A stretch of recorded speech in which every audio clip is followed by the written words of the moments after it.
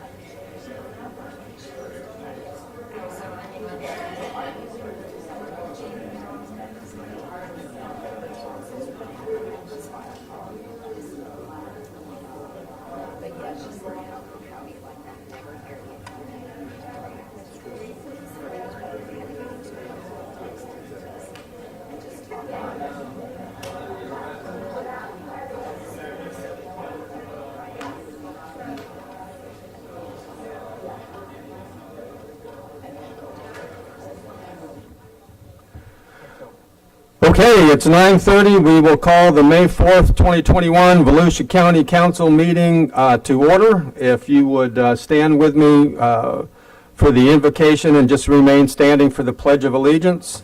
And we will call Chaplain Tom Prustal from the Friendship Community Church in Edgewater. Thank you, sir. Well, thank you very much for allowing us the honor to pray for you guys this morning. Yeah, let's pray. Heavenly Father, thank you for the blessings that you pour out on us daily, Lord, and the blessing of living in this wonderful part of the world that we know as Volusia County. Lord, I pray for our leaders here that you put your hedge of protection around them. You protect them from the fiery darts of the evil one. Lord, and I just also pray that you'd give them the knowledge, wisdom, discernment, and temperament to go about carrying their duties throughout today and throughout the rest of their tenure. Lord, I pray that, as always, most importantly, what they do here today glorify you. And as I close this in the tradition of my faith, I invite you all to do the same. It is in Jesus' name I pray. Amen.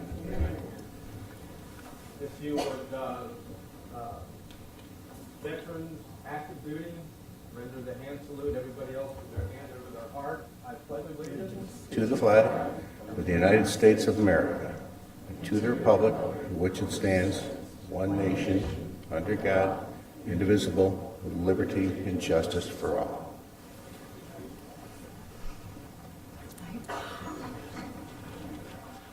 Thank you very much.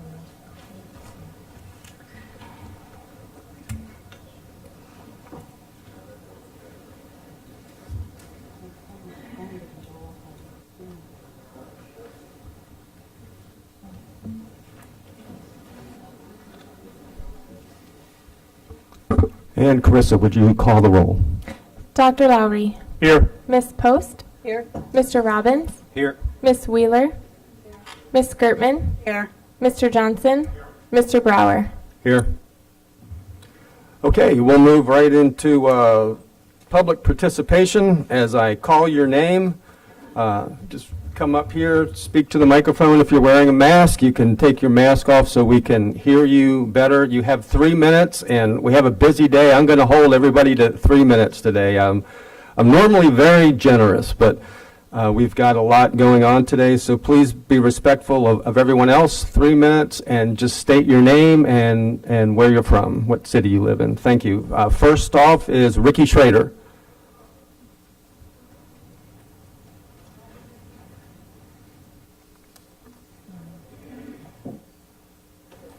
Ricky Schrader, New Smyrna Beach, Florida. Good morning.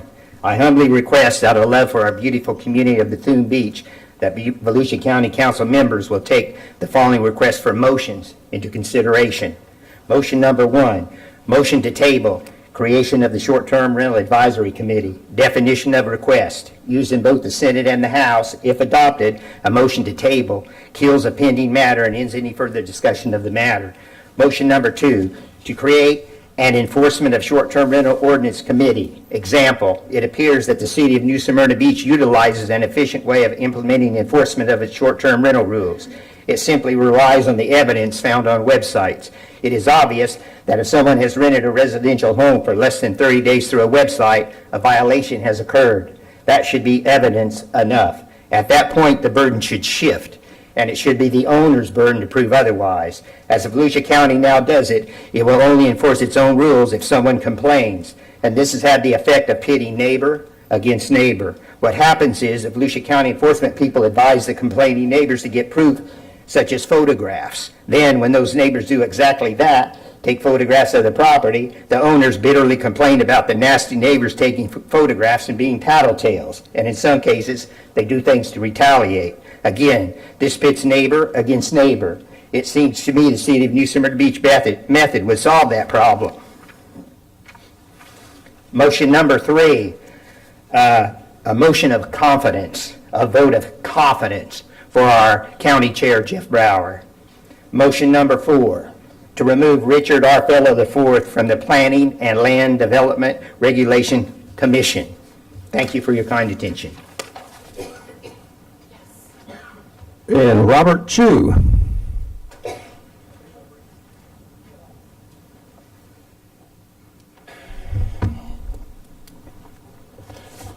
Hi, Bob Chu, Edgewater. I grew up in Rhode Island and saw the decline in Narragansett Bay. Over the last few decades, Rhode Island made it a top priority to clean up the bay, and I'm happy to say it was a resounding success.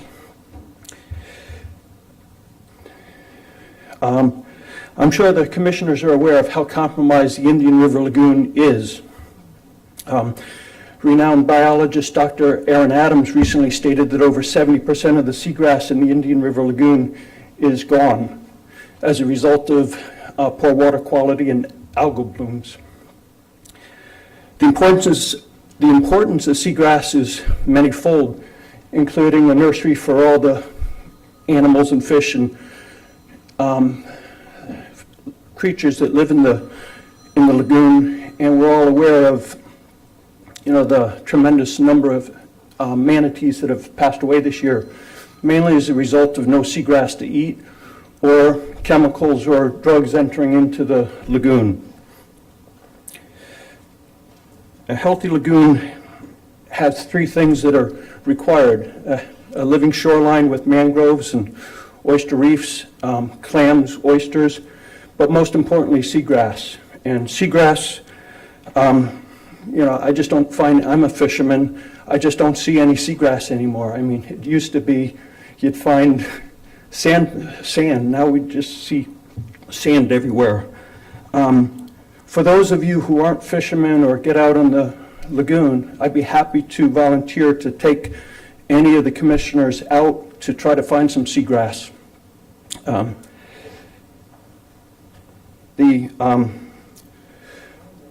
Restoring this natural treasure needs to be a top priority of the commission. It's a national treasure. It's experiencing an ecosystem collapse. And unless you're out there on a daily basis the way I am, you might not be aware of it. If we had a forest fire, every time people drove by, they'd see the stumps of the trees, you'd be aware of it and you'd demand action. But unless of those who are out on the bay or the lagoon, you really don't see it. So I'd like to invite anybody out. I can get the Marine Discovery boat to take you on a tour. It's pretty sobering when you start to really understand the ecosystem and how challenging it is right now and the damage that's being put at it. So thanks for all your help, but do make it a high priority. Thank you. Thank you, Robert. Nancy Griswold?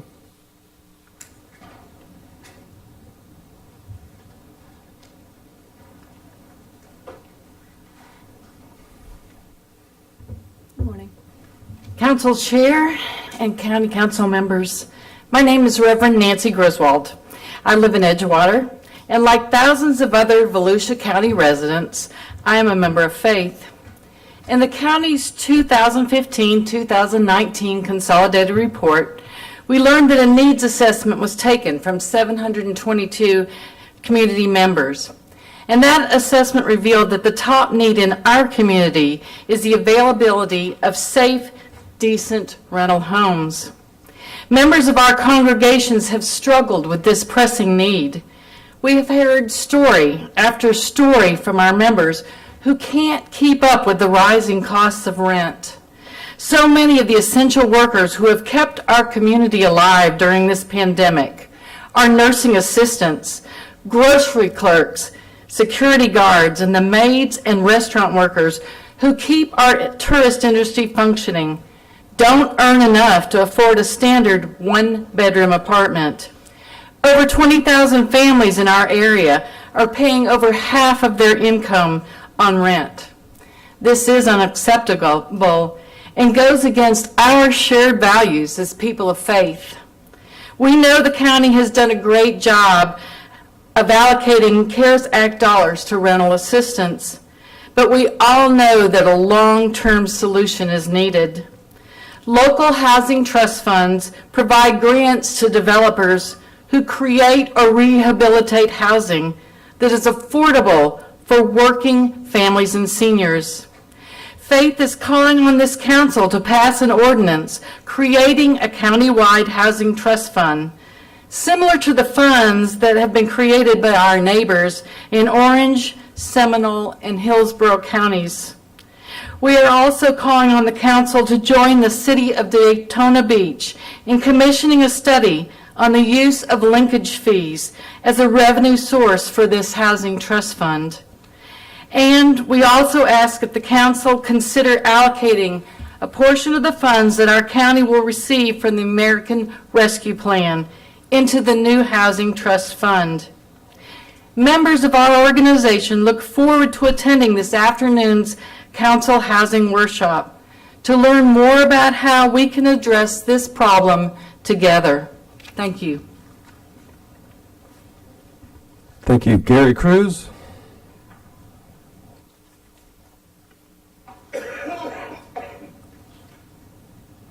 I'll be slow walking up, don't count on the 3 minutes. Not unless you talk. Good morning. My name's Gary Cruz. As you already know, I'm from the great city of DeBerry. DeBerry, we're tickled to death to have a mayor, a city manager, and city council that listens to us. And we're so tickled to death that our great governor, Ron DeSantis, has followed the lead that DeBerry City has done and is starting to loosen restrictions on all this silly stuff that's been going on with the mask and everything else. And maybe one day these crime scene ropes will be gone from here. But at any rate, during the stay of the county, the first time I've attended one of these, and the positive tone that was set there was amazing to me, refreshing, and so encouraging. And I have to talk about the tone that I think that was set by the chairman. And I'm going to quote him. He said, "Each county chair has their own style and approach to the job, and so too will I. Yeah, it might be different from what we've had in the past, but I believe that's why voters elected me." And more from Brower. He said, "Can we set the rancor aside? Can we not look into each other's eyes on a local level and say, we have many things we all agree on. Let's work together on these things. Let's truly make Volusia County the best place in Florida to live, to work, to play, and to do business." Chairman Brower also spoke of the importance of accountability. Time will tell.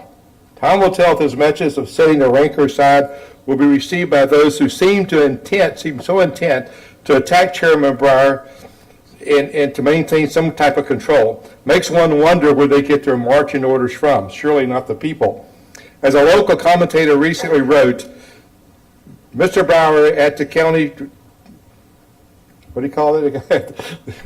the state of the county, he spoke from a position of true power. So he spoke with an iron fist and a silk glove of compromise and reconciliation. Everyone in the room knew it. How was Chairman Brower's message received by the status quo he shares a dais with? Only time will tell. Then in contrast, the last council meeting I attended to, it was probably best summed up by a writer to the letters to the editor in our local paper, where that person wrote, "After listening to Volusia County member Danny Robbins' 4 or 5 page, obviously pre-planned attack aimed at County Chair Jeff Brower and backed up by County Member Ben Johnson, I have to say Robbins' assertions that Brower was pandering to his constituents was right. He is pandering to his constituents. We're the ones that voted for him. Robbins wanting a consensus from the whole council is simply unrealistic. To have a 7-0 vote only when it goes the way that he wants it to be. The items that Robbins was ranting about mostly centered around the beach and the loop. These issues have been around for years. And finally, we have a chairman who is not afraid to deal with them. If Robbins wants the council to work together in the future, what he did was not helpful.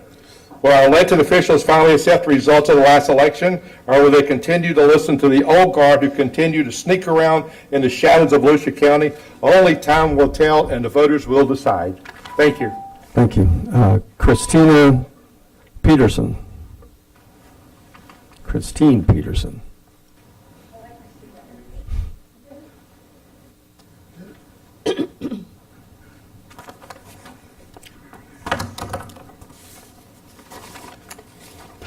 Good morning.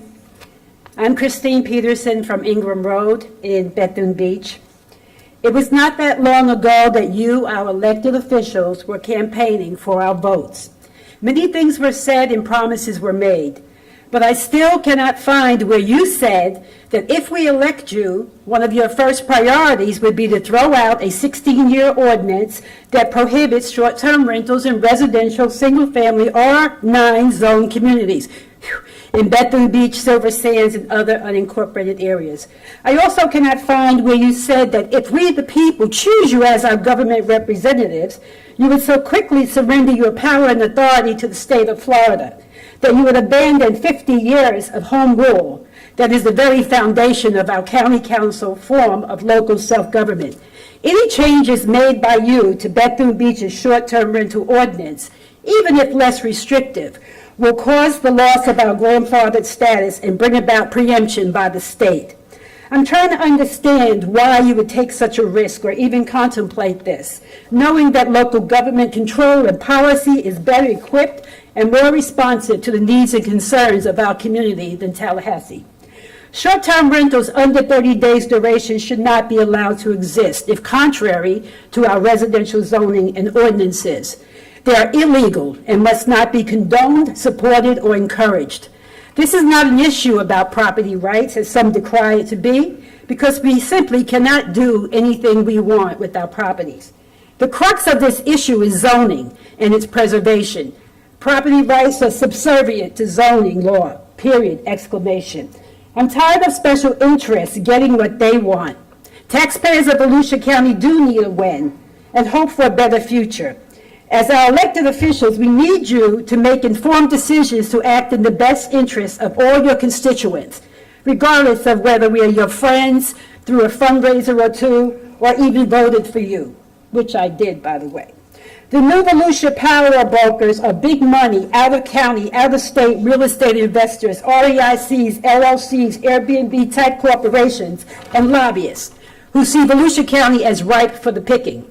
If you really want to bring people together and lift up our neighborhoods so that we can work together and find mutual respect, then you must restore our public trust in our elected officials and in a fair, open, responsive, and accountable county government. I'm not opposed to being welcoming and helping businesses grow in Volusia County.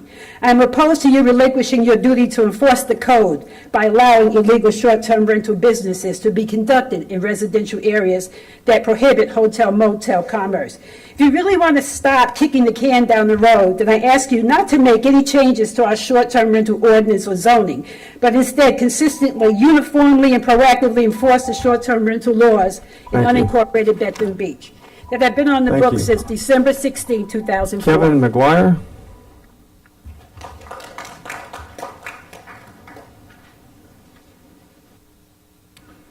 Good morning, Chairman Brower and Council. I'm Kevin McGuire. I'm from Van Cleek Drive.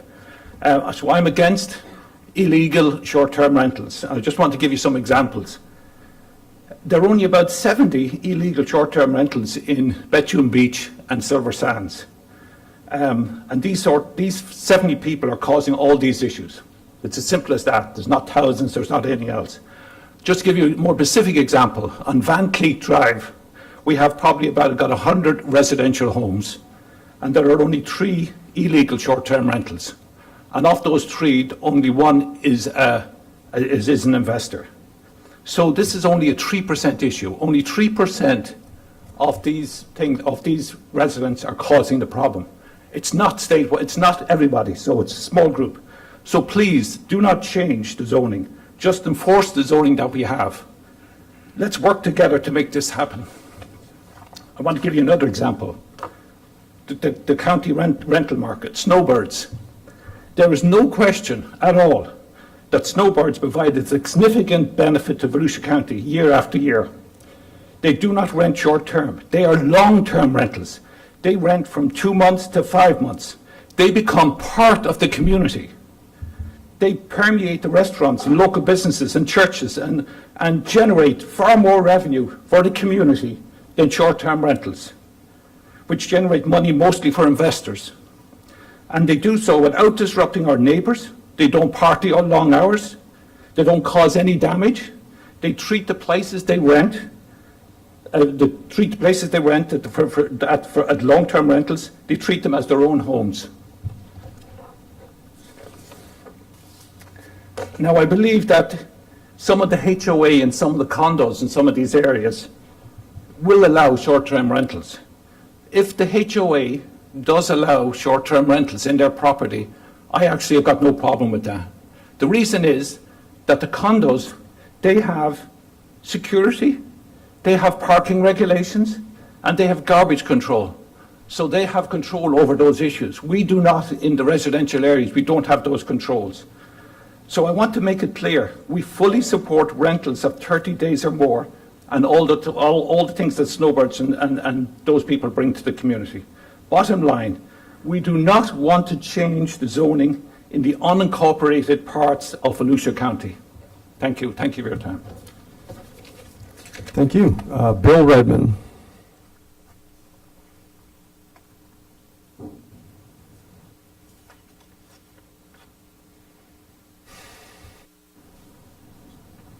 Good morning. I'm obviously not Bill Redmond, but Bill asked if I could read his statement for him because his allergies have kicked up and he's coughing.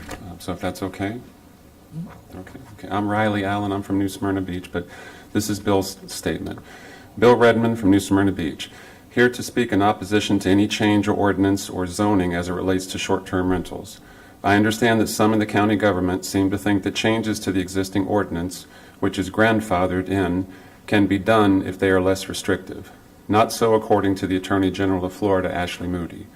In 2 separate opinions, she stated any change whatsoever, even setting a trial period for a less restrictive change, would trigger the grandfathering of an existing ordinance to expire. And Bill has attached 2 opinions, one from Ashley Moody in 2019 and one from her in 2020. At that time, the state would take over the oversight of any issues. We elected you to govern and to not do anything that would cause Volusia County to lose their governing right and ability. We expect you to do the right thing and to see to it that we, the majority, continue to have the right to quiet and peaceful enjoyment of our properties. Your predecessors put these ordinances in place 17 years ago and over a decade ago reintegrated these ordinance and zoning laws to ensure the people of Volusia County could count on. We have never stated in any fashion to change the rules, and we do not now. There are plenty of places where short-term rentals are legal and welcome in those areas, and those areas should be where they are and not in use in our residential neighborhoods. As we have said to you before, how would you like to have a party house with newcomers coming every few days to party and raise cane 24/7? Thank you. Thank you. And that concludes public participation. Not quite. I was on the list, James Crummer. I don't have a card for you.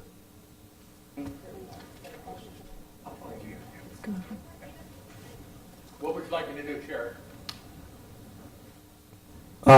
Did you fill out a yellow form? Sir, at 9:11 this morning. Okay. If you have one out, come and take your 3 minutes. Thank you. Yes, sir. Mr. Grummer, you filled out a form for item 3A. I didn't, what would you like me to do? I filled out the form as instructed. You're welcome. You're welcome to come speak.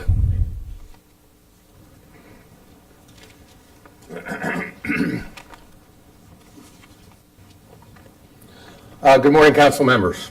My name is James Crummer again. I live in Bethune Beach for over 20 years. I'm a registered voter. I am retired. I believe in enforcing the rule of law, and I'm blessed with time and financial resources.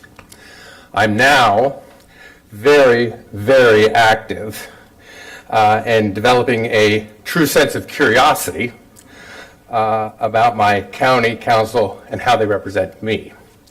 I'm here to speak against illegal 30-day short-term rentals. While some communities may want short-term rentals, we do not in Bethune. We are organized, we take the high road, we are professional, and we are determined. This is the second time I've spoke to the council about the illegality of this. Short-term rentals, 30 days. One thing I have come to hear is some council members have already mentally casted their vote on changing our zoning. If that is true, then I'm only speaking to those who are still open-minded. No other issue in my 24 years of living in Bethune has caused this much unity among us, ever.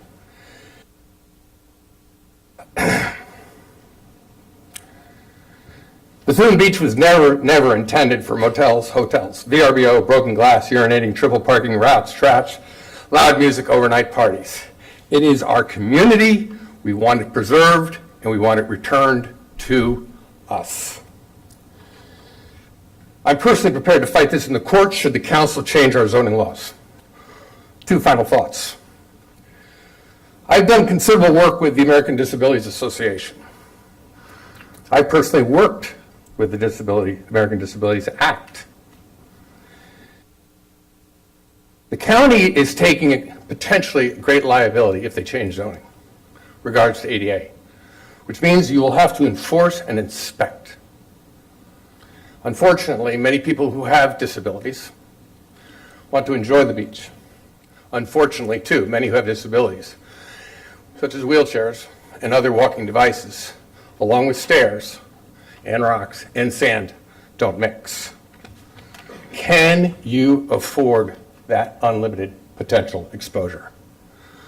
Lastly, and finally, I respect that no vote or resolution be passed. Keep us grandfathered. Enforce the laws. It's what we want. Thank you. Thank you. And with that, we'll move to... Mr. Chair. Mr. Chair, it's me. It's Ben. Yes. You're throwing your voice. That was pretty good. Have you forgotten me? Councilman Ben Johnson, would you like to speak? Yes, we were sent a short tape, and I think this might be the appropriate time. I think all of us have seen this tape, but it might be the appropriate time to show it.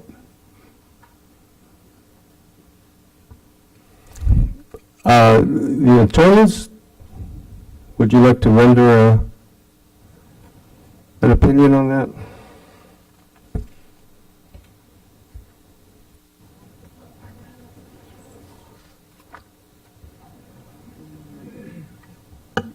It was my understanding that that was submitted by someone as part of, that they intended to play it as part of public comment.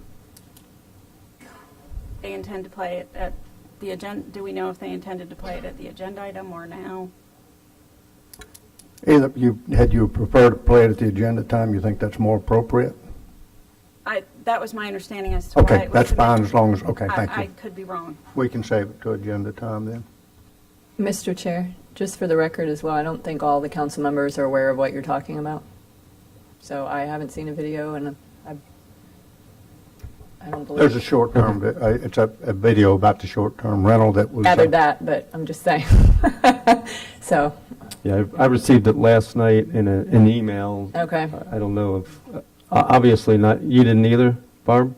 I don't, maybe I did and haven't recognized Haven't had, it was late, so you might have not seen it. So you will see it. Frequently, this committee, different people bring up different things, so I think it'd be appropriate at the time whenever to do it, even if everybody has not seen it. It still is appropriate because I'm requesting that it be seen. Okay. Okay. All right, and with that, we'll move to the consent agenda. Wow. Well, I'll tell you what, we have 2 minutes until 10 when we can start the consent agenda. Would you like to see the video now? Okay. Do you have it? Pardon me? 1 minute.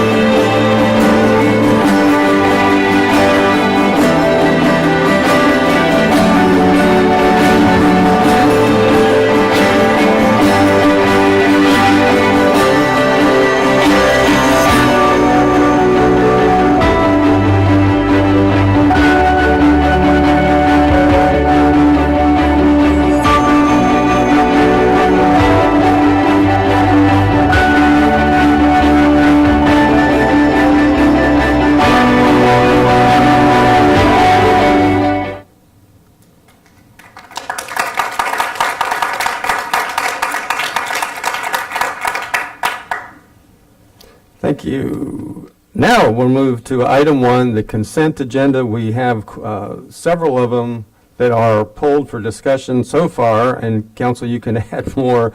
And this is not to be voted on separately. It's to let mostly Donna Butler, who's going to be up here for quite a while, just bring some things to the public's attention. So far, I've got H, I, J, K. Does anyone have any other items? Yes. I do. A Have alpha. opposed. Which one? A alpha. A alpha.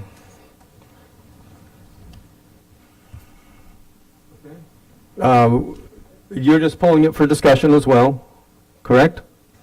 So that one I want to pull for vote.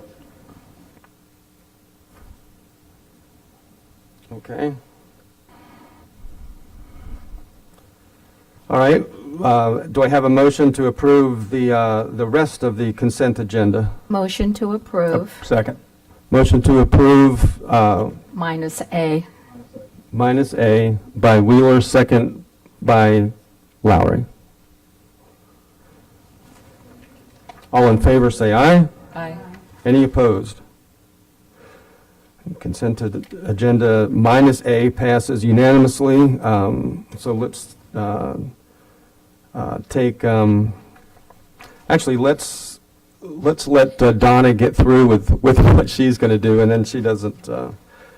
So Donna, H, I, J, K. Sounds like a song. Good morning, Mr. Chair, members of council. We're always happy to share good news, but today, these 3 items from community assistance, I am going to let Carmen share all this great news because she really understands these well. So with that, Carmen Hall, Community Assistance Director, is going to share all good news. All right, good morning, Carmen Hall, Community Assistance Director. This first item is for our summer food program. It's for a few things: to renew our agreement with Downey Enterprises, who actually provides the food to our sites, then also approval to hire staff, and also for the budget appropriation. So this program provides meals to children 18 years of age and younger who are in areas that have at least 50% of the area receives free or reduced lunch. And so this is during the summer months. Our program runs June 7th through August 13th. We anticipate serving over 121,000 meals during this time. And at this time, we have 63 sites already identified. We do have the ability to add more if there is a need and they're eligible. All right. Item J, or sorry, all. Aye. There we go, skipped Aye. one. Hi. All right, this item is an amendment for our consolidated plan and home, or for home and our action plan. This transfers $455,000 from projects that are no longer needed to our first-time home buyers program. So this will provide purchase and closing cost assistance to these new homeowners. Any questions? All right. And then J is for our Children Families Advisory Board. This is for our summer camp scholarships. And so this funding is recommended by the Children and Families Advisory Board, and it is awarding 15 applications from providers. They can be government entities or nonprofit entities to provide summer camp to eligible children so they are able to receive scholarships so they can attend camp at these selected locations throughout the county. This year we have around $350,000 budgeted, and there are 12 applicants from existing providers, and then there are 3 new providers, and 2 of those providers actually provide scholarships for special needs children. Any questions? That's good. All right. Are you going to do K? He's not. That's Tim.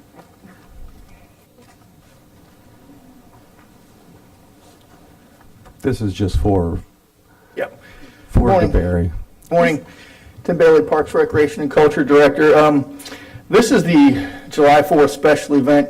We handle it every year, except last year, for a while now. It's a good partnership between the County of Volusia as well as the City of DeBary. We've got protocols put in place for safety. We also have the sheriff's deputies there as well as EMTs and fire services. It's a great event. Thank you, Tim. It was rather disruptive last year with having to cancel it, and I just wanted everybody to know that DeBerry is back on, and they're looking forward to a big crowd. Thank you Great very job. much. Yep, They they did do. a great job. Are you from DeBerry? Okay, that takes us back to item A. Contract task assignment to Faith Group Consulting, LLC, for the Daytona Beach International Airport Security System Update. Is there a motion to be made for this item? Not yet. Okay, you just want to open it up for discussion? Yes. Okay. At this point. Just to clarify, because I do know we have a lot of faith group people in the room, this has nothing to do with the actual faith group, the religious group. This is actually Faith Group Consulting, which is a consulting company doing the Daytona Beach security system upgrade, which was operating off of Windows XP. I have some questions. The reason I pulled this for vote is specifically based on the answers to the questions. So I didn't want to ask the questions and then be looking to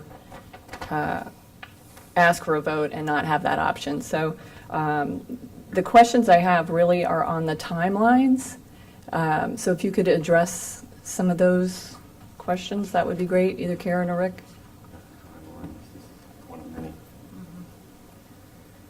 Okay, Karen Feaster, Airport Director. Yes. The timeline for this task assignment is 2 months from notice to proceed. Yes. So my questions are, it's a 3-year contract with Faith, and but I did notice that there is it says the basis of design phase is to be completed within 2 months of the date of the signing, correct? Correct. So I just wanted to thoroughly make sure that I'm looking at tasks 1 through 8. Does that mean that all of tasks 1 through 8 are part of the BOD, and then all 8 will be fulfilled within the 2-month time frame, correct? That's correct. Okay. And now it gives a caveat in here if they go beyond the date, but I know that we are really pushing for them to not go beyond the date, correct? Absolutely, absolutely. Okay. And actually, they've already planned their trip for the following week to come down and do their site visits. So that was my next question. When is the task 1 starting? They'll be in town the 11th. Excellent. Okay. Yep. Okay. So with that, I'll call a vote.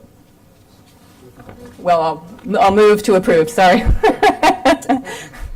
Motion to approve by Post, second by Lowry. All in favor, say aye. Aye. Any opposed?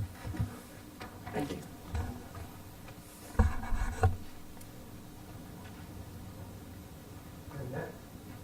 Brings us to item 2. And this is one that our county manager has been looking forward to. And he's handing it off to Kevin to start. Good morning, So go Mr. ahead. Chair, honorable members of council, Kevin Captain, Community Information Director. Item 2 is the confirmation of appointment of Lynn Urice as Accounting Director. County Manager George Rechtenwald will provide you with Ms. Urice's background. Yes, Mr. Chair and Honorable Council, it's my pleasure, my honor to bring forth Lynn Urice to you for confirmation as Director of Accounting. I just want to remind everyone, we just recently went through our comprehensive financial report, and that's a document that Lynn here actually was in charge of preparing. Also, just some of the accomplishments of this last year, where we have really, in the accounting department, have just knocked it out of the park. We had to bring on things like 3 different payrolls for our constitutional officers. Just an amazing amount of work's been done this year, and Lynn is the person who brought that to be. She started with purchasing back in August of 2008, and then went to the accounting division in November 2010. She's worked her way up various positions, from fiscal resource manager to assistant finance director in 2016. She, prior to the county, had also worked in purchasing and supply for the Sanford Police Department and for Seminole County. So she's actually had work in other areas. She has been doing this job as the acting county director since March of last year. And through that, like I say, she has oversaw the planning, organization, and completion of our annual report. Lynn is also has a bachelor's degree in business and administration and accounting from St. Leo University, and has been a certified government finance officer since 2015. So it's my pleasure to bring her forth to you for confirmation of appointment to accounting director. Congratulations, Lynn. Were you prepared for all these cameras? We would like to hear from you. you very much. Congratulations again. Thank you. Good morning, Mr. Chair and members of County Council. Lynn Rice, Accounting Director. Thank you for the opportunity to serve as the next Accounting Director for Volusia County. I'm very proud to not only work for the county, but also live in DeBerry in Volusia County. Mr. Rechtenwald and Ms. Conchin, thank you for your support and confidence in me. Ryan Osowski, Chief Financial Officer, thank you for your support, confidence, trust, your leadership, your unsurmountable knowledge. I am grateful and fortunate to have the opportunity to work with you almost every day. Thank you to my staff. Thank you to every member of my accounting division for all the hard work they do every day to keep the office running smoothly. I would also like to thank Donna DePeister, the former CFO and Deputy County Manager, and Mary Felton, the former Assistant Accounting Director. They both believed in me and gave me the opportunity to grow as an accountant. I would not be where I am today if it wasn't for their mentorship along the way. Last but not least, thank you to my husband Bob and my son Dylan, who are here in the audience, for the understanding of all the late nights and weekend work. You are a remarkable support system. Thank you. Thank you. Several people wanted to say something to you. I'll just say that yesterday in a staff meeting, hearing Ryan confirm why he wanted you there was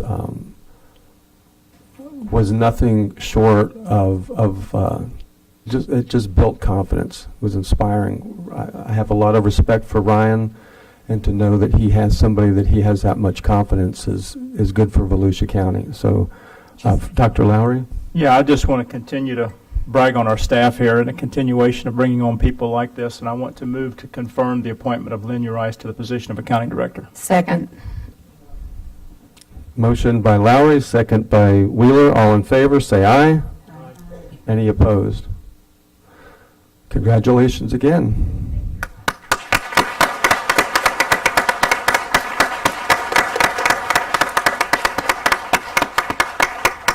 Mr. Chair, her husband looks very proud back there. Do they want to come up here for a second?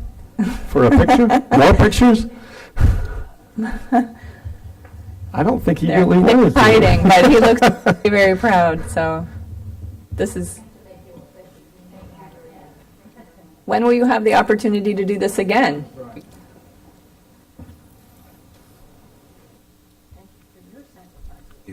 Yes.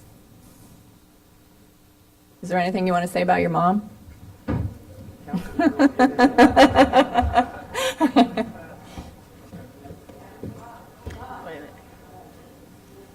that go down in it? Yeah, there it goes. Okay, I'm getting up.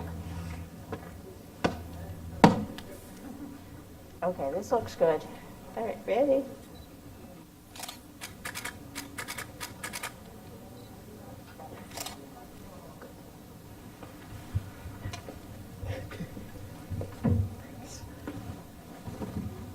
Good, yes. Good job. Thank you all. Okay.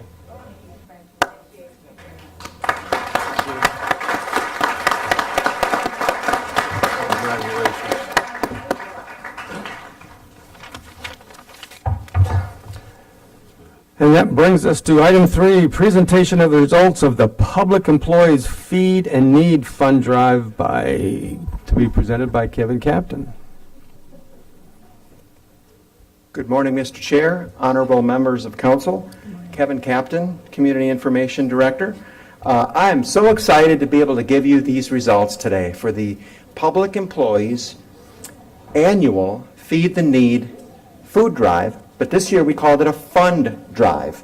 And as you can recall, back in normally Thanksgiving, Christmas time, when we do this collection, there was the food banks were satisfied with food and with donations, so we were strategic and tactical in postponing it until Easter. So those dates were March, I believe it was 8th to the 19th, and we got some great results today. So just a quick run through a little bit with food here in the county. Last year, Second Harvest Food Bank was able to feed 66,000 people just here in Central Florida. And so that everyone knows, 1 in 3 kids go hungry. Now, food needs are on the rise. They're expected to rise about 49% for multiple reasons. And as well as school, 1 in 5 kids get their meals at school, so the increase in homeschooling is also increasing that demand. And so food banks still continue to struggle for increased demand for food. Now, the wonderful thing about doing a fund drive instead of actual tangibles is that for every $1 that's donated, Second Harvest has the buying power to equate that to $9 worth of food. So it's incredible buying power that they have. The other thing that are benefits to how we did it this year is that we didn't have to quarantine food. Sometimes donated food canned food can get spoiled. So certainly the fund was much more effective. And it's also kind of difficult to socially distance during the pandemic when you're handling food in boxes and those logistics.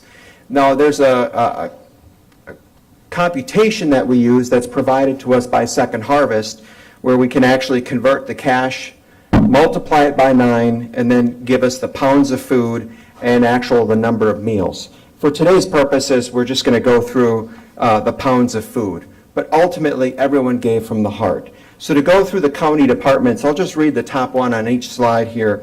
The Ocean Center, 1,753 pounds. Business Services Purchasing, 4,869. Quite a bit there. Community Services, Library Services had 4,836. A huge amount. Finance, we also had Treasury and Billing at 7,262. A huge amount there. And GRM was at 1,060 pounds. Public Protection, EMS had 2,250 pounds. And Public Works, Mosquito Control got the highest there at 2,012. So, who's our winner? Purchasing. Purchasing is our winner. And just so that you know, purchasing seems to be a winner every year, right? Every year. But I'll have you know there was a little bit of a competition here to the point where we almost called Jonathan Edwards to do an internal audit. Treasury and Billing, they came in second. We want to award both of them because they really tried to, beat. So Pam Wilski and the purchasing team, please come up and get your award, as well as Craig Baumgartner in Treasury and Billing.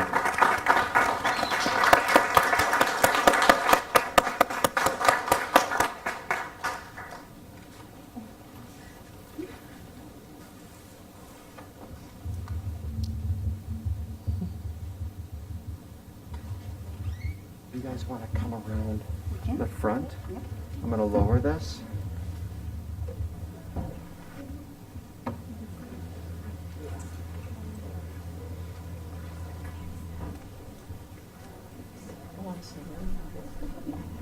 We're going to have to move the stool back.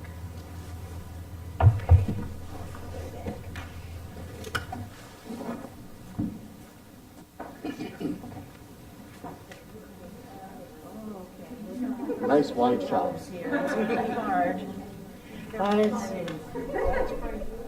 He's tall, but Purchasing stay together. Taller than you. he is. Oh yeah, he's 6'4". Plus I've shrunk to the years. Yeah, that's good. Pam, you might want to hold yours higher, right? Just to show Craig. Okay, wow.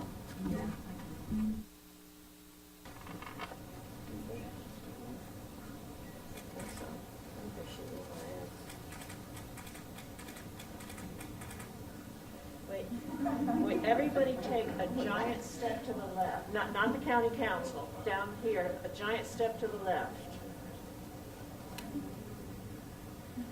Okay, that's good.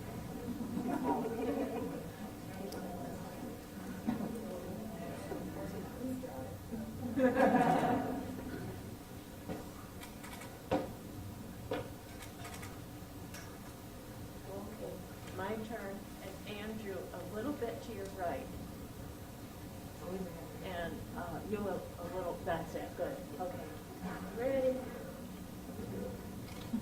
Oh, shoot, I forgot my flash.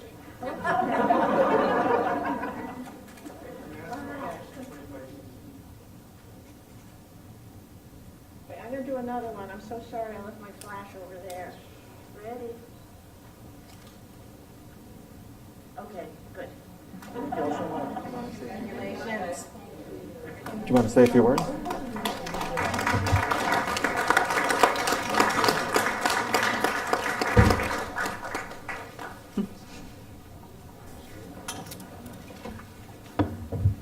I felt very tall.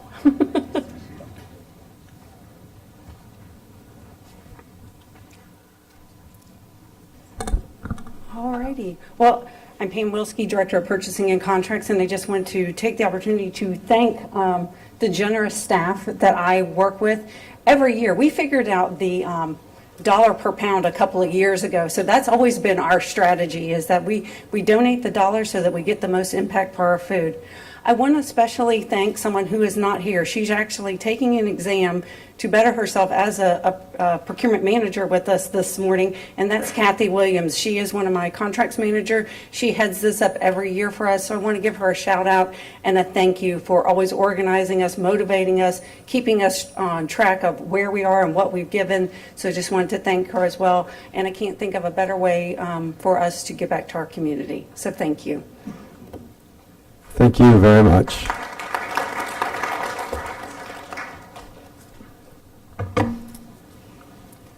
Good morning, Craig Baumgardner, Treasury and Building Director. We almost had you, Pam. We were this close, but anyone, yeah. Purchasing knows how to purchase. That's absolutely true. Well, anyone knows me, you know that I'm competitive, but the most important thing here is that, we're all donating to a good cause. I think everybody from my division gave from the heart, and I'd like to specifically thank the leadership team there, Miriam LeMay, Mike Jones, and Patty Evans, for really helping me to head this up and spearheading that and taking the lead on that. So thank you all, and Pam, we'll get you next year. It's a challenge.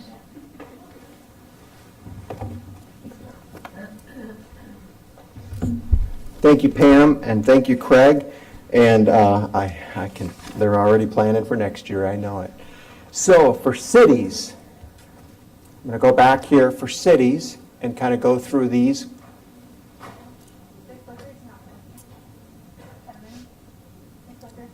Okay, so the city winner, Ormond Beach, was very, very, very close, and they had a tremendous amount. But for the city, we have the town of Ponce Inlet as 65 pounds per FTE, a tremendous amount that they were able to donate.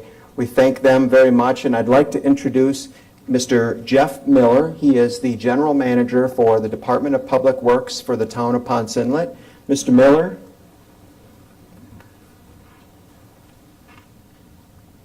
Thank you, Mr. Captain. I'd just like to say that this is a real honor and a real pleasure to accept this award on behalf of the town of Ponce Inlet. I would like to say that being a public servant doesn't mean that you just do your job whether it's Public Works, Fire Department, Police, EMS, whatever. But you always should give when you can to help people that are less fortunate than you. I think it's really important, and it gives me a good feeling in my heart. That's all I can really say. I'm just really honored, and thank you for your time. Thank you. Thank you very much. Can I get a picture? Yeah, sure.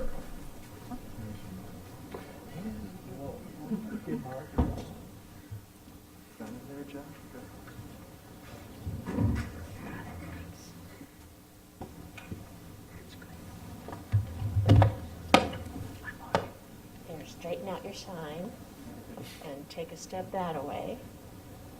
Okay.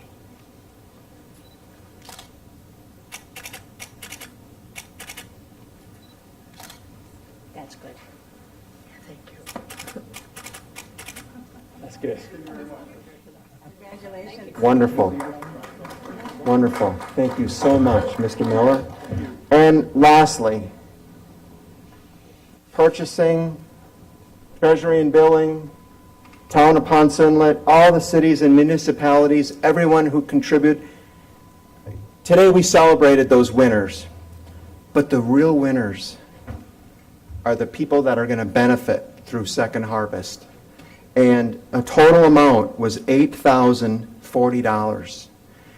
In addition to last week's State of the County, that was $27,000.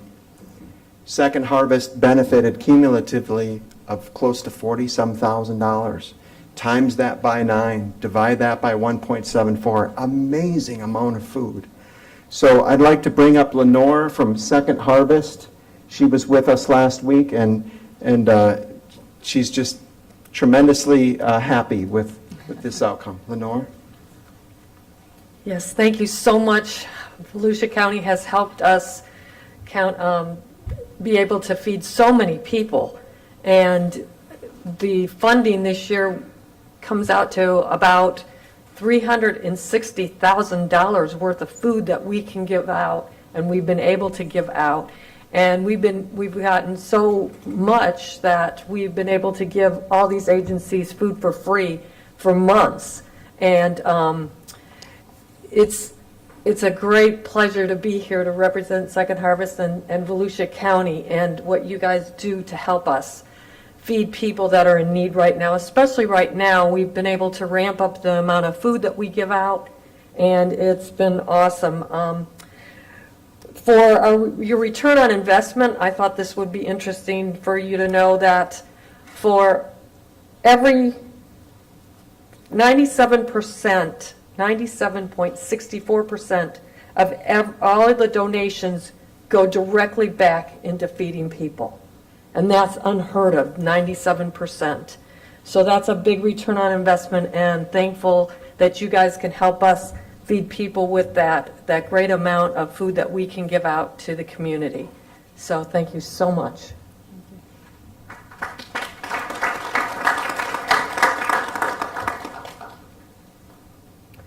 Thank you so much, Lenore. Thank you, members of council. Any questions? Okay.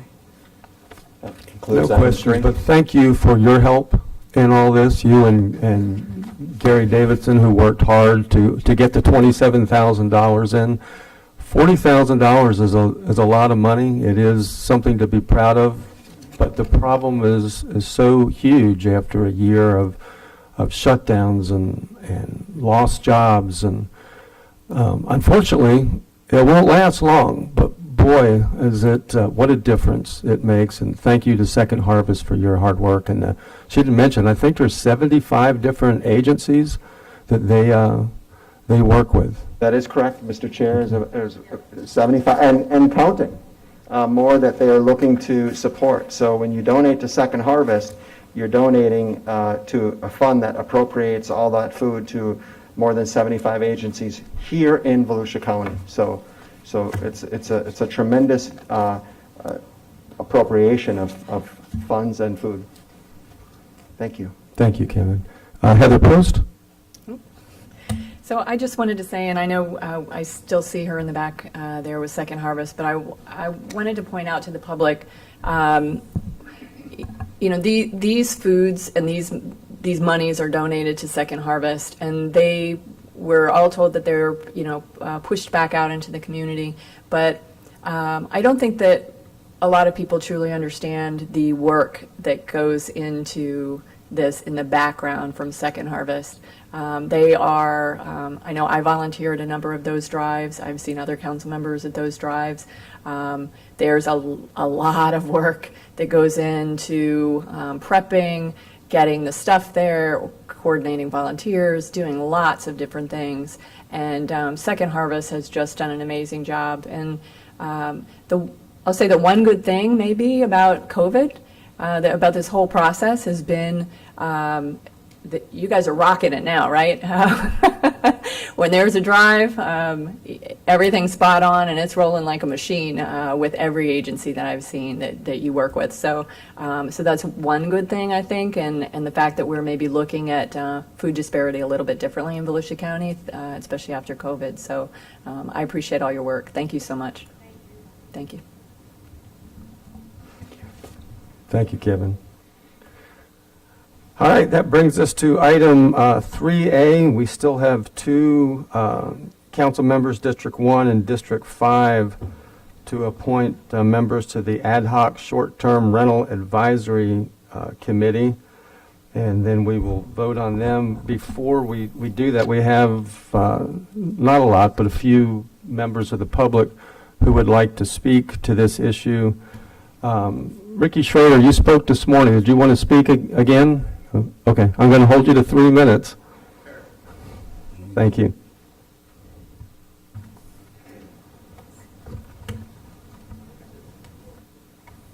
Request. Motion to table, creation of short-term rental advisory committee. Definition of request. Used in both the Senate and House. If adopted, a motion to table kills a pending matter and ends any further discussion of the matter. As background, I would like to point out that the issue of short-term rentals has already been debated and analyzed in the past by the community and a prior county council. This is how we arrived at the current code provision. A compromise was struck between no rentals at all and free-for-all rentals. Allowing 30-day rentals was that compromise. The state has its own rules, but Volusia County's right to regulate rentals was grandfathered in. If the county now changes the rules and allows shorter-term rentals, that grandfathering goes away for good, and the county falls under state control and can never get control back. The reality of fact is you're playing with fire with our families' lives if this continues. When people choose to live in a neighborhood, they are seeking a certain way of life, one filled with a spirit of community where people get to know and trust each other. People have a sense of security when they know who lives next door to them. There is no such sense of security when there's a parade of strangers living next to you. There is a reason why the prior councils referred to short-term rentals as hotels, motels, because that is exactly what they are, commercial enterprises where people are constantly coming and going.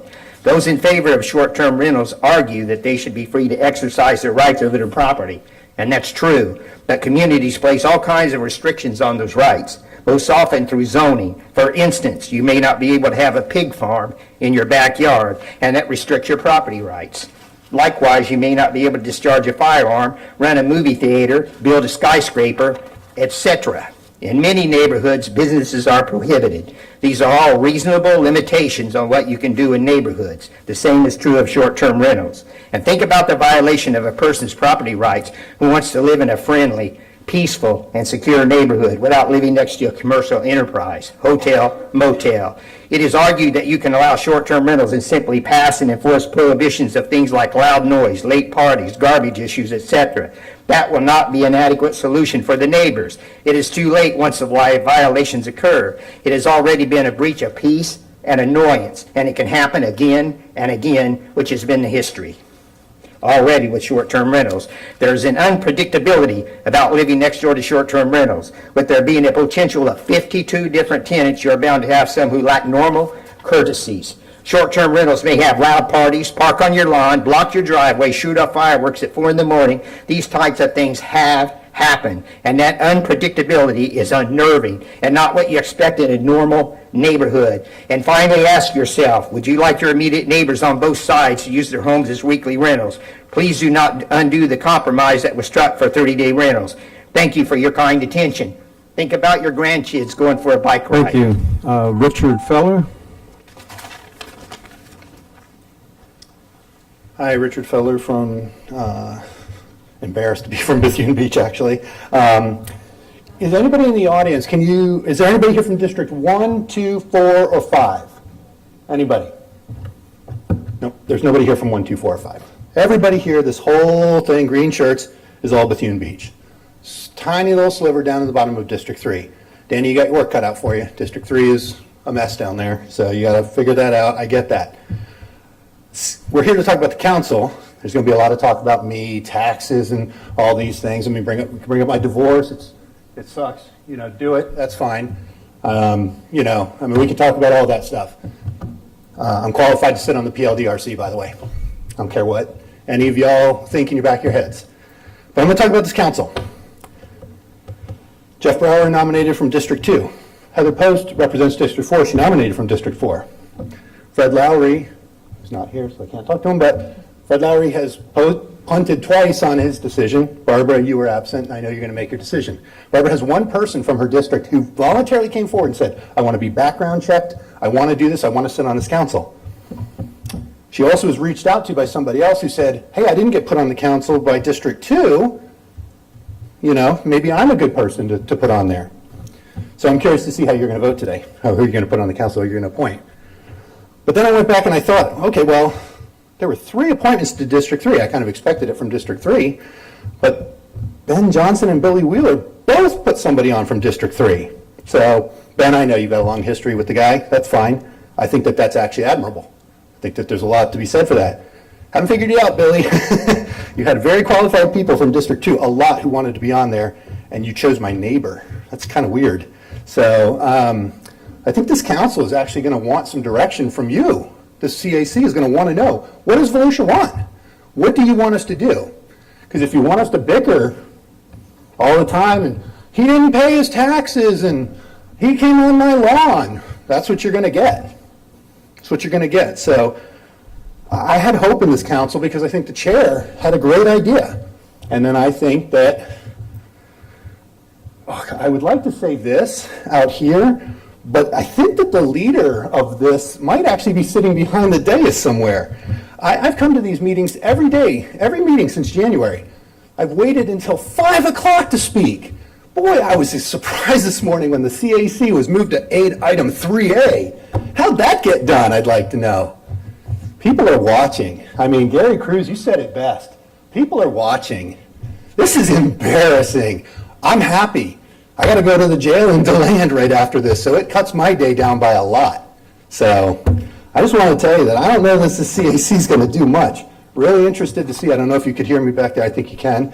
But I'm really interested to see how you guys are going to vote or appoint. Thank you. Steve Murray. Good morning, council members, chair. Steve Murray. I own a vacation home in Bethune. I paid $45,000 in property taxes last year and another $10,000 in tourist development taxes. It is widely known that people have been renting beachfront homes in Volusia for decades. Even some of the most vocal voices against vacation rentals now are known to have rented their homes in the past. Vacation rentals play a significant, unique, and critical role in Florida's tourism industry, and that role is different from that of public lodging establishments. Airbnb and other online travel platforms have made it easier to find and host vacation rentals.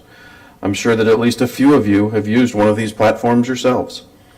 Florida is not only one of the most visited states by both domestic and foreign tourists, it is also becoming an international business hub. And as you already know, a high number of tourists and business visitors translate into demand for vacation homes, which translates into money for local businesses and revenues for the respective county. Many Florida counties are already friendly to short-term rentals, unlike many other popular destinations in the U.S. such as California and New York. Some of the highest occupancy rates are found in Key West, Orlando, St. Pete, Tampa, West Palm Beach, and Boca Raton. Daytona is conspicuously absent from that list, despite claiming to be the world's most famous beach. The rule of free market economies is supply and demand. Ultimately, renters pay the bills and their wants will rule. You can remove homes from the supply in Volusia, but the demand will remain. And until the supply is replenished, tourists will take their money to the other counties where they are appreciated. You have the power to get Volusia on the bandwagon now, or kick the issue down the road again and play catch up in the future. Short-term vacation rentals is the new trend, and you are letting it pass you by. That would be a disservice to your communities, your constituents, your small businesses. You will be remembered for the position that you take or don't. Who do you serve? Your own interests? The hotel lobby? The couple dozen residents of Bethune? Permanent residents? Or were you voted into office to serve the interests of all of Volusia County? Thank you. Thank you. Christine, is it Peterson, New Smyrna Beach? Is there a Christine here? Thank you.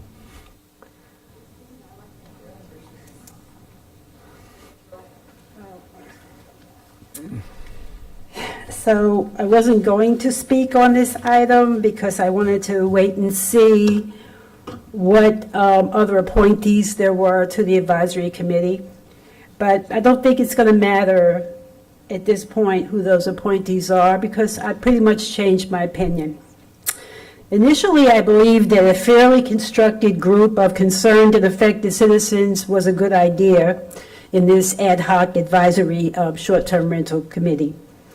But in light of the fact that the state did not pass recently proposed vacation rental legislation and the fact that any changes to Bethune Beach's short-term rental ordinance could result in the loss of our grandfathered provisions and bring about preemption by the state, I ask that any discussions or decisions of amending the ordinance or zoning should not even be on the table. Certain committee members will have opinions in line with my own and others will not. More of the same, but no resolution.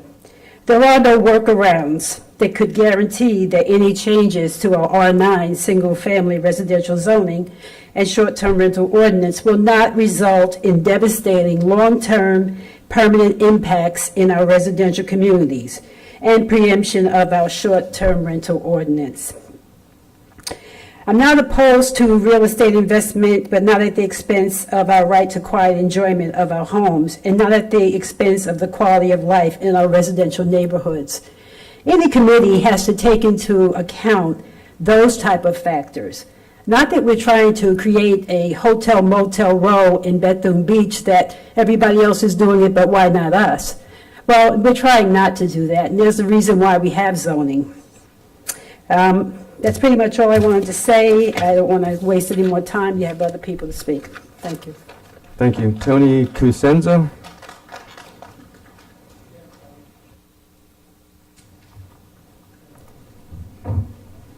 I've been coming so often, I now know how to operate the equipment. I just want to tell you all, this is wonderful for those of us who are short. I thought that little stool, y'all had brought that in for me. We have to quit meeting like this, okay? I have a life. I know you don't, but I do. And I want to go home and do some things I had planned to do in my retirement. Thank you for giving me the opportunity to speak. I have to tell you, I tend to agree with, yes, even Mr. Feller, I can't believe this, but I think this ad hoc committee has little or no usefulness. The real question here is whether or not to change the existing zoning to allow short-term rentals where they are currently illegal. That's the question. It's a one-way street. If you change the zoning, there's no recommendation that this committee can make that will address frequency, duration, or occupancy. And those are the underlying problems with short-term rentals. You saw the slides, 17 cars parked at your neighbor's house. Do you really want that? You know, zoning by definition addresses how property can or cannot be used. And our county attorney, Russ Brown, at the March 2nd meeting said that what you're proposing is, quote, a change in use, okay? And if these short-term rentals are permitted, we're not going to be able to regulate any of those things because it's going to take away our home rule. This council was elected to protect home rule. That's the whole idea behind a county council, is home rule. Why would you want to give that away? And I'm sorry, Chairman Brower, I don't know why you feel an urgency to make this change, except that, quite frankly, I've been looking through some of your campaign contributions, and there were quite a few contributions from people in the short-term rental business. Mr. Robbins alluded to pay for play. I think that's kind of indicting. And I am really concerned when I see, Wavecrest LLC, an investor from Blowing Rock, North Carolina. Who in Blowing Rock, North Carolina cares who gets elected to the county chair seat? Okay, obviously Mr. Feller, he had some donations that he made. Let's talk about Krista Goodrich, who was his appointee. Okay, Krista Goodrich has a forum on a webpage called Bigger Pockets. Bigger Pockets is for real estate investors. Not only does she own 17 rentals, she puts together investment groups. This is just wrong, folks. I should not have to defend my home against the county council. I'm sorry. Thank you. Charles Rohr.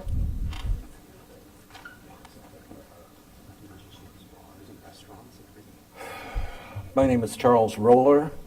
I live in New Smyrna Beach, but I'm actually in Silver Sands, not Bethune, and I don't know where to begin.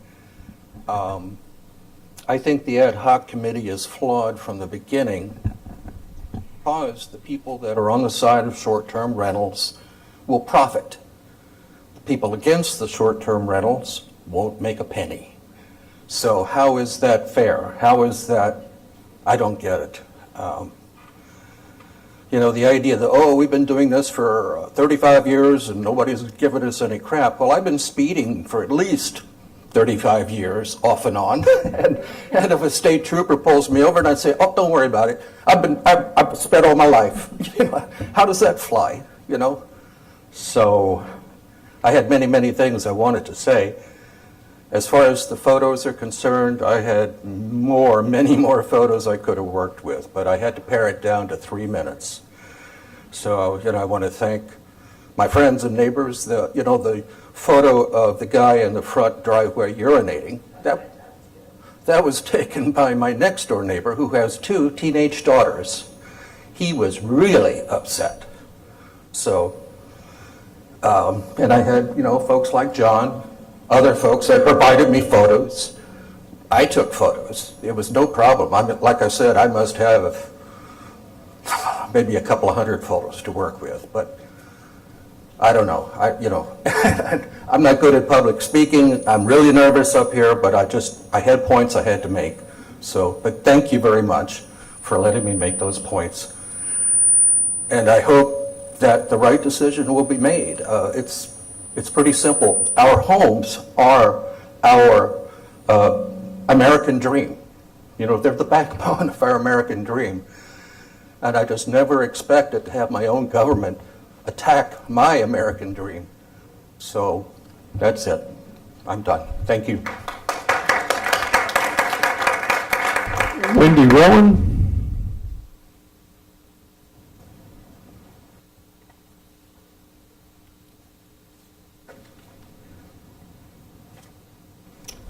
Hi, I'm Wendy Rowan, Bethune Beach. We've maintained all along that a change in this zoning will affect a negative change to our community. And some have disputed that. They say that it's always gone on. It won't make a change. It'll pretty much be the same. And I'd just like to read something Tony mentioned. This was posted by Krista Goodrich. And it gives you a little bit of insight into the view that some of the short-term rental people have, and I think it's a little bit different. So this was from 2 months ago. We have some exciting things happening in Volusia County, Florida, that may be actionable in the very near future. Our new county commissioner chairman and my friend Jeff Brower is making a point to open up unincorporated Volusia County, parts of Daytona Beach and surrounding areas, for short-term rental and vacation rental. If this goes through, and I will know more after the meeting on March 2nd, as there are 7 commissioners, so we need at least 3 more in support. There will be some great opportunities to snatch up properties here. However, I think things will go super fast as our inventory is already extremely low. And once this happens, smart investors will go for what they can. We expect a huge turnout at the meeting from investors and supporters as well as non-supporters, so it should be interesting. I will be speaking at the meeting to share my story of how I grew from one vacation rental in Daytona to now owning 17 properties and multiple local businesses, and how all in my growth and investment to the community stemmed from the incredible returns I make on my vacation rental investments. I believe you can tune in live to watch the meeting. If you want to hear more about my personal story and why I've become a vacation rental and long-term rental psycho, and how my portfolio grew from 10,000 to millions using this strategy, just reach out to me. Then she goes on to list a two-bedroom condo with a $270,000 investment, grossing $4,000 to $6,000 a month. Another house that would be worth about $350,000, grossing from $6,000 to $10,000 a month. I mean, I read this, it's business. It's plain and simple. It's just business. It's just profit. There's nothing else being looked for down there other than a way to make a lot of money where you're not there. And we're the ones that have to live next to it. So I ask you not to change the zoning. Thank you. Sterling Mooney.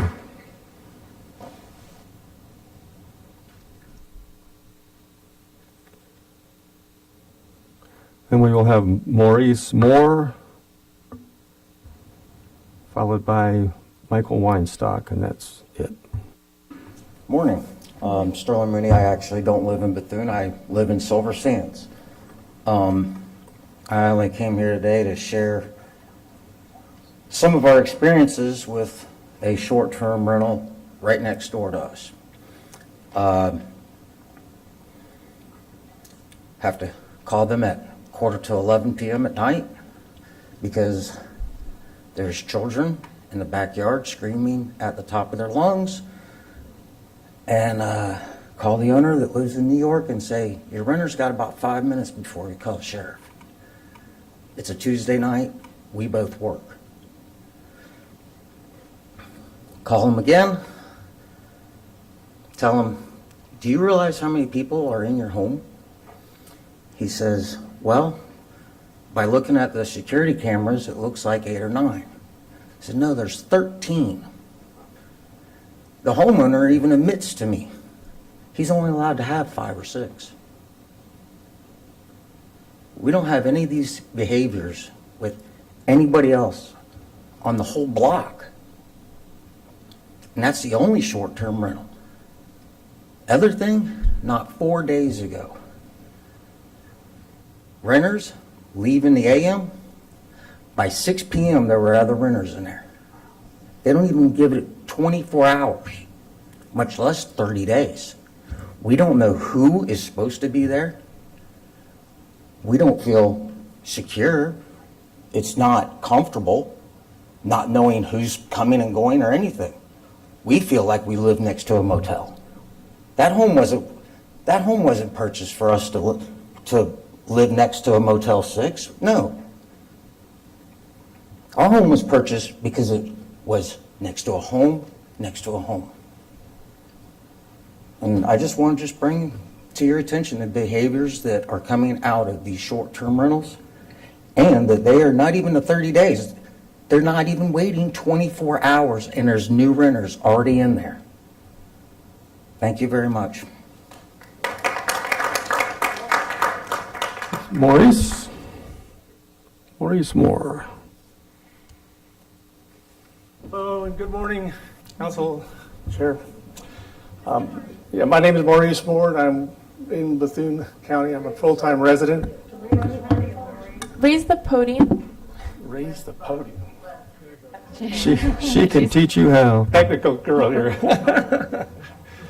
Thank you. When you're tall, you get the big thing. I'm a nurse. It's all in my job description. Thank you. All right. So I'll be quick. I won't take near that much time. But two questions there. Why the committee? I think we started out with good intentions. things didn't turn out because of the Flores legislature. It doesn't make sense to me now to see what you would get, what benefit there is, without some sort of written objective that's supposed to come out of that. That's clear, because it's oil and water. That committee's just going to fight, bang heads. Nobody's going to want to give. They won't have to give because there's an ordinance that you can't change. So why talk about changing an ordinance? You either repeal it or you don't. Don't lose this ordinance. It's a big one. It's good to have in place, and it's protecting a lot of residents today. So I just don't see value there. So my question is, or my request is, why not do the right thing for the residents of Volusia County that really are being impacted by this? And it's a push of, haves and have-nots, or whatever the conflict is. We are being invaded, and it feels like we have the wrong people on our side, the people that we elected to be there to represent us. We don't feel like we're getting that kind of representation back. So, yeah, when I look at your jobs and what the election is for you to represent the people of Volusia County and their interests. That's the scope of your job, right? Everything falls within those boundaries. And I would just ask that you do that. Represent us. Thank you. And Michael Weinstock.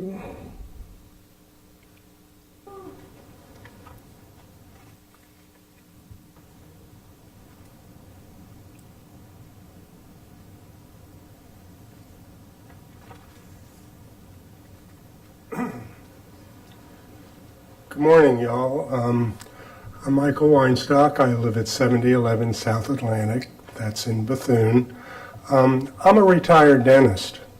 And for the last 20 years of my practice, which my office was located in Altamont Springs, I made the drive from Bethune to Altamont Springs to go to work every day. It was an hour going, an hour coming back. But I thought it was important enough to be able to live in a real residential neighborhood where you knew your neighbors, and when you went to Publix, they knew who you were and you knew them by name, to live here rather than live in Sweetwater where I had previously lived. I even made the drive when 44 was a 2-lane road, risked my life every morning, twice a day, morning and afternoon, so that I could live in a true residential neighborhood. I think that even the thought of changing this law is just very, very ill-conceived. Y'all may think that this is just a local Bethune or Silver Sands issue, but I can assure you that it's not. If the rest of Volusia County residents knew that you were considering a change in a law that would make it possible for their neighbor who is a resident homeowner, homestead owner, to change their house into a party house that would be wildly noisy and destructive to the neighborhood on just somebody's whim, I think that the rest of the county residents would be just as outraged as those of us in Bethune are right now. And I can assure you all that before the next election, those council members who vote to take our homesteads away are going to feel the results of that. I think the American tradition of peace and tranquility, the home is your castle idea, has existed since the beginning of our country. I mean, it even existed in England before our country. And I think any of you who think about taking that away are basically going against American principles and American tradition, and I think you all will live to regret it. That's all I have to say. Thank you. Thank you. Ben Johnson, you have been waiting since almost the first speaker to say something. Go ahead. I don't know if this is the time or not to do it, but really, we were banking on what the state did when we talked about this committee. At the time, we had some thoughts that there might be some wiggle room, that a committee might help us work our way through it. They have not, they did not take it up. And so really, I have to agree with almost both sides of this thing. There's no sense in doing a committee at this time. I make a motion that we not empower the short-term rental committee and bring it back to our board at our next meeting for a vote on this issue. Second. Okay.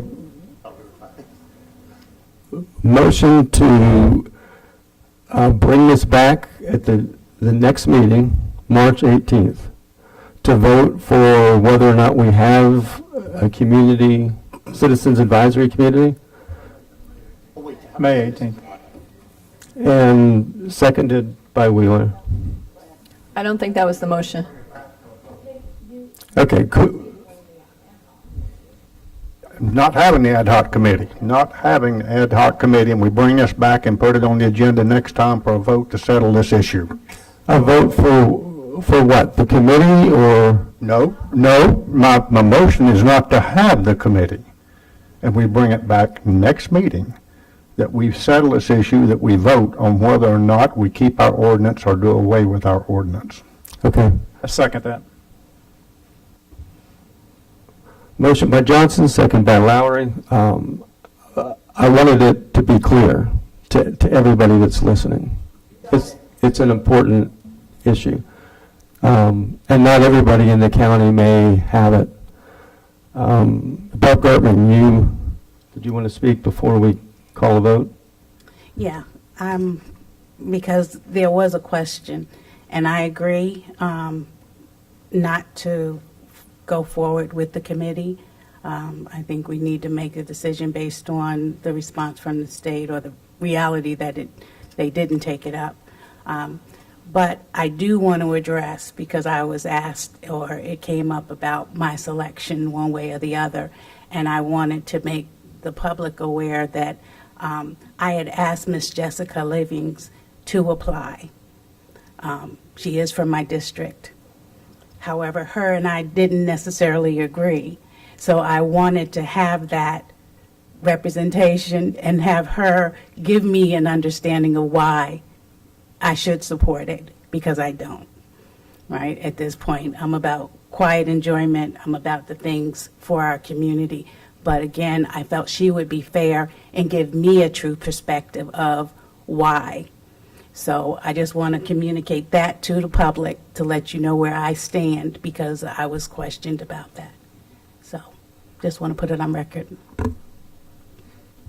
Thank you, Barb. I appreciate you bringing that to the public's attention. Heather Post? I'll just say I've been saying for forever, let's just make a decision, so that's all I have to say. And back to Ben Johnson. You know, just a reminder, we've heard from about everybody in this crowd. I think we heard from one new person today. It's gotten to be to where we know about it by their first name when they get up there and they don't even have to introduce themselves. And just a reminder, I mean, you know, it's, we've heard the arguments pro, con, all the way around. We've had information sent to us. So I myself don't really need to hear the same arguments again the next time. If people just keep that in mind. We've been listening to you, we've heard you, and we just don't need to hear the same argument all over again. Thank you. Barb Gertman. So I guess the question is, we need to put it on the agenda to let the public know that we will be voting on it next time. It's not something that can be considered. Correct. Okay. Thank you. Yes, and that's what's going to happen unless, where is he? Michael Dyer is on my screen. Yes. You don't even look like Michael Dyer. Oh, just filling in today. That's a good thing. Because you all have already created the committee, I would recommend that you ask staff to bring back an ordinance at the next meeting, removing the committee, and also with a recommendation as to how to move forward on the short-term rental ordinance. Thank you. Would somebody, Clarify if that's what you were asking for. would you prefer a new motion to that effect? Or That if if Mr. Johnson wants to indicate that that's what he intended. Ben? I'm fine with what she says, you know, she's our attorney, and she can put it in the proper way of doing it, and we'll show up for the meeting to vote. I'll second that. Okay. Yeah, I'm good with that. The second is good with that, too. I just want to address something very quickly before we vote, because my name has been brought up multiple times. My wife is sitting over there in the audience. I have 9 children that are listening in. I'm not ashamed of the people that I represent. I represent every single person in Volusia County. That's a hard thing when you run, is that you don't just represent this little group or that little group. However, America is a republic, and in a republic, the individual, the minority, has a voice. That's why we created a republic, not a 50% plus one bulldozing over what everybody else wants to do, but so that the minority would have a vote and a voice. And so, if you want me to be ashamed for bringing this before the council, I'm not. That's my job. And I don't look at everything that I do, everything that I say up here, towards my next election. That's not why I ran. I ran to serve Volusia County, and I believe that when people talk and they sit down with one another and look each other in the eye, that amazing things happen. I can guarantee you that's true, because I sat down with people in the campaign running for this that were directly opposed to me, and when we sat down and talked, we've become friends. We're still friends, and we'll be lifelong friends. We don't agree on everything, but we respect one another, and we respect our differences. That's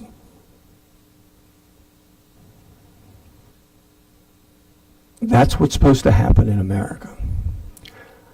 I don't know from all the donations that I have what organizations everybody is for. I didn't raise that much money compared to the opposition, but I was thankful for each one, and most of them I did meet. And I'm not ashamed of any one of them, and I'm especially not ashamed of Krista Goodrich, who is a friend and a fine human being. She is a businesswoman, and she makes a lot of money, and that's America. I want my kids to be able to grow up and make a lot of money, and I wanted them to do it like Krista does, being responsible and respectful of their neighbors, because it is possible, even in short-term rentals. There are a lot of short-term rentals in Volusia County. I know that's been denied, but there are in around the country. They deserve the voice too. They pay a huge amount of property taxes, just like you do. My primary goal, whether you believe it or not, is to protect our neighborhoods. I live in a neighborhood. We have to call the police frequently. In District 1, the Sheriff's Department is called frequently for noisy parties from year-round residents who could care less about their neighbors. It's not just a short-term rental issue. It's an issue of people that no longer have respect for one another. And I just believe we have to deal with it. I believe that we should have talked about it. I believe that there is great benefit in neighbors sitting down with one another and talking, because this is not going to stop in your neighborhood of the animosity and, in some cases, absolute hatred couched in Bible verses towards your neighbors. It has to stop. It's dangerous. And I'm not a preacher. I wouldn't be a very good one if I was.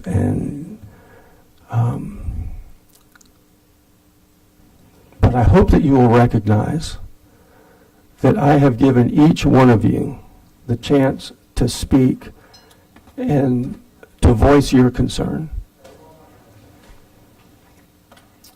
as I have done with every side. That was my goal, and that's what I'll continue to do for however long I sit up here, is to give people a voice so that this council can make a decision. I'm one vote.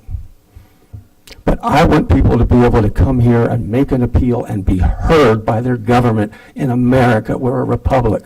We're not a dictatorship. With that, Heather, is that you? Yes, sir.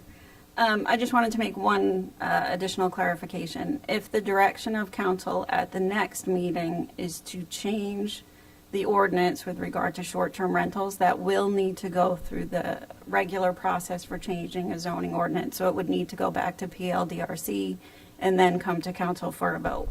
If the direction of council at the next meeting is to keep the ordinance that you currently have, then that would not require additional process. I just wanted to provide that clarification. I think everybody understands that. Keep. Yep. No change? No change. With anybody. Then with that, I'll call for a vote. And the vote, I guess, is to, as was just stated, to end the, well, you're actually going to tell us how to end it next month. So all in favor of that, say aye. Aye.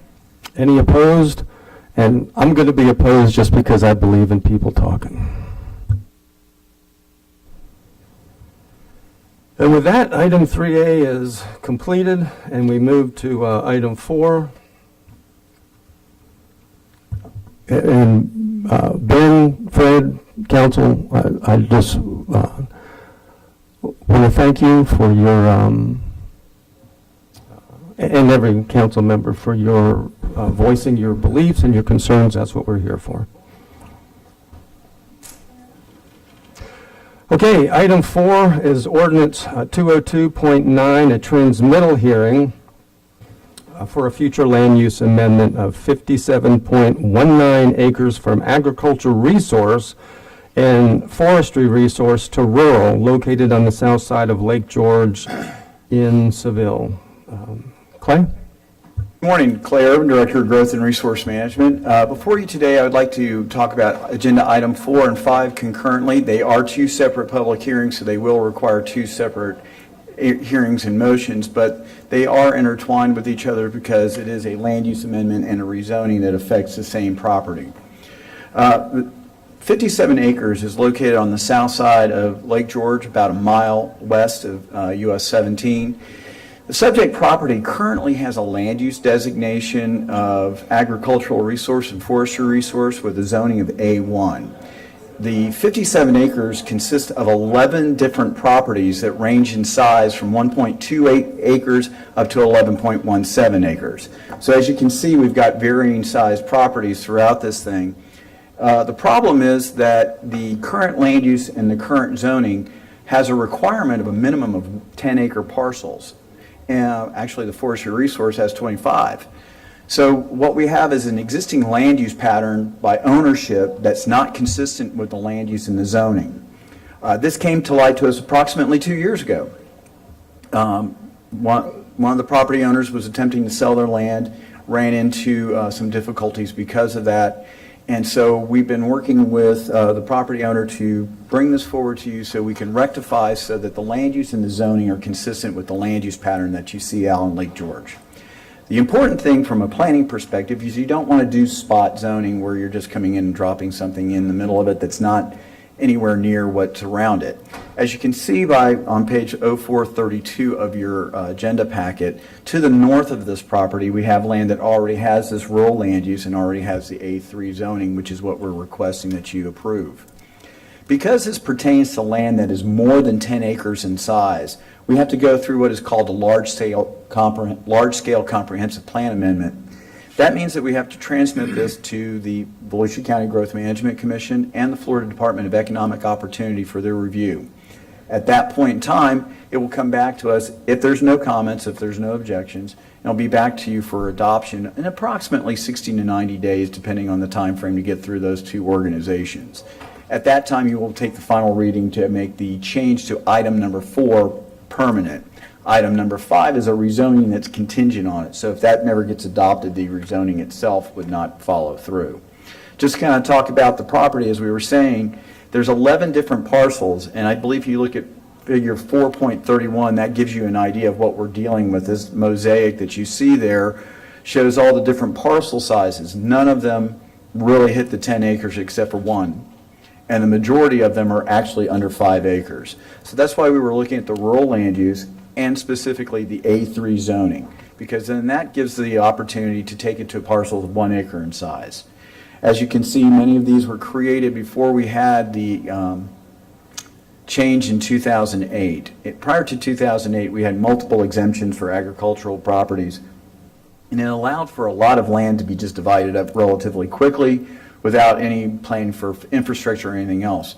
So what you're seeing out here is right now we have that situation where people were able to divide the land without necessarily going through the review with county staff to verify compliance with our land use and zoning.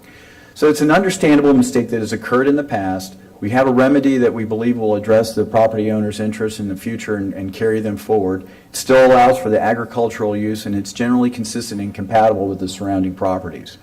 So we have the land use amendment going forward with item 4, and that will require a motion and second on that. Item 5, which is a separate public hearing for a rezoning, will also require a separate hearing, or excuse me, separate motion and action. I felt it was best to combine both of them because there are hand-in-glove type of situation. If there's any questions, I'll be glad to answer it. I know that Ms. Cade is here. She is the one who brought it to our attention that there was this misunderstanding and was also helping bringing all the property owners so we could work this through in a very cohesive and comprehensive manner. So if there's any questions, I'll be glad to answer them. Otherwise, I will sit down. Did you just say you were combining 4 and 5? Well, for presentation purposes. Okay, yeah, we need to take them separately. Bob Gertman. Thank you, Chair. Clay, I just want to say thank you for helping to work through this.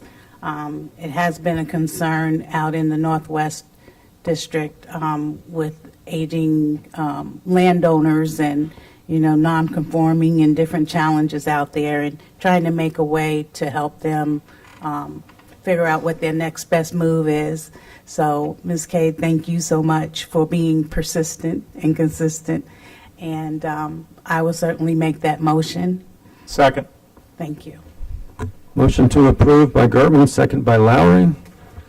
All in favor? Hold on 1 second. Mr. Chair, this is Paulo Soria. Just to be clear, this is a motion for agenda item number 4 for the land use. When you get to agenda item number 5, that is a quasi-judicial, and you would have to declare any ex parte communication prior to that. Thank you. All in favor of item 4, say aye. Aye. Any opposed? Motion passes 7-0. Which brings us to 5, which is a quasi-judicial hearing. Does anyone have any ex parte to declare? Yes, Chair. I have met with Ms. Cade and had a conversation about the same that I mentioned, about the needs of land and working through those challenges out in the Northwest area of my district. Thank you. Excellent. And I will make a motion to approve. Thank you. Motion to approve by Gertman, second by Johnson. You're done, Barb? Yes. Okay. All in favor, say aye. Aye. Any opposed? No. Passes 7-0.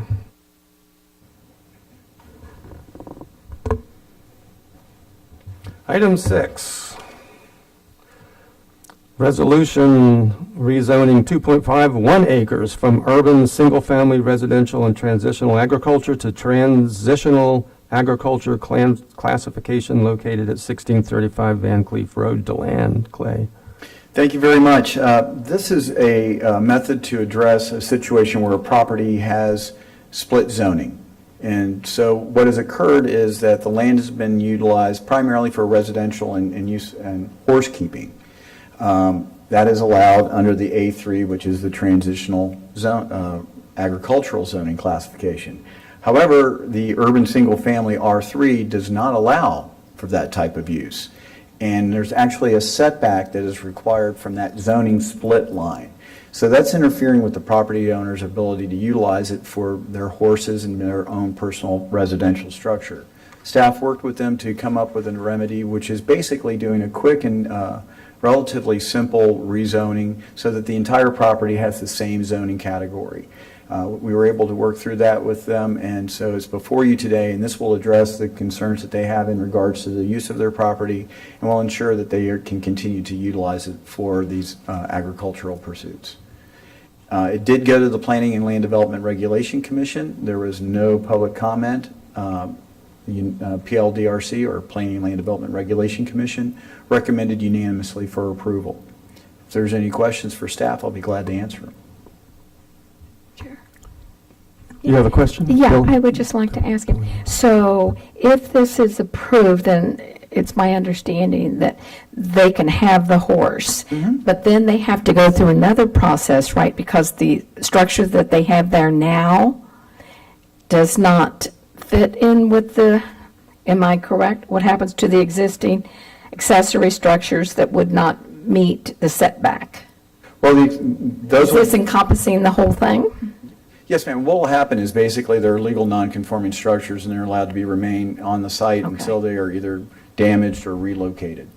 Okay, so I just wanted to make sure that Yes. they've got the horse, they need the barn. Yeah, that's a critical point, is that, you know, the setbacks that you would have for a single-family home in R3 are considerably less compared to the A3 zoning. But again, because we're doing this administratively, those are existing structures. They're considered non-conforming structures. They will be able to remain in place. If they're ever damaged beyond 50% of the value, or if they're ever destroyed or otherwise relocated, they would have to come into compliance with the setbacks for the A3 zoning.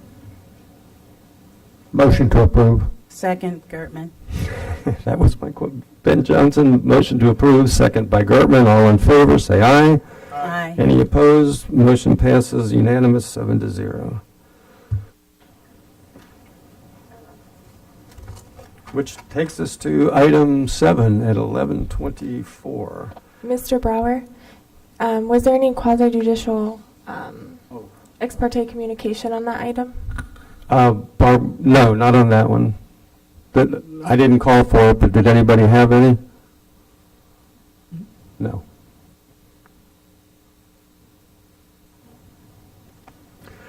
Okay, item 7, transmittal hearing for amendment to Chapter 3, Public School Facilities element of the Volusia County Comprehensive Plan. Clay? Again, Clay Irvin, Director of Growth and Resource Management. Your staff has been going through and trying to update all 16 elements of our comprehensive plan to ensure that we're consistent with a 10-year planning horizon. The public schools facility element is something that was kind of unique to Volusia County. In 2006, 2007, Volusia County School Board worked with the county and the cities to come up with a method of assuring that there would be sufficient capacity at our schools if there was ever a proposed land use amendment or rezoning that would increase the density and thereby increase the amount of school-age children that would have to be addressed by our school board. That was all in advance of the state coming through with a mandate for school concurrency. So part of this element is talking about how we carry out that program. And what you'll see is that we actually have in there a series of maps which have been updated in accordance with what the school board is seeing as regard to their concurrency zones. So these are areas based on the type of school, with the facilities that are in place, and the current student population and projected student population of where they see there could be deficiencies or surplus so that they can make appropriate decisions if we face a request for an increase in density or action. There's other portions of it that also talk about the need to coordinate with shared facilities. This is a situation where we have an agreement with the school board for many of their recreational areas that they have at their schools so that our county residents can enjoy them after school is out. And it sets in motion so that way both entities, the school board and the county, can have, economies of scale, and we're not having to duplicate all the same services everywhere.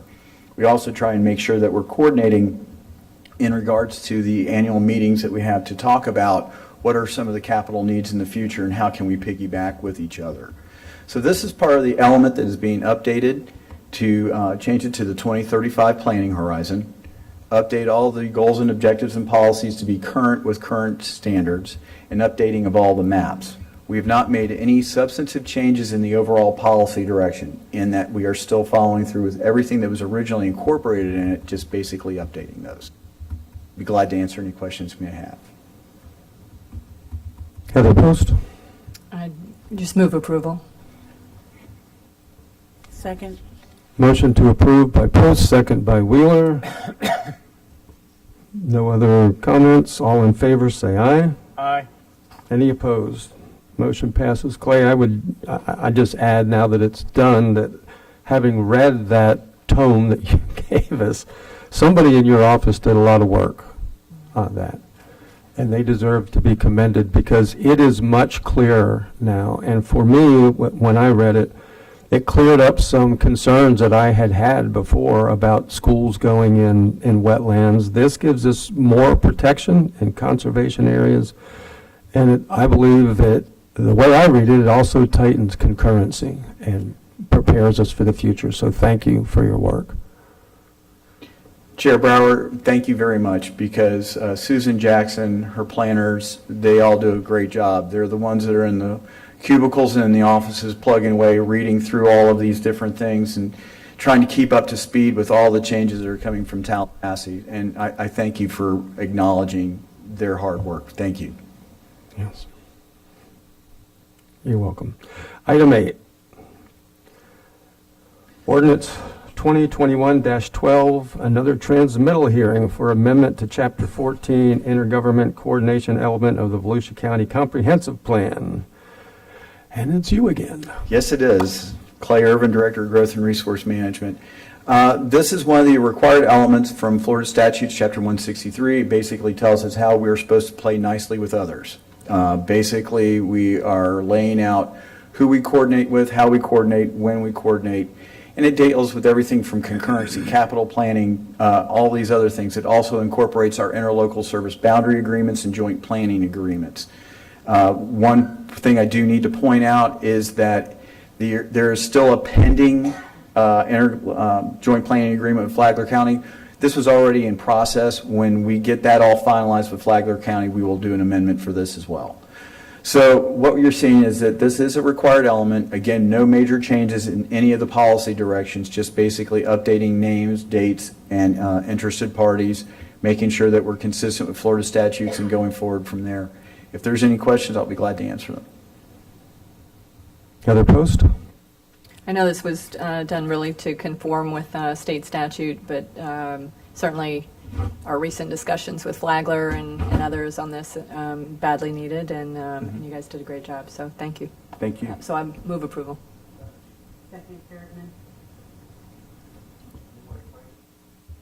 You want to claim it? Barb came in after you. Motion to approve by Post, second by Barb Gertman. All in favor, say aye. Aye. Any opposed? Motion passes unanimously, which takes us to 8A,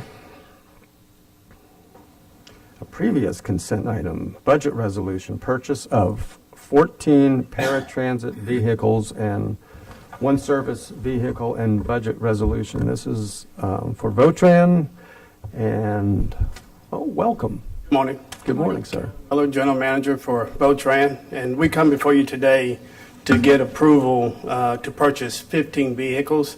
The first of those would be using grant funds to purchase these vehicles. The first one will be a 5310 grant, which is a grant that's used for elderly and persons with disabilities. Those grants allow us to use capital and operating assistance to purchase. We're using these to purchase vehicles, capital and purchase. The other one's a Section 5307 formula grant, which we get every year from the federal government. We will use these funds. We can use these funds for operating capital as well. These funds we're going to use to purchase vehicles with as well. We come before you today to request appropriation of $920,000 53 funding and also authorization to purchase 14 paratransit vehicles and one service vehicles. The 14 paratransit vehicles are about $1.6 million. The service vehicles, which is for our maintenance department, it's about $102,000. With the purchase of the 14 paratransit vehicles, we are going to appropriate some local funds, about $105,000. If you have any questions, I'll be glad to answer. Heather Post, was there a question? Question. So the 14 paratransit, oh, I'm reading it. I think we added replacement, because that was one of the questions I had for staff, was ensuring that these aren't newly added to the fleet. In addition, these are replacement vehicles, correct? Yes, these are replacement vehicles for vehicles who have exceeded their useful life. Excellent. Okay, I just wanted to clarify that for the public. Thank you. Barb Gertman? I just want to make the motion to approve. And I'll second. Motion to approve by Gertman, second by Heather Post. All in favor, say aye. Aye. Any opposed? Motion passes unanimous, 7-0. Item 9, file number 8753, 60th extension of state of local emergency related to coronavirus. Maybe those are coming to an end. Mr. County Manager? Yeah, I just wanted to point out that we need to stay in that status to remain eligible for funding from FEMA, and until we have some further clarification on what the state is going to do. So that's the real purpose of staying in that state, is to remain eligible for all the kind of fundings that could be available. I move for extension. Lowry moves to extension, second by Wheeler. All in favor, say aye. Aye. Any opposed? Motion carries unanimous, 7-0. Item 10, coronavirus update.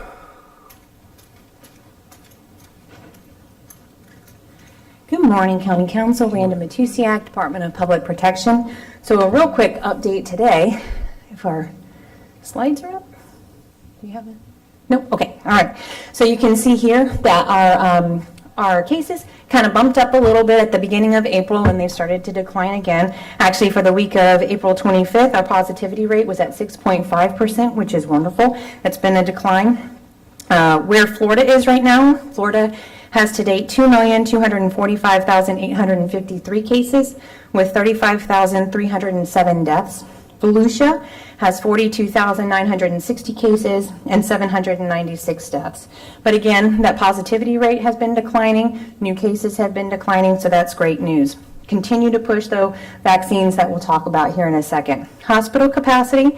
So hospitalizations are at 102, which is higher than we had at the prior meeting. I think it was around 82 or 83 at the prior meeting. So certainly we want to continue to keep an eye on those hospitalizations. But our hospital bed capacity is still fine. As of this morning, it was actually 23% and 17% ICU capacity. So we're okay on that.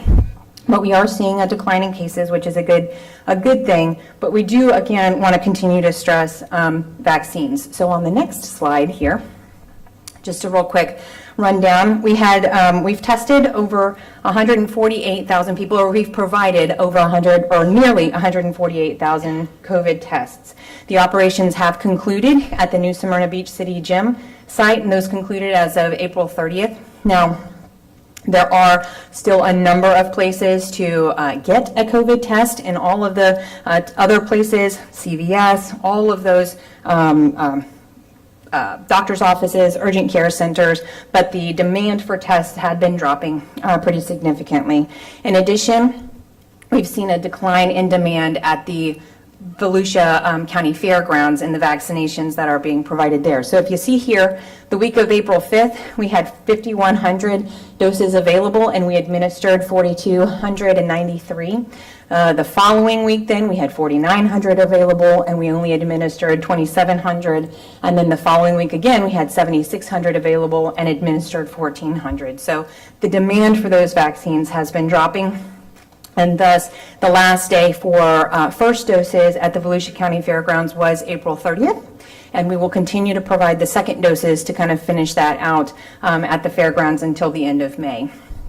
Vaccines are also going to be provided, though, at the 4 county health department locations across the county. So that's on Canal Street in New Smyrna Beach, Harley Strickland Boulevard in Orange City, Keach Street in Daytona Beach, and then Holzenbach in Daytona Beach as well. So vaccines can be administered there or are administered at those locations.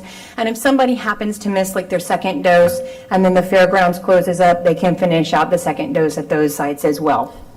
In addition, on May 22nd from 9 to 1, vaccines will be offered at Holzenbach Drive in Daytona Beach, and no appointment is required for those. You do need an appointment for the others in the same way that we've been making appointments previously. So just to kind of give you an idea of what we've done at the fairgrounds thus far, we've provided, or in the county, there's been 213,915 residents. Actually, that was as of yesterday. As of this morning, it was 214,264 total people vaccinated. That equates to about 44% of the eligible population. So we're hovering right around where other counties, some counties have done over 50%, but it's about 44% again of our eligible population, and we have 152,808 people with series complete. So they've either done the Johnson & Johnson or they've received both of their doses for the Moderna or the Pfizer vaccine. Additionally, at the fairgrounds, we've done 74,967 total vaccines. So that does include first and second dose. Homebound vaccines are continuing, as are the, and then with the underserved community missions, we've got almost 2,500 people who have been vaccinated at those sites. So that's really great news too. Vaccines that have been transferred, so with the extras, that we've had since the demand has been low, they've been able to transfer, the Department of Health has been able to transfer some doses to other entities to spread that out into the community a little bit more, and 7,920 vaccines have been distributed to 10 different entities. So again, second doses will continue at the fairgrounds for those who received first doses through the month of March, and then if the fairgrounds closes up and somebody missed that second dose, they can still get that at the health department. And with that, I'll take any questions. Paul German. So, from what I've seen, cases are going down. However, we're still up 100 plus daily, right? So at one time, that was a high. Yes. Right? And we're still seeing 4 deaths. I mean, we're still seeing ongoing deaths. We're still seeing an impact directly in the community, right? I have more people in our community impacted now in relatable deaths than I've seen over the course of time. So it sounds like we're relaxing precautions, right? Only, I think, less than a third of our community has been vaccinated. Around 44. Around 44% of the eligible population. So yeah, so considering the entire population, it would be lower than that. Okay. So, so my question is, what are we doing to encourage, promote, and reduce vaccine hesitancy, and what can we do different to make people understand this has not gone away, right? Right. I mean, we talked about a surge of maybe twice as much as what we've seen recently. So when we go down to 100, it looks like, oh, things are getting better. Well, it's better from our worst, frankly, right? The age range is lower. It's 18 to 40 that are now being hospitalized, and it's impacting a younger population. So, again, hasn't gone away. So how are we now removing our mask, removing our precautions, and willing to take the hit within our community? So what are we as a council willing to continue to do or recommend to our community? And I think it's a fair question, and I'm really interested to hear the perspective. Heather Post. So I'm actually curious to discuss that with staff as well and council to figure out really where are we headed from here. I know that the governor just put out a number of things, and which is going to make a lot of changes. And so this is very fluid, and there are a lot of changes being made. I know that Orange County just put into place their phase step plan to come out of everything. We've not done anything like that. Do we have, where are we on this? Are we just going to wait and see what happens, or do we have a game plan? Well, you got a couple questions wrapped in there. One I want to address is the plan as far as vaccination and vaccination. We will continue. Kevin's people meet on a regular basis with the cities, and it's time to probably freshen that message as well, and we'll keep that out in the community. This other part is we wind down the bigger vaccination center at the fairgrounds.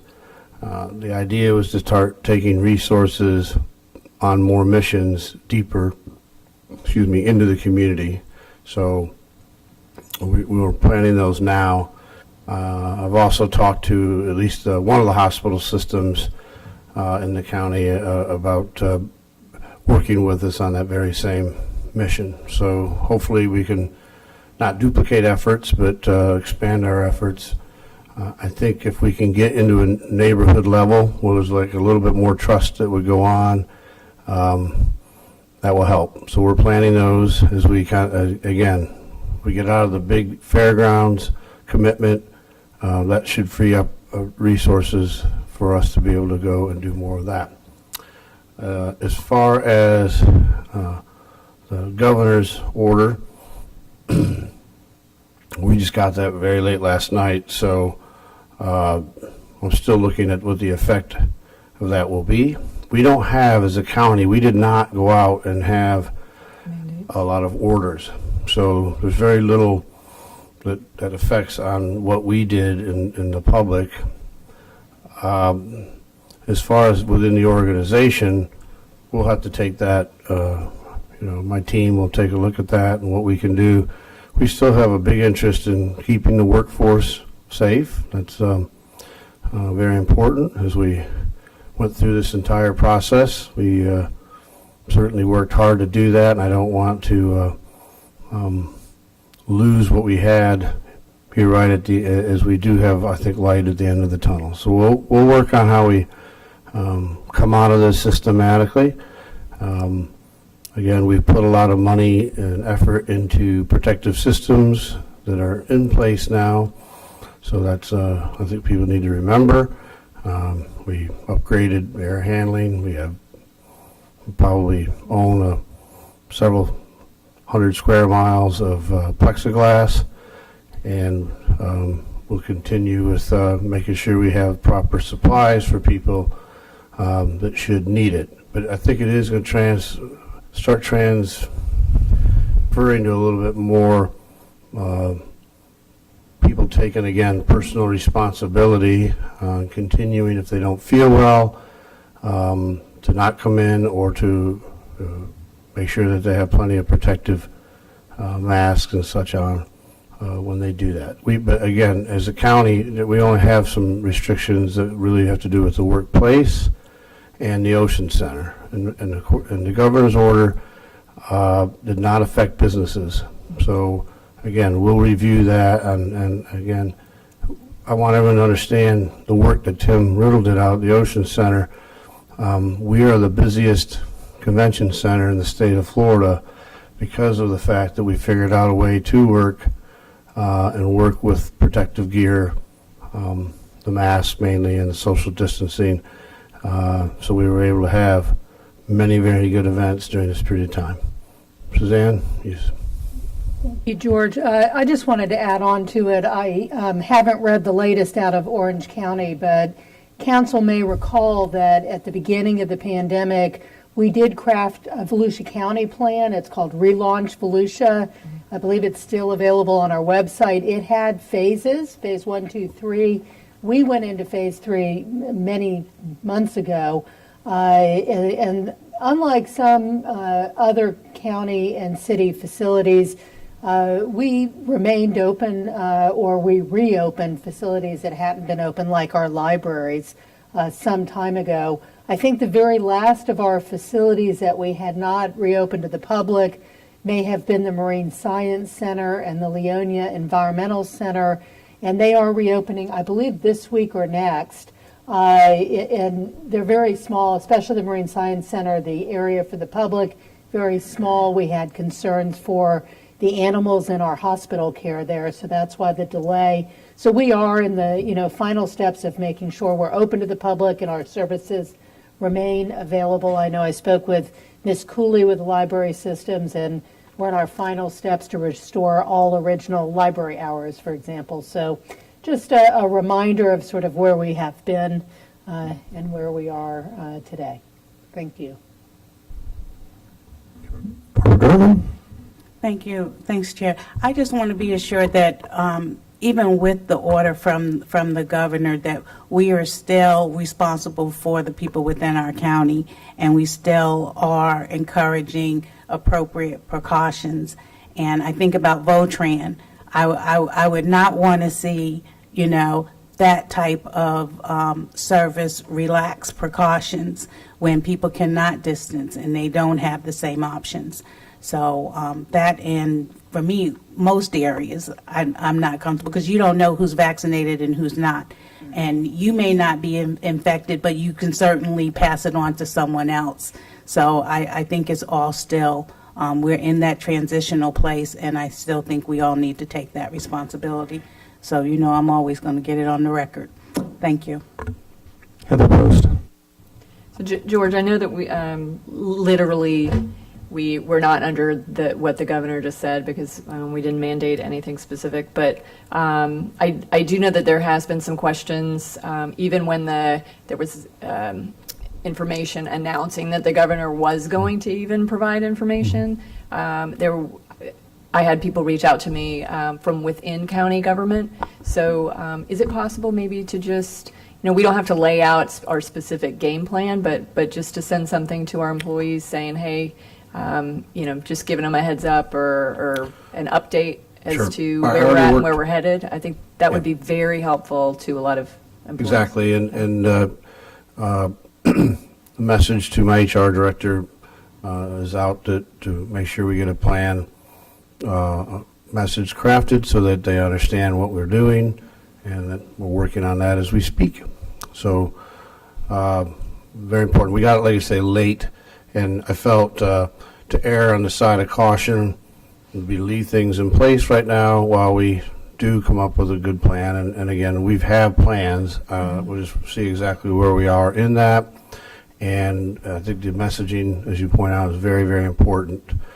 And of course, Kevin and I work closely on that as well. So we'll get it out, and I think that we are really in a good position, and we just want to be thoughtful and careful. Ms. Gertman makes a great point. There are services where we are still going to not have social distancing abilities, so we want to make sure we can provide PPE and things. And that's, I think, what people need to remember is we're in such a better place in the idea that we can get supplies, we can get things for people. At the beginning of this thing, you couldn't even get that. I mean, we were down sewing them and making masks and everything. So things have changed, and so even though some of the numbers are, when you compare, it was when we were bad, but we had nothing to handle them with or take care of them. Now we're in a better situation, and we'll continue to do that.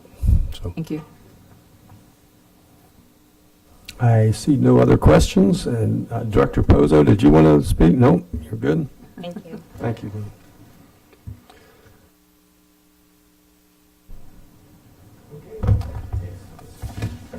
That takes us to item 11, community events with Kevin Captain.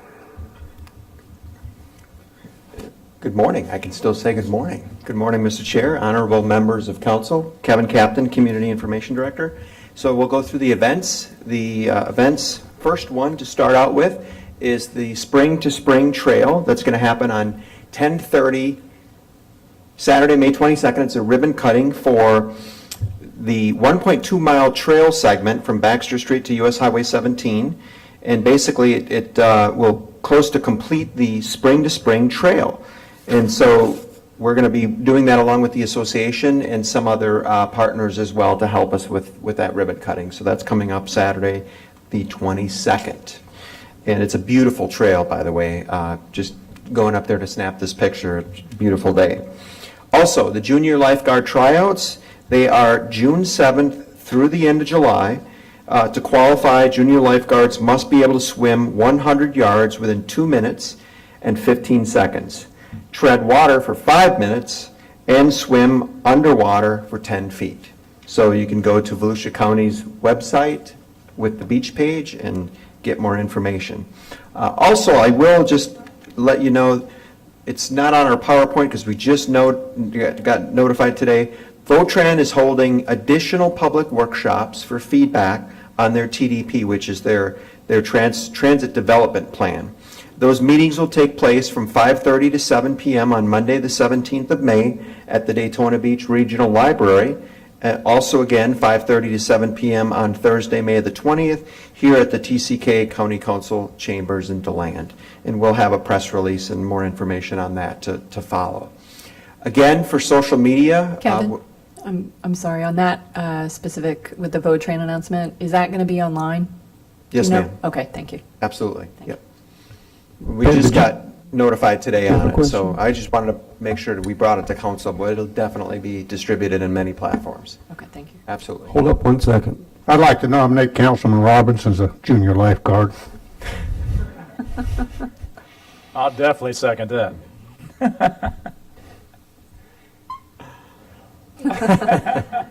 Social media. So we do have, Councilwoman Gertman, we do have a campaign which is focused on vaccine hesitancy, particularly to our younger population, and that's ages 18 to 34, and we are targeting that through paid social media. In addition to that, we can look at additional platforms. We're also working on, our graphic artist is designing updates for our Step Up Volusia campaign, so it's wash up, back up, mask up, vax up. In fact, we have the email signature lines I can send to you. You can add to your email. So the more we get that message out, definitely the better. So definitely in different platforms and sizes for social media. We'll be continuing to work with our PIN group and agencies here in the county to be able to distribute that message. So certainly to your point, the more we can encourage people to take the vaccine, the better. We definitely want to keep that message out. So, and it is good to see this number, albeit slowly, it is rising. And so that's definitely where we want to go. Public meetings, just to give you an update for May, if you look at the calendar, we do have a couple more forever listening sessions that are coming up. That's May the 12th and May the 19th at 6 p.m. In Ormond and in Deltona, respectively. And I just want to draw attention to the jetty, the North Jetty in Ponce Inlet. There's a lot of activity there this week. If you might recall, back in summer and fall of last year, the Army Corps of Engineers has appropriated a $7 million upgrade to that. We put together a short 2-minute video that briefly describes the process, but there's certainly a lot of activity happening today. And if you'd like to see the video, we can if you're we can play it. We can put it's queued up if you'd like to see it. It is 2 minutes 23 seconds, but it's a monumental project. Go. Yeah, you've just wasted 15 seconds talking about it. That would be great to see it. Thank you. Daryl? Daryl, you got it. Can you keep it up? Hi, this is David Home with Volusia County. We're out here at the North Jetty at Lighthouse Point Park, where a big project's about to get underway.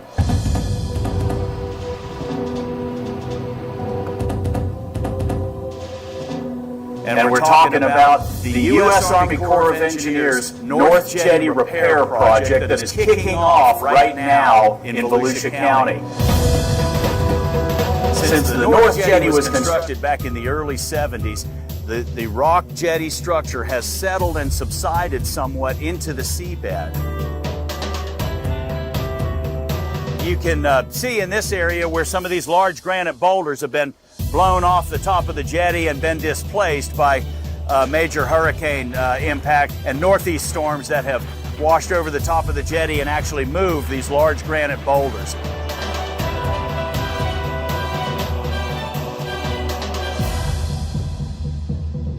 Now, how this is going to happen is large granite boulders are being brought in from a quarry up in the northern states by rail to a location in West Volusia, and then they're being trucked over to a staging yard right inside Ponce de Leon Inlet here. And those boulders are being offloaded from those trucks, and then they'll be loaded onto a barge that the Army Corps of Engineers contractor will then move out here to the jetty through the Intercoastal Waterway and the inlet channel and locate that barge here. It'll have a crane on it, and it'll simply pick up large boulders and place them on top of the jetty where they've been displaced or washed out over time.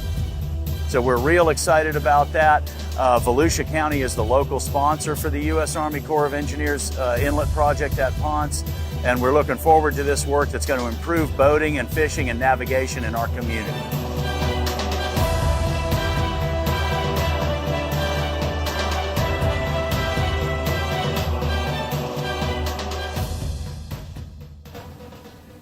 Great project. And that's all I have for events. Any questions? Great video. Thank you. Ben Johnson, Good work. Danny Robbins. Nobody wants to talk to you. Kevin, do we know when that's going to start, that project? Or it's already... The jetty? It's yes. already kicked off? Year-long project. It has started months ago, but now there's much more activity in the water. Yeah, I was out there. The only reason I was out there not too long ago, and I didn't see a whole lot going on. But no, I heard rumors that they're going to do a jetty cleanup, or something like that. I didn't know if it would overlap or cause any issues, but I appreciate it. And I can get Jessica Winterwerp to follow back up with you if you'd like more information. Okay. All right. Thank you. Thank you. Yeah, and I'd say let's push on before lunch, and then Fred can get his nominations in before you have to leave. Item 12, appointments to the Library Advisory Board. I believe we have 7 nominations to make and 6 applicants. So we'll have to come back with another one. And I will say this: I'm going to have you call the roll to make nominations. I'll go last, which means I won't have one, but I want Deborah Grabowski to know that I would have nominated her if somebody else didn't. And I was really thrilled to see on these nominations the number of retired school teachers that we have that are willing to serve. So with that, would you call the roll? Dr. Lowry.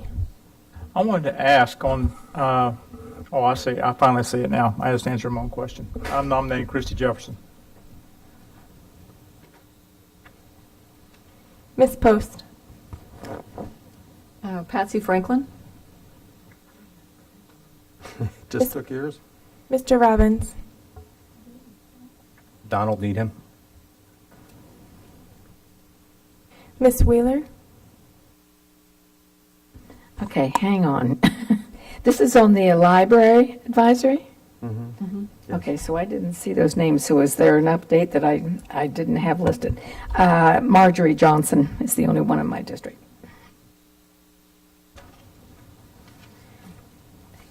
Ms. Gertman.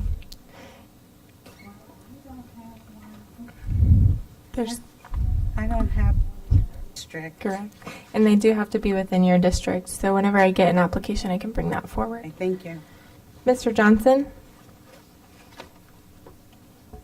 I couldn't hear what her last nomination was, or was it?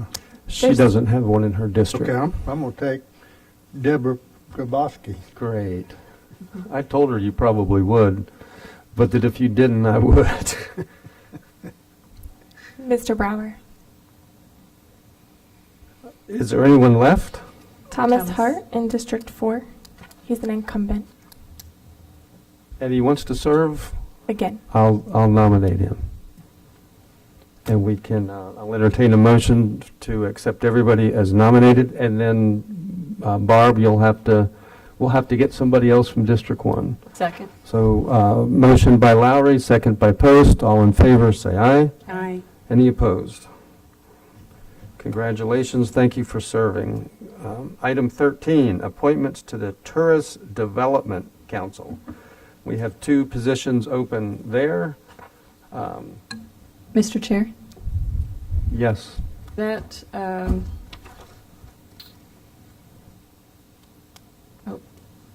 was just trying to see if it was just anyone can make a nomination.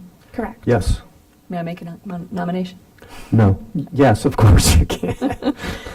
Andrew Spell, for sure. Post nominates Andrew Bell, Mr. Chair, Robert Bernetti. and Wheeler nominates Robert Bernetti, and that takes care of both of them. Can I have a motion to accept nominations? Whaler. Do I have a second? Motion to accept by Wheeler, second by Post. All in favor, say aye. Aye. Any opposed? There being none, motion passes 7-0. And one more. Appointments to the Historic Preservation Board. This has 9 positions, 9 nominations for 2-year terms, and I believe this is another one where we don't have enough applicants. But we'll go, would you call the roll again, and we'll let... Dr. Lowry. James Zacharias. Miss Post. I had Andre, is it Ledoux? Ledoux? Yeah. Mr. Robbins. Gregory Holbrook. Miss Wheeler.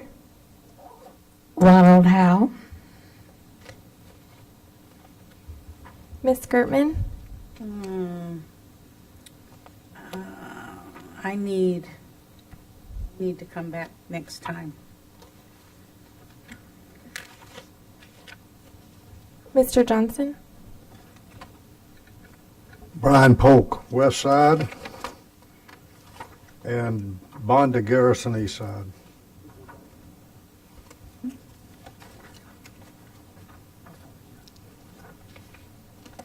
Mr. Brower. I'm going to hold till next time, and I've got an applicant. I'm not going to mention your name because Barb will steal him. He's a West Volusia resident. He's a true historian. He's just getting his information in today so hopefully 2 weeks is long enough to do our background investigation. So with that, Barb and I will nominate next meeting. And I just want to be clear, Chair, that you will have 2 nominations Yes. as well, East Side and West Side. Yes. So motion to approve the board. Did you make 2? Did you get your second? Okay. Motion to approve by Wheeler, second by Lowry. All in favor, say aye. Aye. Aye. Any opposed? Goodbye.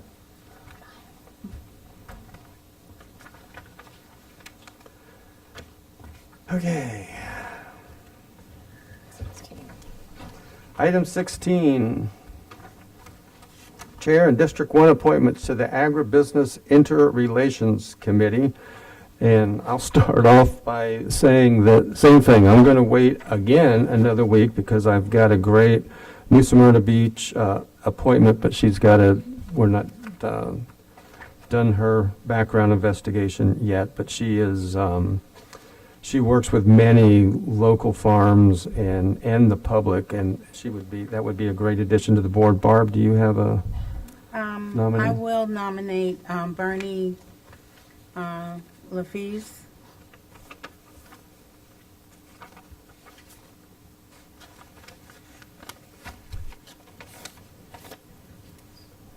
Got it, Carissa? Motion and vote. Pardon? I need a motion and No second. motion yet. Motion to approve the appointment. Motion to approve by Wheeler, second by, Second. who said second? By Post. Sorry. I'm going. All in favor, say aye. Aye. Aye. Any opposed? And I want it to be known that it's 12:06 and we are done except for the workshop. I would propose, whatever the council's wishes are, but I would propose that we break for lunch for 15 minutes. Okay. Anybody opposed to breaking for lunch? No? Good. All right. Staff? So it's 12:06. I just heard of 1:30. I think that's reasonable. We will re-adjourn at 1:30 and for our affordable housing workshop. We have And location? The workshop is going to be here. Yeah, it'll be here for in this time. Chambers. Okay. And in the back, if you want, you have sandwiches. Before? We have a member of the public who would like to speak before he goes to lunch with whoever he's going with, John Nicholson. I was afraid you weren't here today.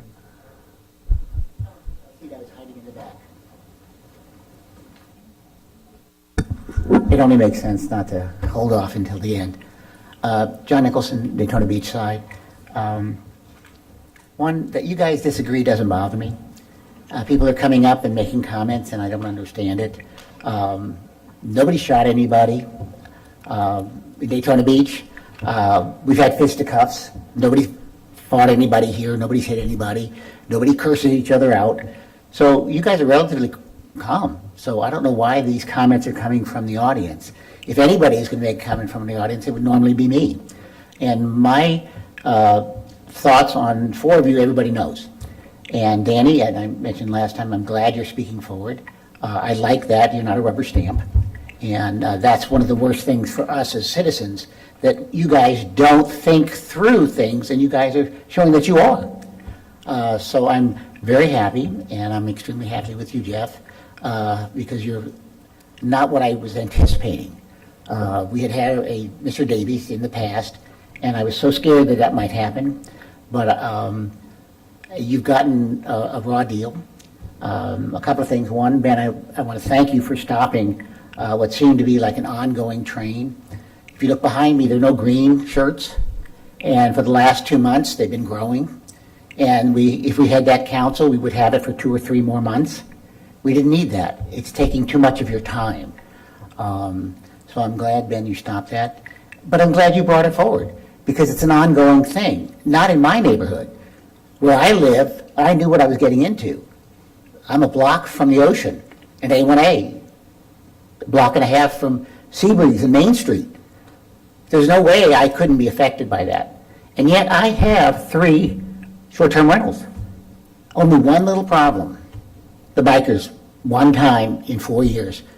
8 bikers in one house, took all the sidewalk, and nobody could walk on the sidewalk.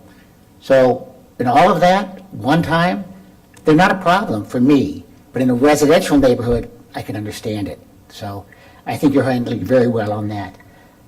2, affordable housing that you're going to discuss in the future. Please discuss or think about the idea of what affordable housing is, what workforce housing is, whether somebody has to own a home before you provide them a place to live. Not everybody wants to own a home, but what everybody needs is a place to stay that's clean and neat and up to code. Corona update, I don't have a problem with that. I understand people do, but to me, I've had my shots. There are, 44% of those that are eligible have gotten it. We had a Democratic Party that pushed for a long time how dangerous the shots would be, and now they're trying to undo it. We're not going to get all the ones you need. Have a good day. Thank And I'll you, see you after. sir. We have one more, Linda Smiley from Daytona Beach.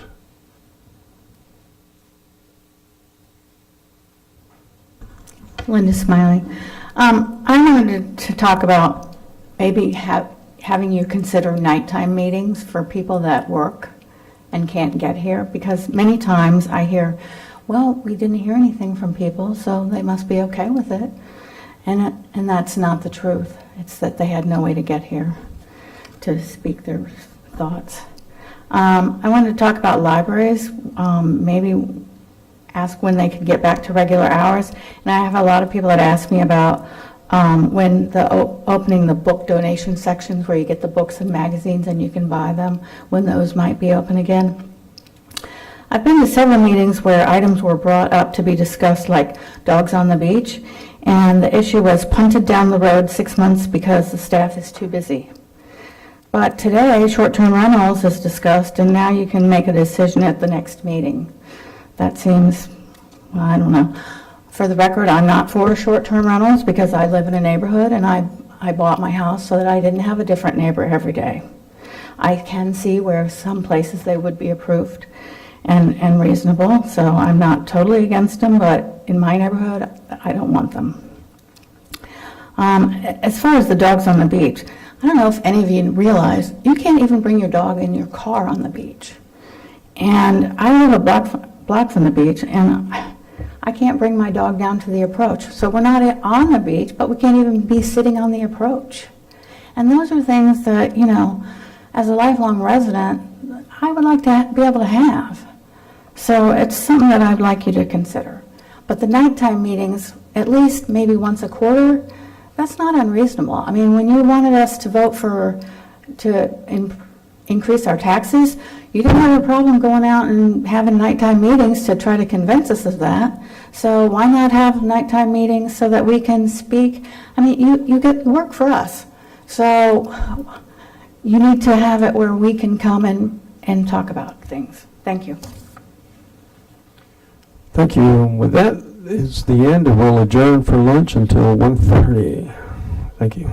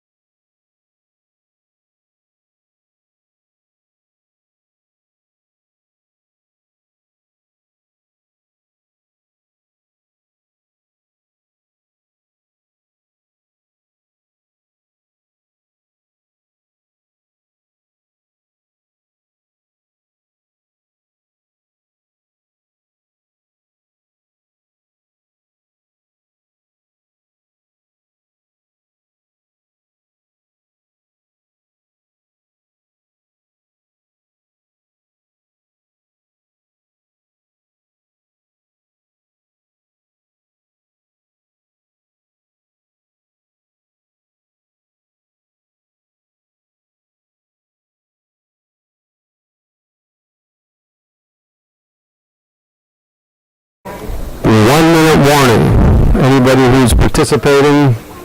Let's just sit.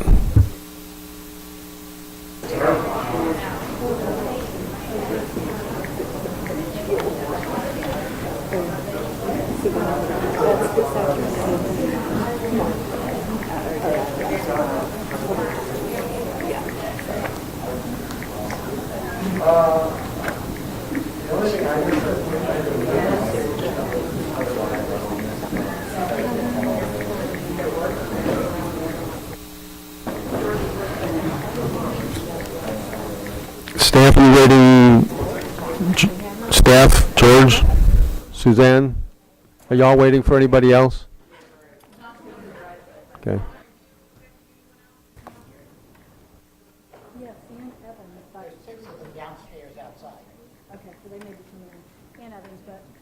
No.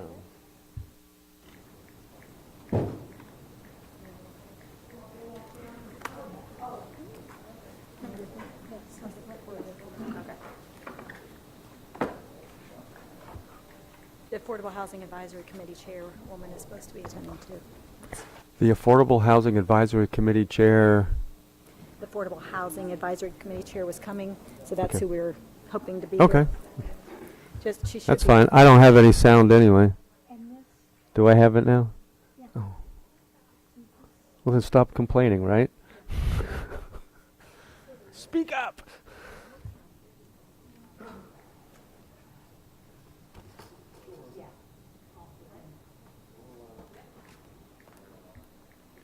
Just while we're waiting, council, Billy just brought something up that I think is certainly agreeable to me. Since this is a workshop, if anybody has anything to say or add, just speak up. You don't need to raise your hand. Just be respectful of one another. I'm sure you will. And because if Donna's going to read this whole book. Yeah, word by word, because I know you wanted nap time, right?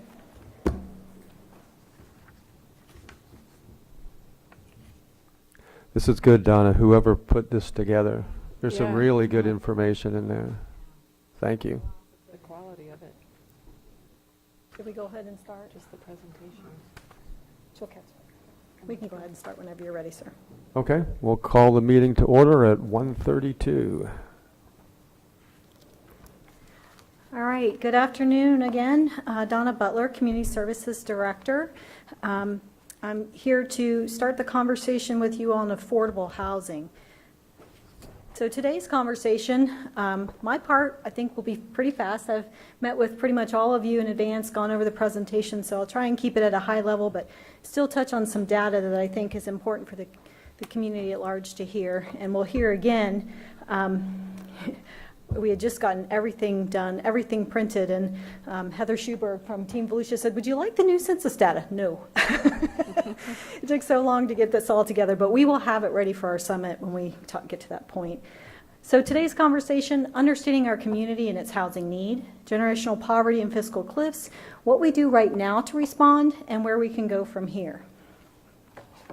So, you have all used with me, and I'm sure you've heard from others, all the different words that are ascribed to what affordable housing is. And I won't read them all to you, but attainable and workforce, subsidized, Section 8, all those things make up and more what affordable housing means to different people.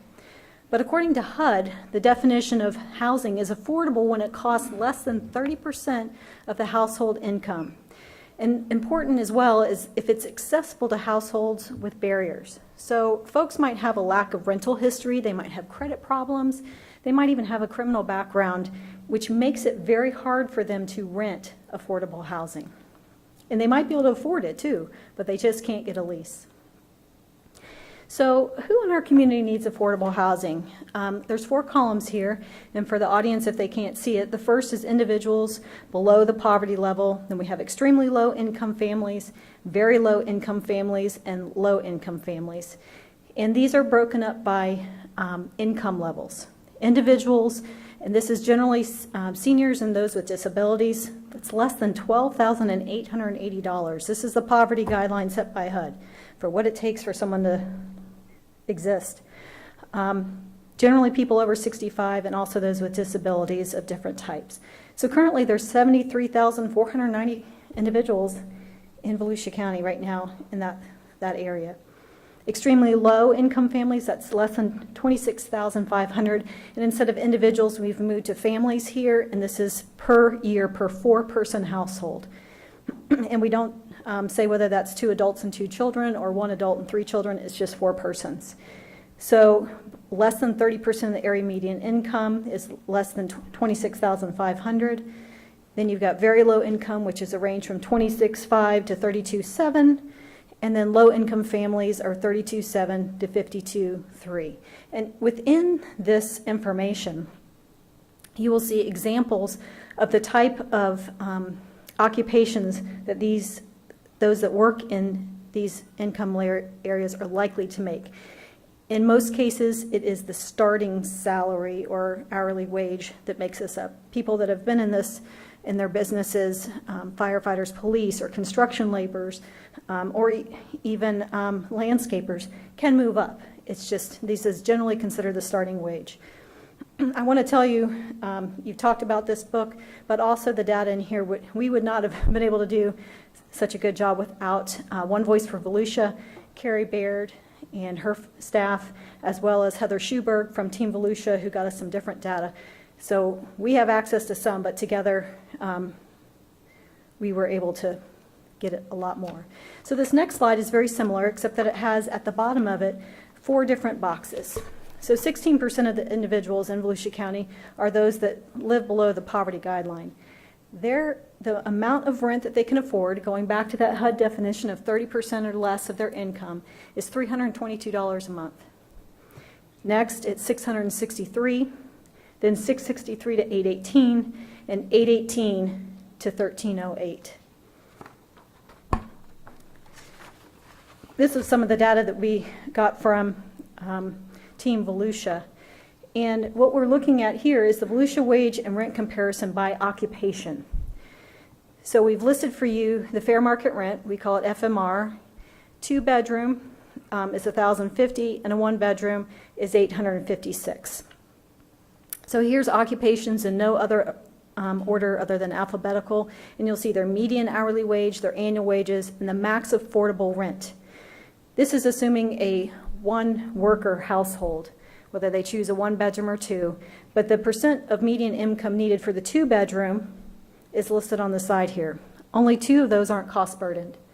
There are some in light pink, 1, 2, 3, 4, that are slightly cost burdened, and then you see those in the red that are completely cost burdened, meaning that they would have to expend far more than 30% of their wages to afford housing.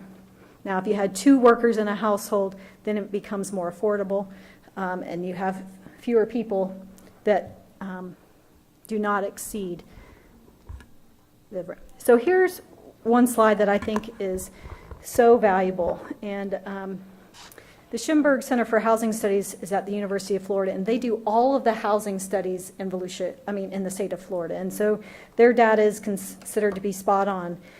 So if you look at the blue houses on this graph, you'll see the number of households that are in our community, and we did this by 0 to 30%, 30 to 50, and 50 to 80, which are the 3 columns on the right-hand side of that initial graph.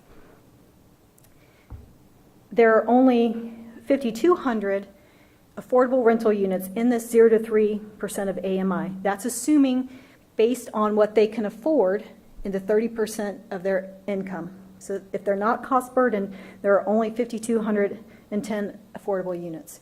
So as we go ahead, then we've got 4,170. 6,150 and 5,840, looking at the first 2 columns, that absolutely we don't have enough housing for in our community based on their income and the percentage that they can put toward the rent and not be cost burdened. In the final column here, you'll see that there are many more affordable rental units, 15,860, according to this data, that are available than those in the renter income. So you might say, well, how is that possible? Why do we have such a gap here? Well, many times people, most folks are cost burdened, but many people that have enough income will sometimes go into the level beneath them because they are trying to be really good about their funds. So that sometimes gets a little skewed into what's really available for people that are looking for housing. Question. Yes, ma'am. Do we have any data on single parent family, the percentage in Volusia? I don't have that accessible right now, but I can get that for you. Thank you. I'm assuming that it'll be available for your census data. Would you like us to wait for the new data? We're going to be getting the census data. Yes, that's good. Great. If Heather has that, that's great. Thank you. Donna, I had a question about that too. So we're saying, can you explain a little bit the four-person household? On which slide would you like me to? On the, Going back? this slide, that slide. Sure. So four-person household. So what about the single mom and the kid? So They're- we could where provide would you they- graphs on all of that. But what we're trying to show you is income levels based on all that. So when HUD puts together a diagram of income levels, they do it by one person, two persons, three persons. So we're just trying to give one example, which is a traditional example of 4 people in a household, and their income levels. So if it was one person and a child, so it'd be a 2-member, the extremely low income level, that dollar amount would be extremely less. We can So- provide charts to you on all of that if you'd like. For this income and lower, is that typical for Volusia County families, that there are at least 4 in the household? Yeah, yes and no. I mean, we could get that information from the census data as well as to the typical household size. That is generally what is used as a presentation model is 4 people. It's very common, whether it's a single mother and 3 children. I got you, but I'm looking specifically for Volusia, yeah. Okay. The other question is... This income level is for Volusia County, is that what you're asking? The income level, but it's for 4 people in the household. So if you're a single mom with a kid, where do you fall? Yeah, it depends on your income. Right. So we will get that in the new census data. Okay. So we can be really up to date. Give us a month or 2, right? Before we get to dig down in deep, at least. You're just asking like a mother with 1 child, because this could be a mother with 3 kids. That's more probably the average. So you're just mainly looking at 2. So it's no different. So the household income, the calculations that we get from HUD don't differentiate between a single adult and 1 child and 2 adults. I understand. So we're going by the HUD model, right? Yes, ma'am. But I'm trying to shift us to think outside of the box and get less Section 8 thinking and more, well, what exactly do we have in Volusia County? Where are we at specifically Volusia County-wide? This is data. And then how do we address So that HUD actually issue? goes down that low. We can Okay. actually go down to census tracts.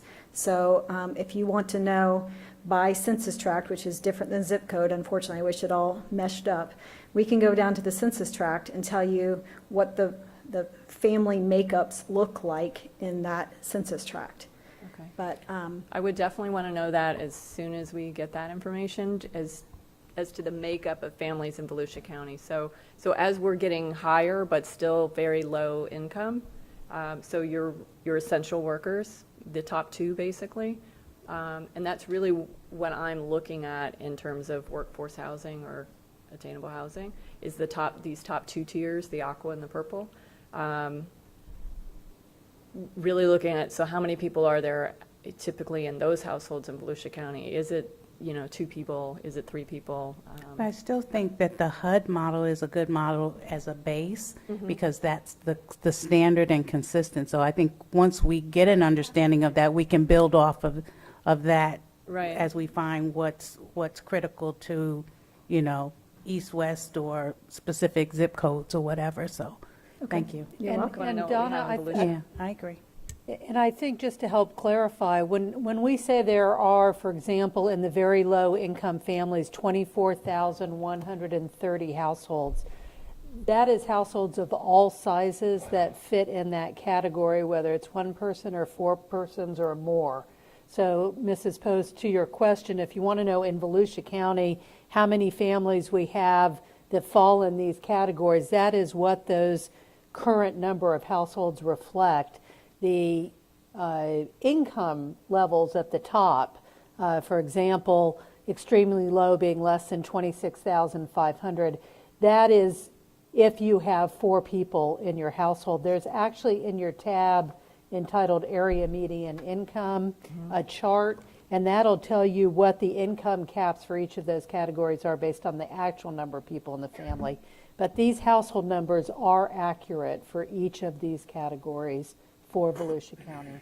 And in that, at the top of that chart, it tells you that the median income for our MSA is $65,400 for all families. Say that again?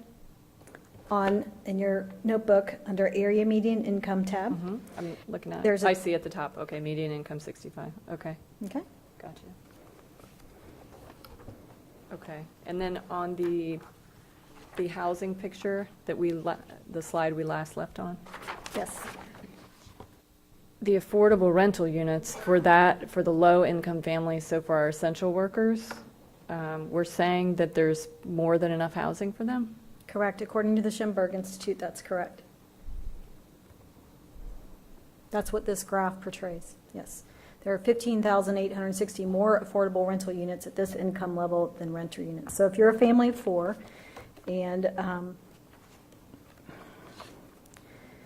Specifically that in means Volusia County, the correct? income, yes, $818 to $1,308 is not exceeding 30% of your monthly income that would go toward housing.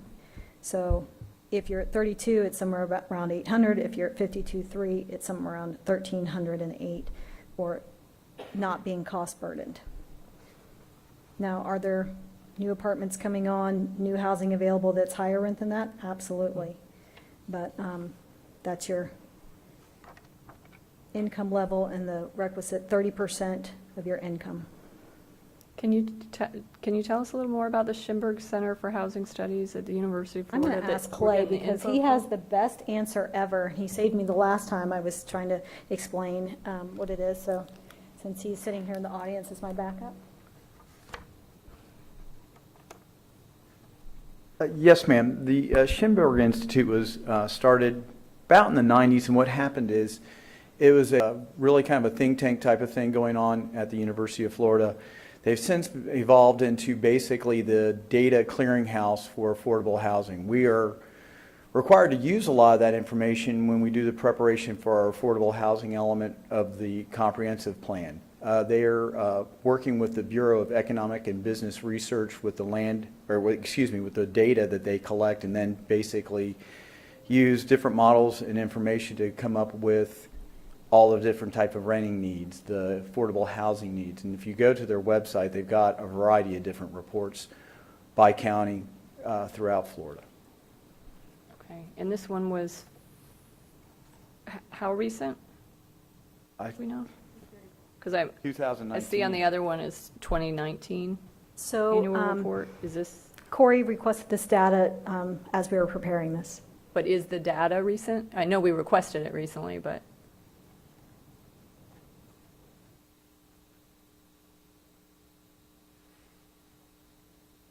So it's the most recent that Schimberg has, but what they do is they use the ACS, which is basically the modeling that happens after your census data comes in. And so we're at the end of our census. So was that 2010 or 2011 Well, data? what they do is ACS is the American Community Survey, right? Survey?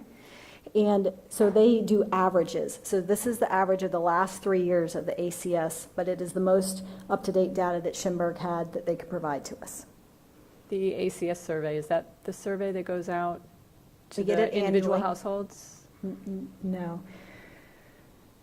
We get, that data is provided to us. There's a database clearinghouse that we can access on a regular basis, and they update that annually based on extrapolations from the original census data and the way they see that data is moving. Okay.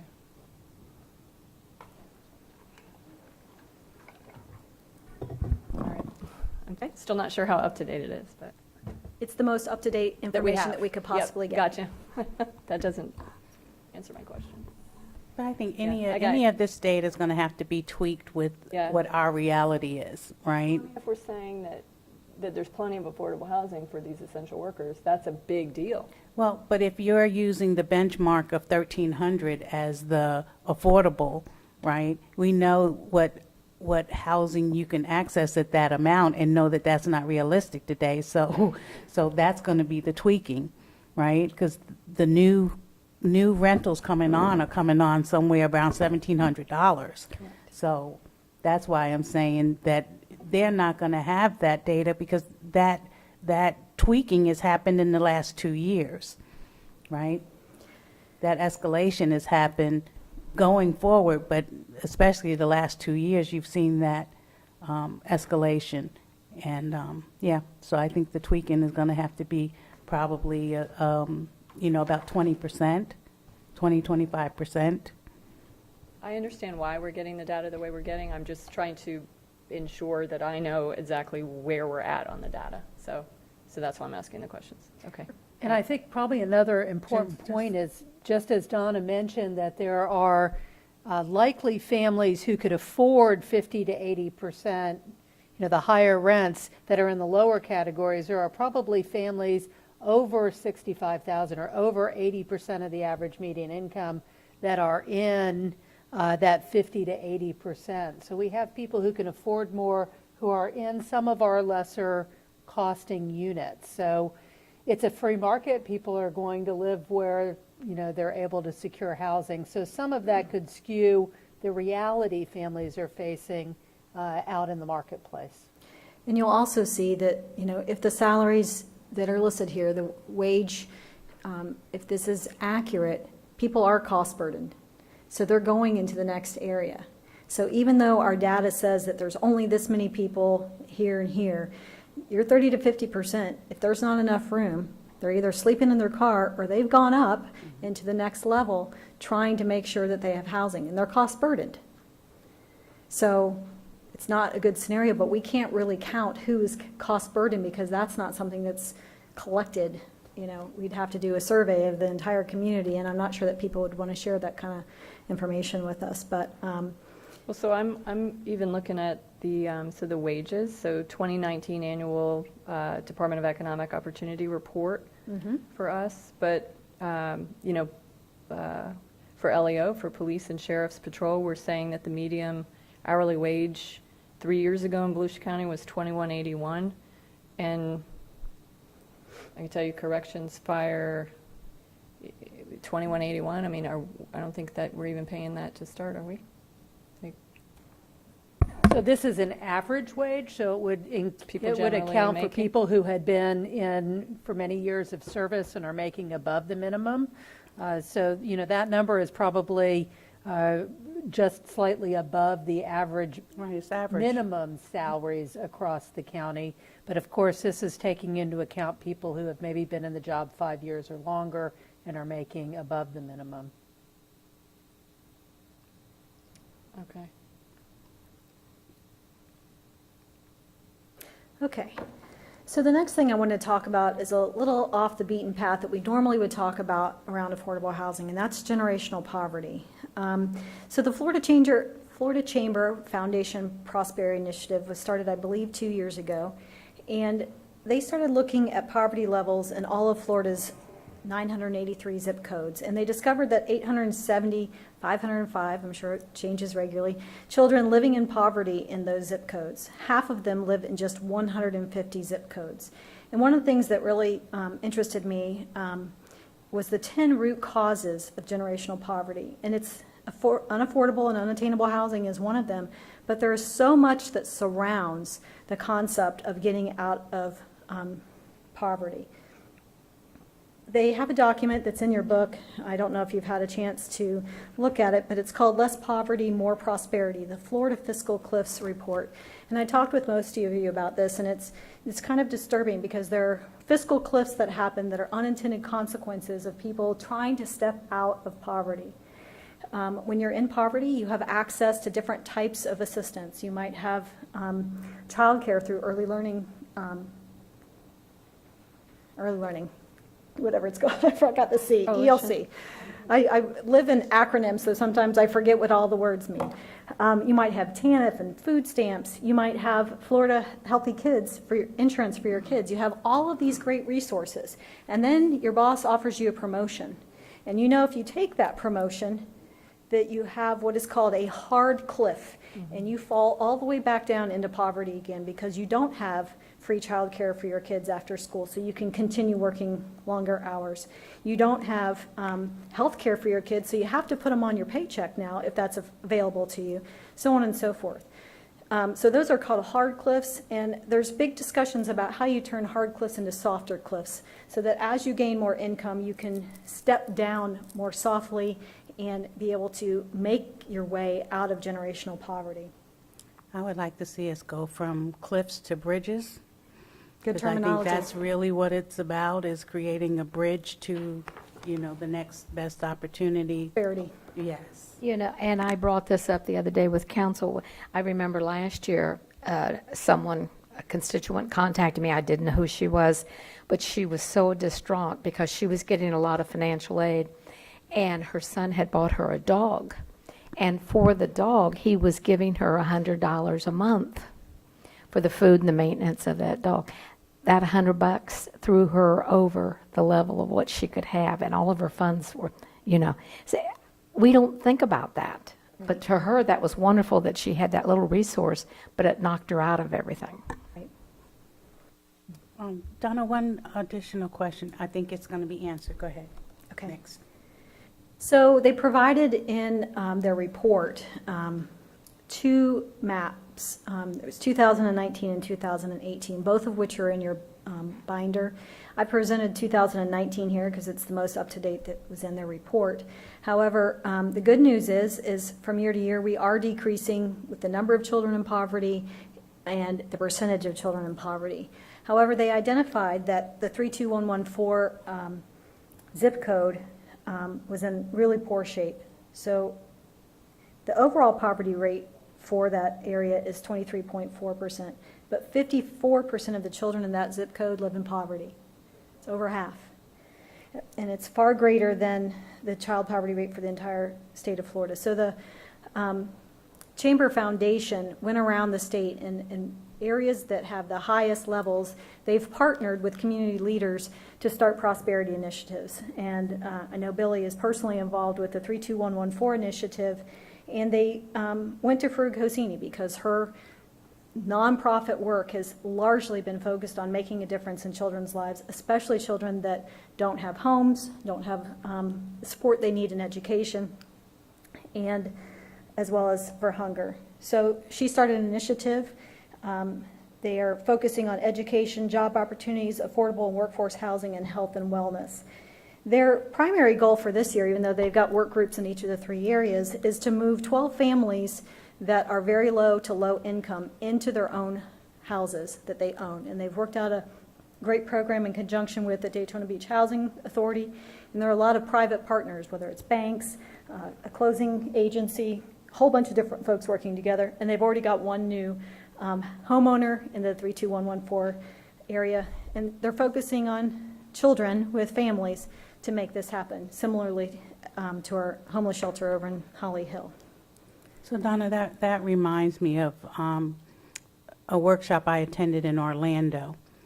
And one of the presentations was from local bank, several local banks that talked about the community commitment that they have to make as part of their, I guess, just their requirement to be in the community and probably receive federal state dollars. And they were able to give back a certain amount or participate in a partnership with housing partnership and representation. So is that something we've been able to look at, or how do we? We haven't personally, just because we've really been focused on rental and other issues that have been added to our plate. But it's a topic that hopefully when we move to our breakout meetings for our potential summit, if you all agree, I think it's really important that we talk about all the potential public-private partnerships. The banks are there. Actually, Mrs. Hosini has been doing a lot of research on those and developing partnerships. So we haven't done that kind of research yet, but I think it'll be a critical player in making sure that we have strong public-private partnerships and moving forward. Great. So if we do a summit, we want to be assured that our local banks, and especially any that we already have relationships with, are at the table. Right. So we can leverage And that. in large part, I think it's a lot of the big banks that are doing it. So we'll check and see if our local banks have a requirement too, but I know the larger banks have definitely allocated a very large amount of money to make these things happen. Right, but I think even the credit unions Okay. are at a local level, so We'll thank check. you. Mhm. All right. So I want to briefly talk about what we do now, both in rental and home ownership. So we have 4 different or 5 different grant funds here in front of you for our rental. We've got home, which you would think would be an acronym because it comes from HUD, but it's not. It's actually just home. We've got SHIP, which you know is the Sadowski Trust Fund dollars that we receive or hope to receive. The ESG, which is Emergency Solutions. NSP, which is Neighborhood Solutions Program. And Section 8, which is our Housing Choice Voucher Program. So we've provided rental assistance through Section 8 in this past, well, on an average, we've provided 324 vouchers per year to households in Volusia County. TBRA was a short-term program, which is a rental subsidy program, but it's for a very short term. We've done housing development rehab, rapid rehousing and prevention. But the primary focus there was on Section 8. And then we also helped to create single-family and multifamily rental units. Over the past 5 years, we've spent approximately $11.3 million. All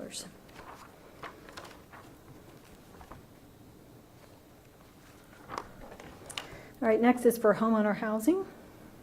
So our funding sources there, CDBG, Community Development Block Grant, HOME, again, not an acronym, SHIP, the Sadowski Trust Funds, and NSP, which we no longer have, is the Neighborhood Solutions Program. That actually came out of the original RR program. When was that? 2009. And we basically created a revolving loan for ourselves, so we have just finalized the expenditure of those funds and rolled the very small remainder into our CDBG program. But we've done home buyer assistance. 234 first-time home buyers were able to buy a home due to down payment assistance. We've done new home construction. We've acquired rehab and resold properties.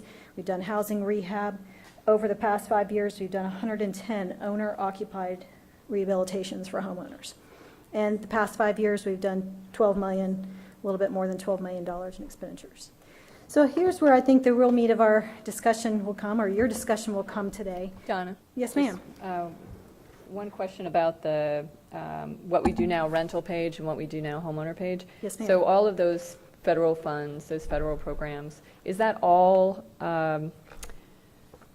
which levels are you hitting? Are you only hitting individuals below poverty? Are you hitting extremely low income? Are you hitting very low income families at all?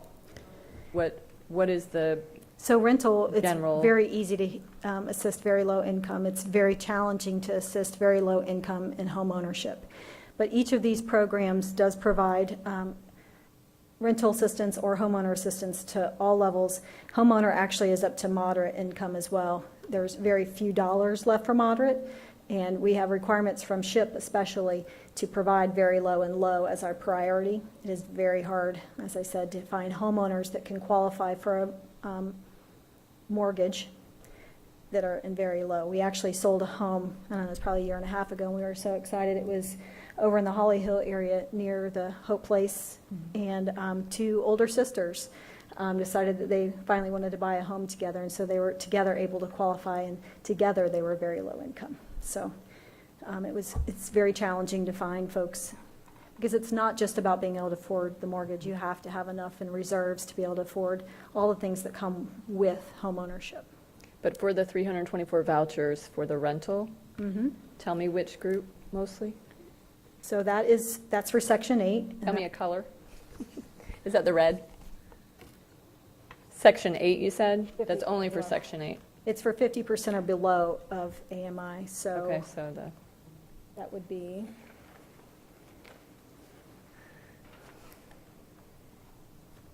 that is your,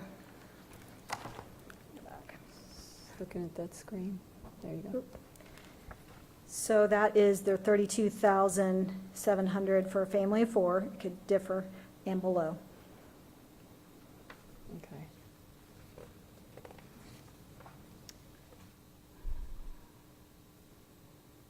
Got a question. Ma'am. I guess one's a statement. So, so over 23 million in the last 5 years has gone towards affordable, attainable, whatever we want to call it, housing. So one of my questions, I think I've continually asked, and it's probably a hard answer to get to. It appears to me that a lot of the more recent affordable, attainable housing has been built on the west side. And I know there are some projects coming to the east side, but I wonder why that is when it appears that there's greater numbers and greater need on the east side. So is it access to land? Is it affordability? Is it, you know, governmental permitting? Is it incentive? What is it that you know makes the west side more attractive to a developer than the east side, when it would appear to me, and what's being represented here is that 32117, 32114 have a greater need? So when it comes to the homes that we have built and sold, that's because we did have a sheeted properties that went through that process that was talked about recently. So we had free land, and that made it very, excuse me, very affordable for us to build a home. When it comes to 32114, 32117, as long as it's in the city limits of Daytona Beach, we can't use our grant funds there. So that's one of the challenges that we face in partnering with grant funds. There may be some sneaky ways that we can figure it out, but right now we haven't figured out a way to overcome that jurisdictional issue. Is there a need in Daytona? Absolutely, but unfortunately we can't use CDBG and other funds there, SHIP, because they both, and home, I believe, the city receive home too? Yeah. So because they're an entitlement community, it makes it very hard. Now you will notice though that New Smyrna Beach, we've talked about this a lot. They've applied for, when we've done notice of funding availability, they have been the only applicant for funding to build their affordable rental housing that they keep and rent to very low to low income individuals. So sometimes it's a matter of getting people to apply, and sometimes, so a lot of those factors that you listed all play in. And I think it'll be something that we need to talk about in the strategy sessions. What strategies can we work together on to figure out ways to maximize funding and other resources that aren't necessarily funding, maybe land or. Okay, thank you. You're welcome. All right. Okay. So as you all know, things were going gangbusters prior to COVID. We had spent 3 to 4 months planning a summit that we planned to be all in person, and we were going to have some really good keynote speakers. We were going to do multiple breakout sessions, allow people to go to the topics that they thought would be best, and COVID hit and our plans went kaput. Interestingly though, Pinellas County, we found out, was putting on a summit, and it was all online, and they did Zoom meetings, and so they essentially had breakout sessions in a Zoom mechanism. So that meant everybody can learn about all 5 topics or however many topics we decide to discuss. So we like that idea, and I'll get to that in a second. But our primary goals were to identify the resources, both current that we have, community-wide, not county government with the big C, but county-wide, small c, that are current resources that we have and our needed resources. We want to identify best practices and new ideas. Sometimes best practices work great elsewhere, but we need to figure out what works right here in Volusia County. I said eliminate barriers, but sometimes it's just reducing barriers that does the trick for helping people to either become developers here in the community or can help households be more creative and able to make accessible housing available. And then create and implement a plan that works here. So wanted to talk a little bit briefly about resources and best practices, and I'm not going to present on all the things that are happening in the other communities. That's in your book. Again, great nighttime reading.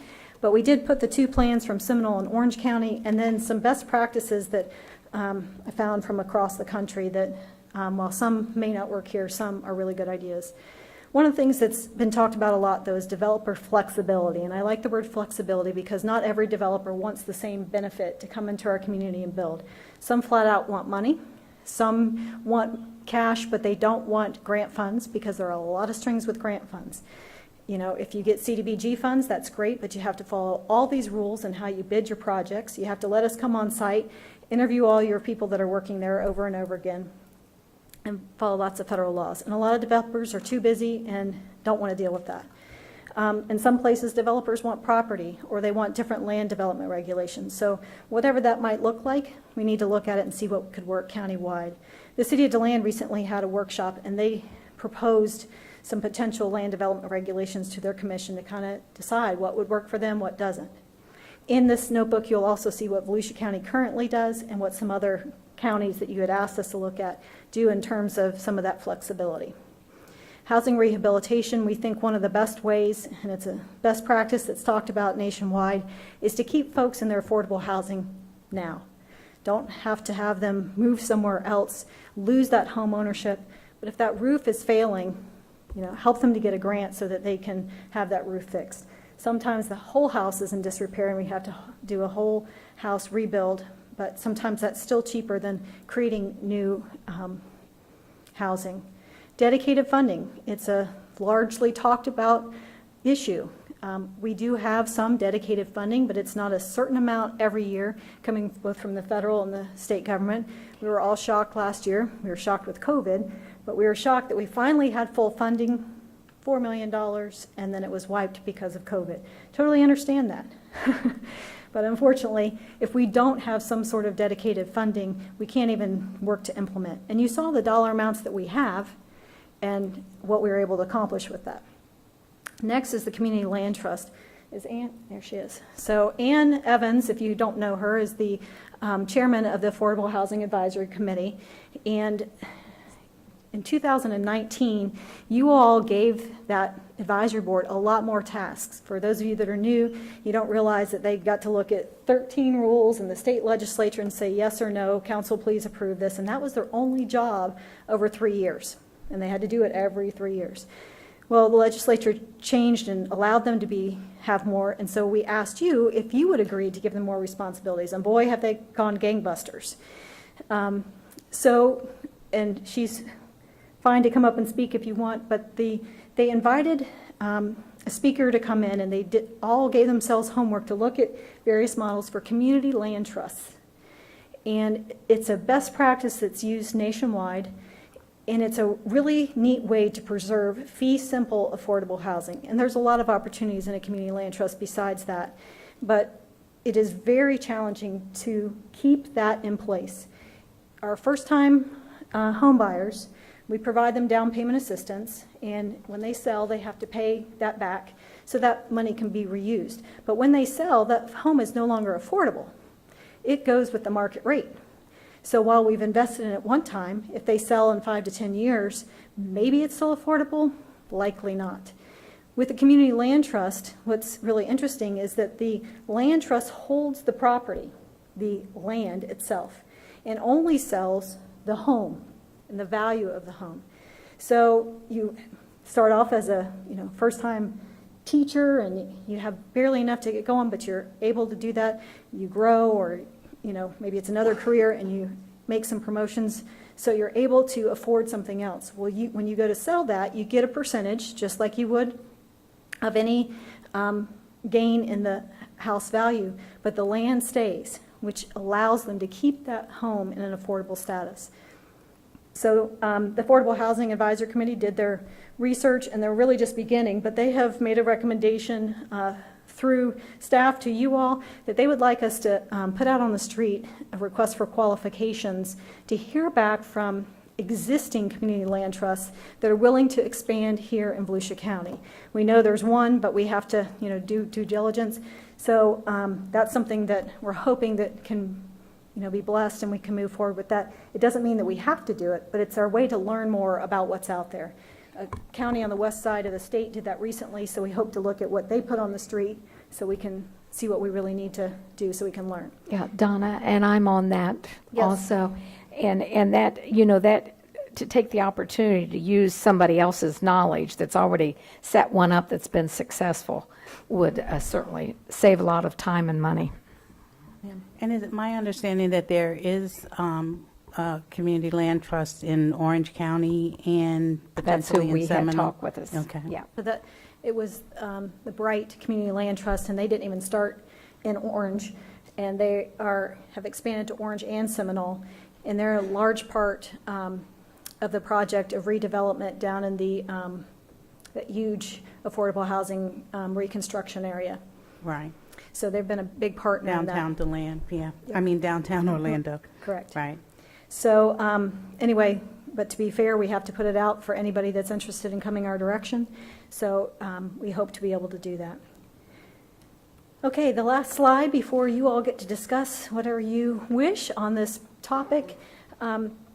So this is our roadmap to moving forward with both a summit and then hopefully a strategic plan. We have asked One Voice for Volusia, and they have garnered the support of the Florida Housing Coalition to facilitate this process on our behalf so we can move more quickly. We have a staff and work group team that was working on this process more than a year ago now. And so we would like to have them continue working. We will work on developing the virtual workshop agendas, secure experts, and develop detailed work plan. We still believe that having those online virtual workshops greatly increases the inclusiveness of this process. If we were to have a one-day summit, we would exclude people who didn't feel comfortable coming together, and we would exclude people from being able to get into a breakout room. You can only put so many people in a room right now, and we want to be as inclusive as possible. This was a great plan. If you want to go back and look, it's online. Pinellas Homes for All, I think is what the title is, something like that. I can get you the link if you'd like, but you can go back and watch their workshops, and people were able to type in questions, and then they would have the people on the panel answer those questions, or the staff, people that were helping lead each particular workshop would do it. Then we'd move into a summit, and we would do an in-person summit, probably at the Ocean Center, so we can spread out as much as possible. And we would break into something else that we're calling affinity work groups. A long time ago, when One Voice for Volusia was created, and they started focusing on different topics that they wanted the agency to work on, they created affinity groups. And anybody that was interested in a certain area, private-public partnerships, would break off. They'd have to commit to working in a work group for 3 months, and they gave pre-selected dates in the evenings. They had all types of different business folks, people that were interested in certain topics, and so they worked on those issues for 3 months. So the thought would be each person gets to go to one affinity group if they're interested in committing that level of work, and then they would work for 3 months. And finally, we'd come up with a strategic plan.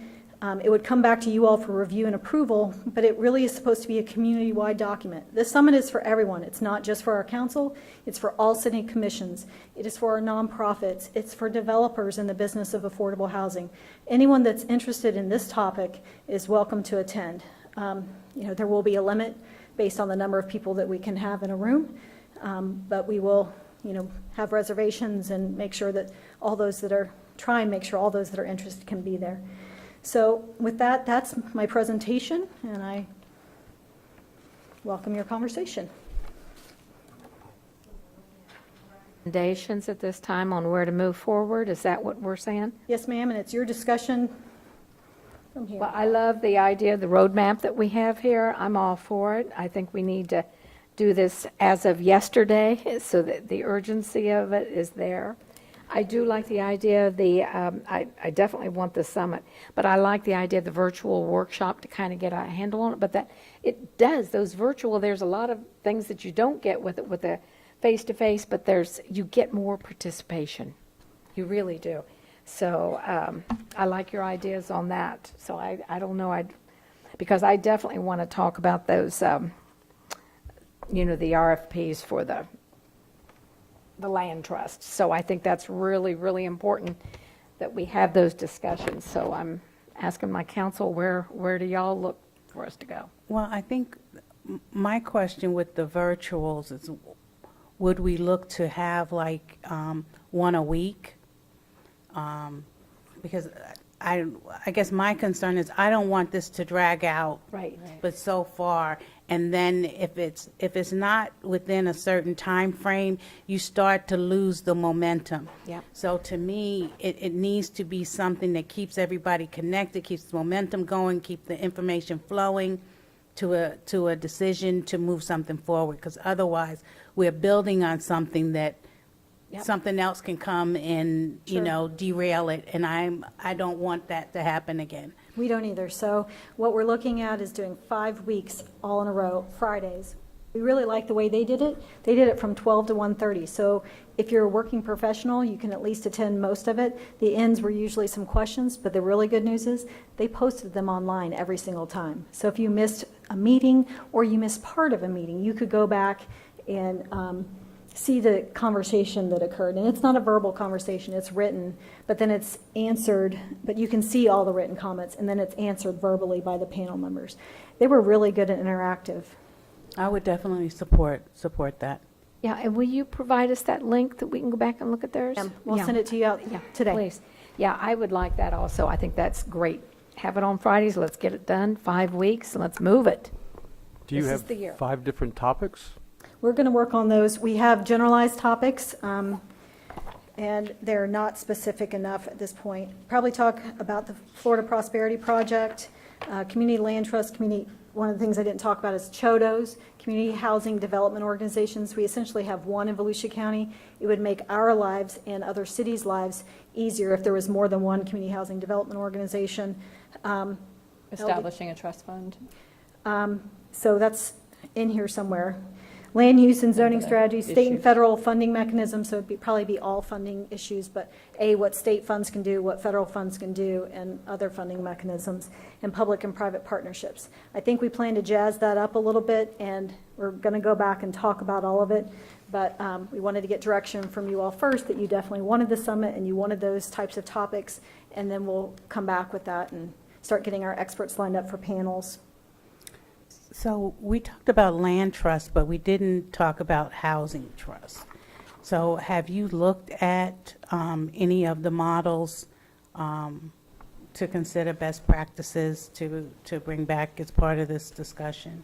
It would really be a council decision on allocating money or determining other ways to allocate money. I mean, we already have funds that we receive and we keep them in our county coffers. And it depends on whether you want a county-wide, again, not Volusia County Government Trust Fund, or you want a county trust fund. We're really going to be looking for direction from you all on what you think is appropriate. What you'll see in some of the, like Orange County and some of the other larger counties, so, I think it's Pinellas did it. We were so amazed with all the projects they were doing, but they had done a huge tax initiative, and as part of their tax initiative, part of that went to their Affordable Housing Trust Fund. So they had a significant amount of dollars that were being set aside every year to implement some of these ideas that were being talked about. So we look for your direction on that. Right, but my question is, when you look at the wheel of recommendations, that wasn't part of it. So can you give us feedback on what your findings were and, what your recommendations would be, like you've referenced in the others? I can't. Well, let me jump in, and we'll try to do what I can. I think as part of the workshops on the financial piece, we can certainly bring to that group what we have found other communities in Florida are doing in terms of local funding of affordable housing. So, for example, in your book, you can see everything from a $500,000 out of the general fund for 3 years being committed by Seminole County. And then you heard Donna mention Pinellas. They did a 1 penny sales tax called Penny for Pinellas. They've reauthorized it 3 times, I think. And I believe $80 million of the Penny for Pinellas is dedicated to affordable housing. So you can see a wide range of community initiatives from, $1 amount to the other and different funding sources. And we can certainly, in the financial work group, present examples that we found throughout the state. We can look out of state, but there are some funding mechanisms in other states that are just not constitutionally enabled in Florida. So probably sticking to Florida is a better strategy for us. Is that what you were meaning, Mrs. Gertman? I guess I'm still a little, I'm questioning. We're still just getting the early stages of information. So it's not that you're making a decision on anything. You're basically bringing back your findings of what you've seen that works, or that we should even take a look at. So I'm not understanding we can't. I heard you asking for a recommendation. Okay, then that's the word. I'm not going to. Okay, all right. Your funding decision. Then let me rephrase that. Not your recommendations, but the information from the findings in the area for those that have housing trust. So we can evaluate it and then give some leadership or some guidance Happy to provide that information. what our expectations would be. So I apologize for that. I know you cannot make recommendations on the funds and the spending. So I appreciate that. And while you guys were starting to talk, I do have the web address. It's homesforpinellas.org. And they're all listed on there for the summit meetings. And they actually had a really good keynote speaker that kicked the whole thing off. But anyway. So that means that you'll still send us the link? We'll send it to you, but in case you were going to write it down. One other thing before you leave. Yes, sir. You, in the greater volume here, you had some really good information from Strong Towns, and I would just like to encourage in the summit, maybe as a breakout, or one of the topics to study is an area that government has involvement, but not necessarily in funding, but in encouraging affordable housing through multiple things like ADUs, which also help the homeowner keep their home. And this is risky after this morning, but even zoning things, allowing duplexes, triplexes, quadruplexes. So with the idea of getting people that need affordable housing out of depressed areas or where they're grouped together, get them into the community where we can get to know one another and learn from each other. Developer set-asides, if a developer asks for a zoning change or a comprehensive land use change, that's a negotiation. And we could require them, ask them, not approve it unless they agree to, if they're going to build 600 homes, that a certain percentage of those were affordable. Again, it mixes us together and brings people together. And then also, one that I've seen worked really well around the country is just encouraging small-scale developers. There are people, it's almost a ministry to them, that it's their focus on going out and building affordable housing in low-income neighborhoods. They don't make a lot of money, but they love it. And there's some things we could do there to help them, like maybe in zoning, building permits, whatever the government can do. So the government has a role to play with this and making it easier for us to do this. So just, you have a lot of that information. Thanks for including it. And let's, if we're going to do a summit, I'd really like to see that be part of it. Absolutely. And that'll be a part of our land use, zoning, all of those different things that could be done. And DeLand already did a great job. We may ask them to be a speaker on a panel and talk about some of those things, as well as some others from different communities to talk about innovative ways that they've used land development regulations that might be of interest to other cities and or the county. Thank you. Good work. When are we going to be able to get the census? I ran into, do I see Sabrina here? No. I ran into Sabrina this morning on the elevator. We were talking about the census numbers. And she We was will saying, get them to you as soon as possible. So do we have them or? Right. Published So yet. I'm just trying to get a time frame, guys, is what I'm looking for. At county level, I've heard it could be as late as August. September, August. So that's what I had heard, and that's why I'm trying to get a time frame here. So my point is I want to try and get accurate numbers for Volusia County residents, and just really an accurate perception of what are we looking at here in Volusia County. And if we're looking at 2011 information or older information that may not be as accurate, what other ways maybe staff can try and look at other ways to get that information.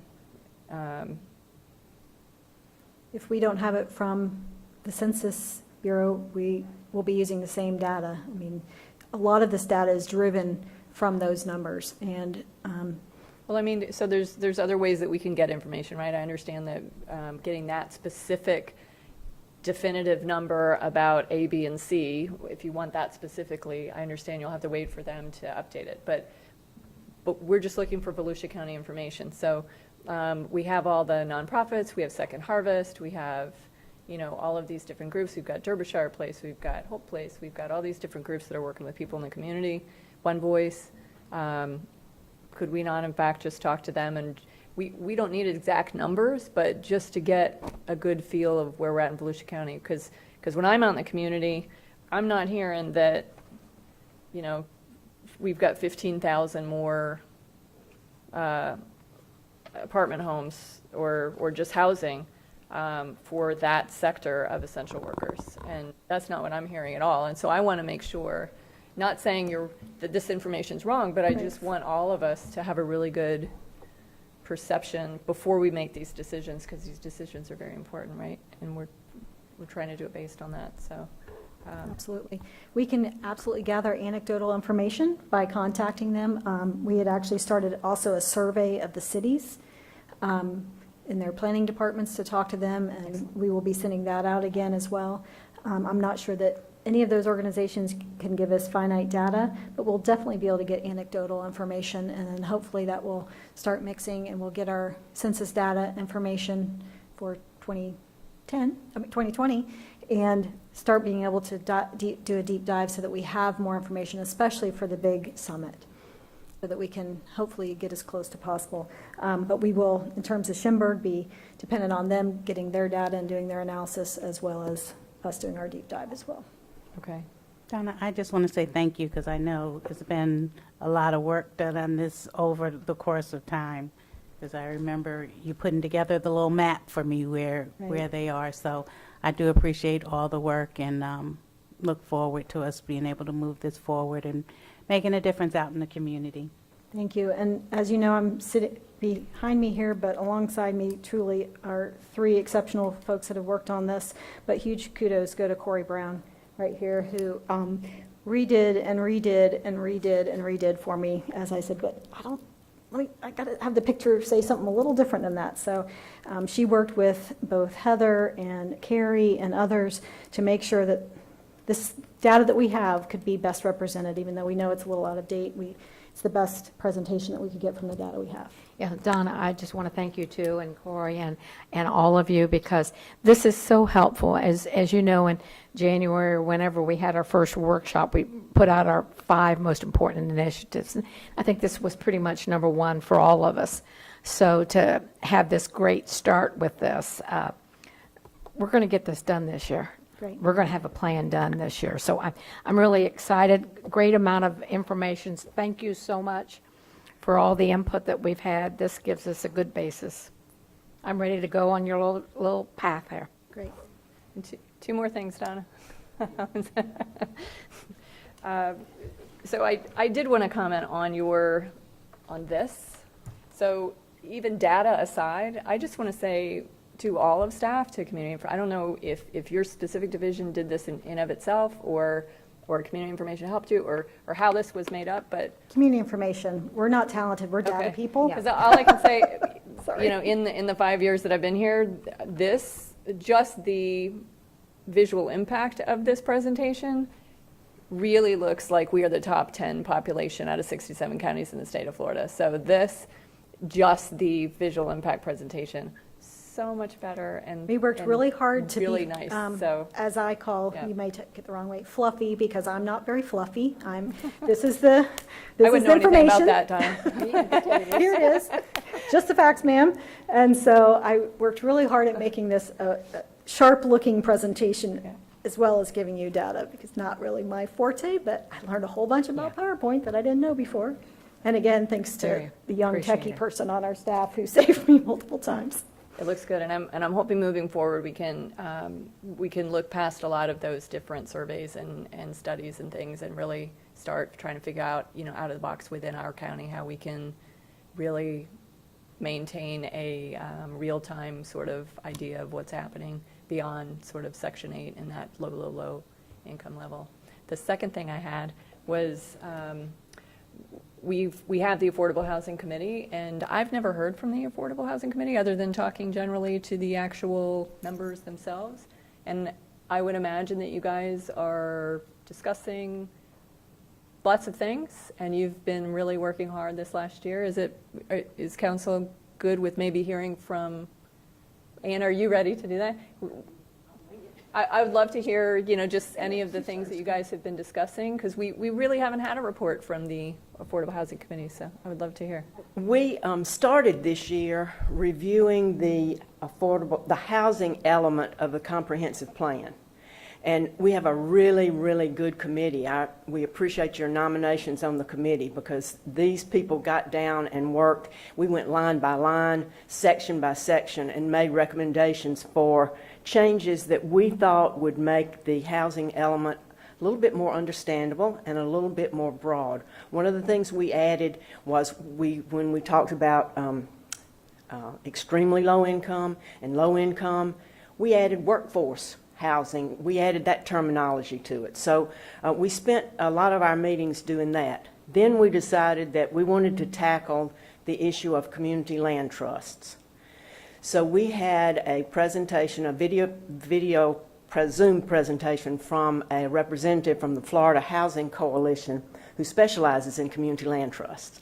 And we also had a lady from West Palm Beach County who runs their land trust talk to us about it. So we got a general idea.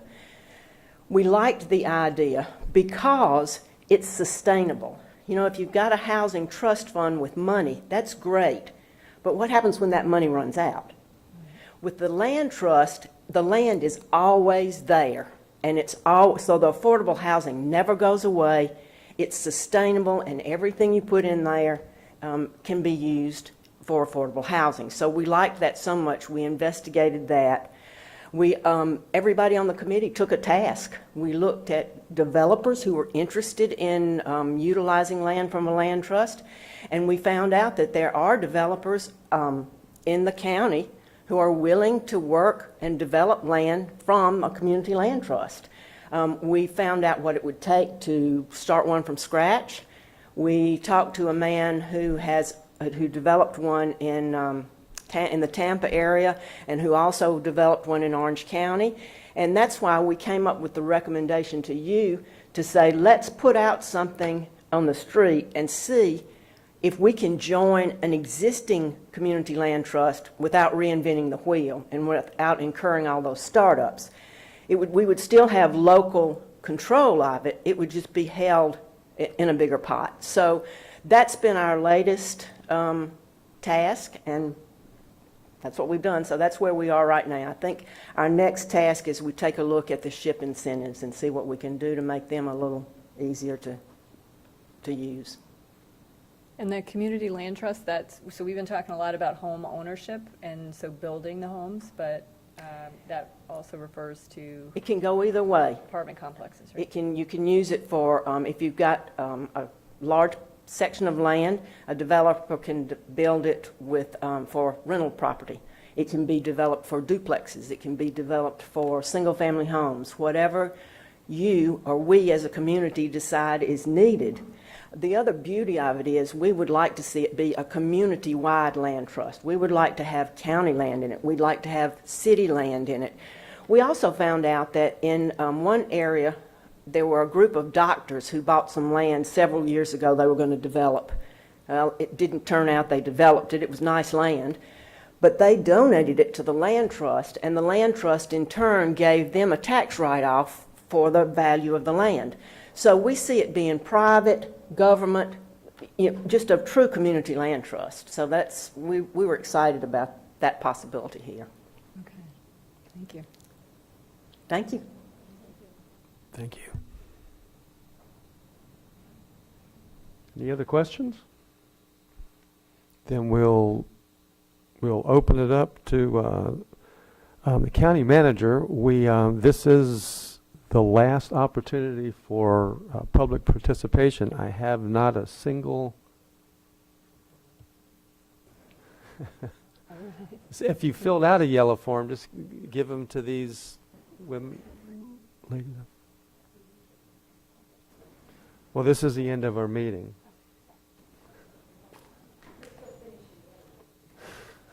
Yes, this was part of the way we did it this time. It was an agenda item within our meeting.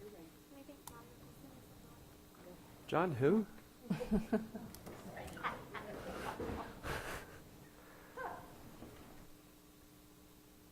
Okay, Karen Delisle.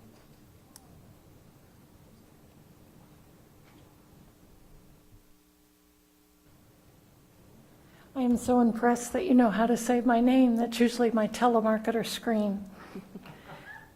Hello, my name is Karen Delisle, and I live in Ormond Beach, and I go to Our Lady of Lourdes Church in Daytona Beach. We are very encouraged that the council is taking up this issue, and for the last 3 years, I've been co-chair of Faith, Fighting Against Injustice Toward Harmony's Housing Committee. So we're encouraged you're doing this. The presentation was lovely, and we like the information that a dedicated housing fund is being looked upon. So according from statistics from Volusia County Public Schools, over 2,000 school children in our county are homeless or housing impaired. Picture, a standard school bus holds 72 kids. That is 28 school buses of kids who are struggling with the security of a home. According to stats from Harvard University, over 20,000 homes in our area, or households rather, are paying over half their income on rent. We know that this issue, and you've shown it, deserves our immediate and definitive action. But as you've heard, our county does not need to reinvent the wheel. We have some great examples of communities that are making significant progress. Our neighbors in Seminole and Orange County began studying this issue a few years ago, and their study concluded with key policy recommendations, chief among them the creation of a county-wide housing trust funds.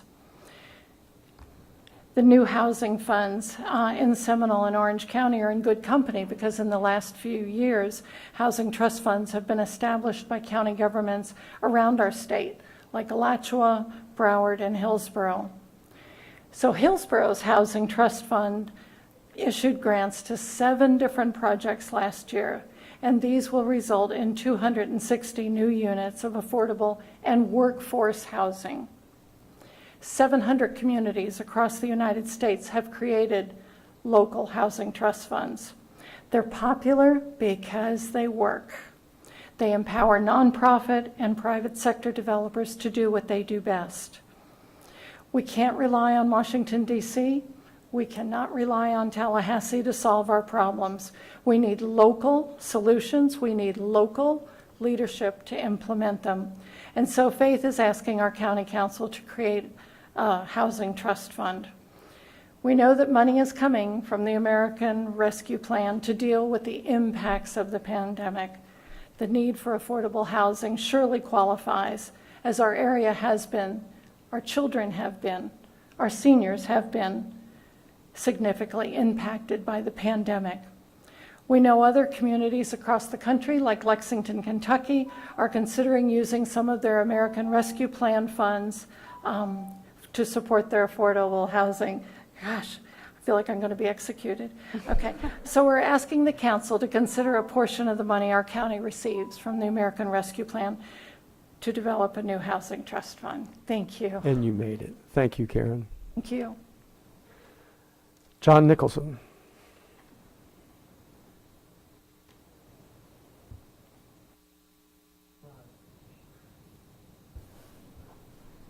Surprise, it's only my second time here. You keep making it sound like a lot.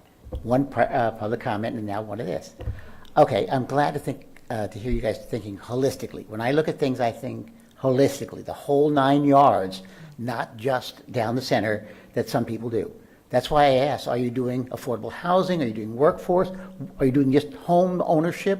Are you allowing apartments? Well, it was really nice to hear that you're looking at not reinventing the wheel. Because other people have gone through this, so why don't we take advantage of what they know, what they've done, and just incorporate it? That's what the Romans did. They did not invent 90% of what they created, or what we perceive them to have created. They took it from the Greeks, they took it from whomever, and just improved on it. So that's what I'm asking us to do. We have a HUD housing in the city of Daytona Beach, but there are also HUD housing for the county. There's HUD housing elsewhere, and they all have home, they all have SHIP, they all have whatever. They all get funding. Have we ever put them together and said, this is what we need, this is what you have? Because I know they can't interlock. They couldn't use it from one second to the next. But you could work on it. You can work on almost anything. The land trust is fantastic. You can never reinvent land. Whatever we have, we have. Once it's developed, it's developed. No one's going to buy Margaritaville or next to Margaritaville and put in HUD housing. It's not going to happen. All right? For low-cost housing, there's plenty of land out there. If you buy it ahead of time, no one's going to complain because they don't have the homes next to it to complain with. There's land that we have in the city of Daytona Beach, I mean lots of it, that you could put affordable housing on. But the report says we don't need it. Most of the people that our mayor is sitting there saying we need firemen, we need policemen, we need teachers. Well, they have housing for all of that. We have 7,000 units for HUD housing. 7,000 in a city of 55,000 or 70,000. That's a heck of a lot. Plus, we have all of this housing for low level. It's about time that we end at the top. Ever did concentrating? It's 1,200, 1,500, 1,800 to rent these apartments. Well, I've waited 30 years for that level of apartments to come to Daytona Beach. We've always had the low end. So we have plenty of it. What we need to do now is find places within the city because it's best for all of us. We don't want empty cores. So if we're going to look for affordable housing, put it in the core areas. It helps both ways. People can afford them because the land is cheap. Plus, it helps the businesses that are already there sustain themselves. I like what you guys are doing. Thanks. Thank you, John. Why aren't you on the Affordable Housing Board? Oh, you wouldn't want me. I'm not on it. So. Okay, Mr. County Manager. Yes, just I was going to say the next meeting we're scheduled to do infrastructure for our workshop, so we'll be bringing that forth. And other than that, it's a good meeting and have a great weekend. Were you planning on doing it in the same format? We'll talk. I think, I mean, this worked out pretty well, but I think now we'll take a look at what we can do downstairs as well. I'll try to talk to everybody, see what they're comfortable with. It'll be similar in that we will definitely have a report of where we're at. I think you have to start off with that, but I'll take a look at what our AV needs and stuff are too, as far as showing the data that we would like to get out there. Okay. Okay, thank you. Suzanne? Heather or Yes. anybody? I do have a couple of updates from the county attorney. One is regarding the Amendment 10 litigation. As you all know, Volusia County filed litigation in order to challenge whether Amendment 10 applied to Volusia County. After we were unsuccessful at the appellate level, the direction from council was not to proceed further with that litigation, and we have not. The Secretary of State has actually asked the Supreme Court to review that portion of the decision that applied to the Secretary of State and whether Secretary of State was a proper party in the litigation or not. And at the time that that occurred, we came to council again, and council said, you still did not want us to pursue, to become involved in the litigation. At this time, the Supreme Court has accepted the Secretary of State's request to review the matter. So we just wanted to come back to you again and make sure that you were still comfortable with us not being involved in that litigation and pursuing it at the Supreme Court level. So I'm assuming that we're good with that. Okay. The other issue that we wanted to bring an update on was the human trafficking ordinance. We received direction at the last meeting to bring back an ordinance regarding signage and also an ordinance regarding licensing of entertainment, adult entertainment performers.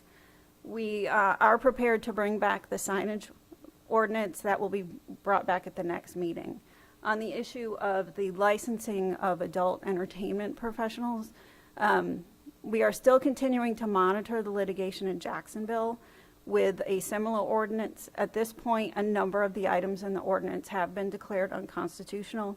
The judge has asked for additional briefing on some of the other issues, which was just due to the court last Friday. We are monitoring that litigation and are keeping an eye on it to see if we can get a roadmap out of that litigation to see what kind of ordinance we can propose that we know will pass constitutional muster. In addition to that issue, the Florida legislature just last week passed a bill which prohibits local governments from issuing any kind of local occupational licenses. We don't know what's going to happen with that bill at this point. We don't know if the governor is going to agree to that legislation. So we also feel we need to monitor that in order to see where that goes before we bring back an additional ordinance on licensing. And so we wanted to give you all that update and make sure you were comfortable with us at this point bringing the signage ordinance forward and then continuing to monitor those issues with regard to the licensing portion. Okay, and the first one, before you started on that with the Amendment 10, I think you read all the bobbing heads. Read so, the notes, so you got yes. an answer to that. Yes. Council, what's your feeling on? I'd love to speak on that since I'm the one that brought up the Right. human trafficking ordinance. So the signage, great, but I'm really not hearing any difference in where we were at when we gave direction in the first place. So we knew that this was happening in Jacksonville. We knew that they had, and we discussed that they had put through a whole number of bullet points in their ordinance, and we were not looking at doing any of those bullet points, including immigration status, age, yada, yada, which has all been a bone of contention up there. So I hear what you're saying, but nothing has changed on that end since we gave direction, so I don't see why we're delaying on that at all. Well, there is the addition of the legislation, which we did not have in place. As I said, we're not sure if the governor is going to move forward and sign that bill or not. On occupational licensing? Well, the way it is written, it could also affect this particular type of regulation. So that's why we're monitoring that as well. It could prevent us from having that type of licensing in place. Mr. Chair, I think we need to put that part aside and let them watch it and not go anywhere. There's no sense in them doing some futile work, just work to be doing work. Let's wait and see where this goes before we go any farther with that part of it. With the signage, I don't see any problem with that. But in reference to the licensing, I think we need to slow that down and let them observe it and see what can we do. So I'd like to address that. Nothing has changed since we gave direction in the first place. We knew that it's a contentious issue. We went round and round in our discussions on that. Human trafficking is always going to be a contentious issue, and that was a major part of our discussion. We discussed what's going on down south with ordinances, what's going on in Jacksonville with ordinances. We did not ask for an occupational license to be put into place, so I hear what you're saying, but absolutely nothing has changed in terms of our direction that council gave to the county attorney's office to come back with an ordinance on this for us to look at.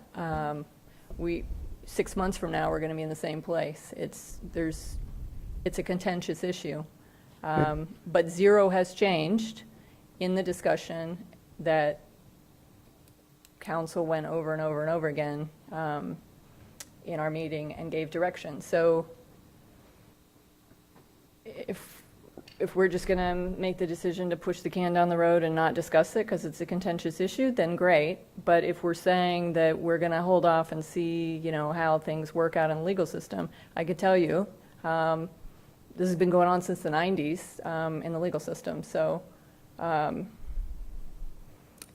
absolutely zero has changed in the discussion on council's side. So I'll leave it up to council, but I knew this was going to happen. Barb Gertman. So unfortunately or fortunately, I wasn't here last meeting for the round and round. But I guess my question is about the state ordinance being considered at this time and how that would impact the work of creating something that would then become not valid, or legal is saying that it could impact the ordinance that they would write up. So I think for me, it's worth me seeing what that decision will be in order to say, is that what staff should be using their time for? But I'm really pleased to see or hear about the signage, because I think that's important, and it's a good first step where there's been no steps. So that I can appreciate, but I certainly am concerned about human trafficking, would like to see what strategies we can put forth that are best for the community and safe for that environment, and that will actually make a difference and not just do something, Fluff. For to say that we did it. I didn't hear from the community that deals with this to have a true understanding of if that licensing or ordinance is the best path forward. I've got some reservation around it, but I am glad to hear about the signage, and I would support us waiting to get the state response to see if the governor signs off on that, and then what direction we can take from there, so we're not duplicating or wasting time. But thank you. Thank you. We've got several people that want to speak. I just have a quick question. What kind of a time frame do you expect from the state? If you just proceed, you have direction from the council. If you proceeded with that, is it going to occupy that same amount of time to where you hear from the state what they're doing that could adjust what you're working on? Well, we really have two issues here. One is this legislation, which prohibits licensing of occupations at all by a local government. So on that issue, we would need to wait to see if the governor signs it or not. At this point, that shouldn't take a very long time. The big issue is the litigation that's currently pending on the Jacksonville ordinance. We know several of the provisions have been declared unconstitutional, and the other provisions we really don't know. They could be declared unconstitutional as well. We just don't know because the court hasn't decided yet. As I said, the latest briefings were due last Friday.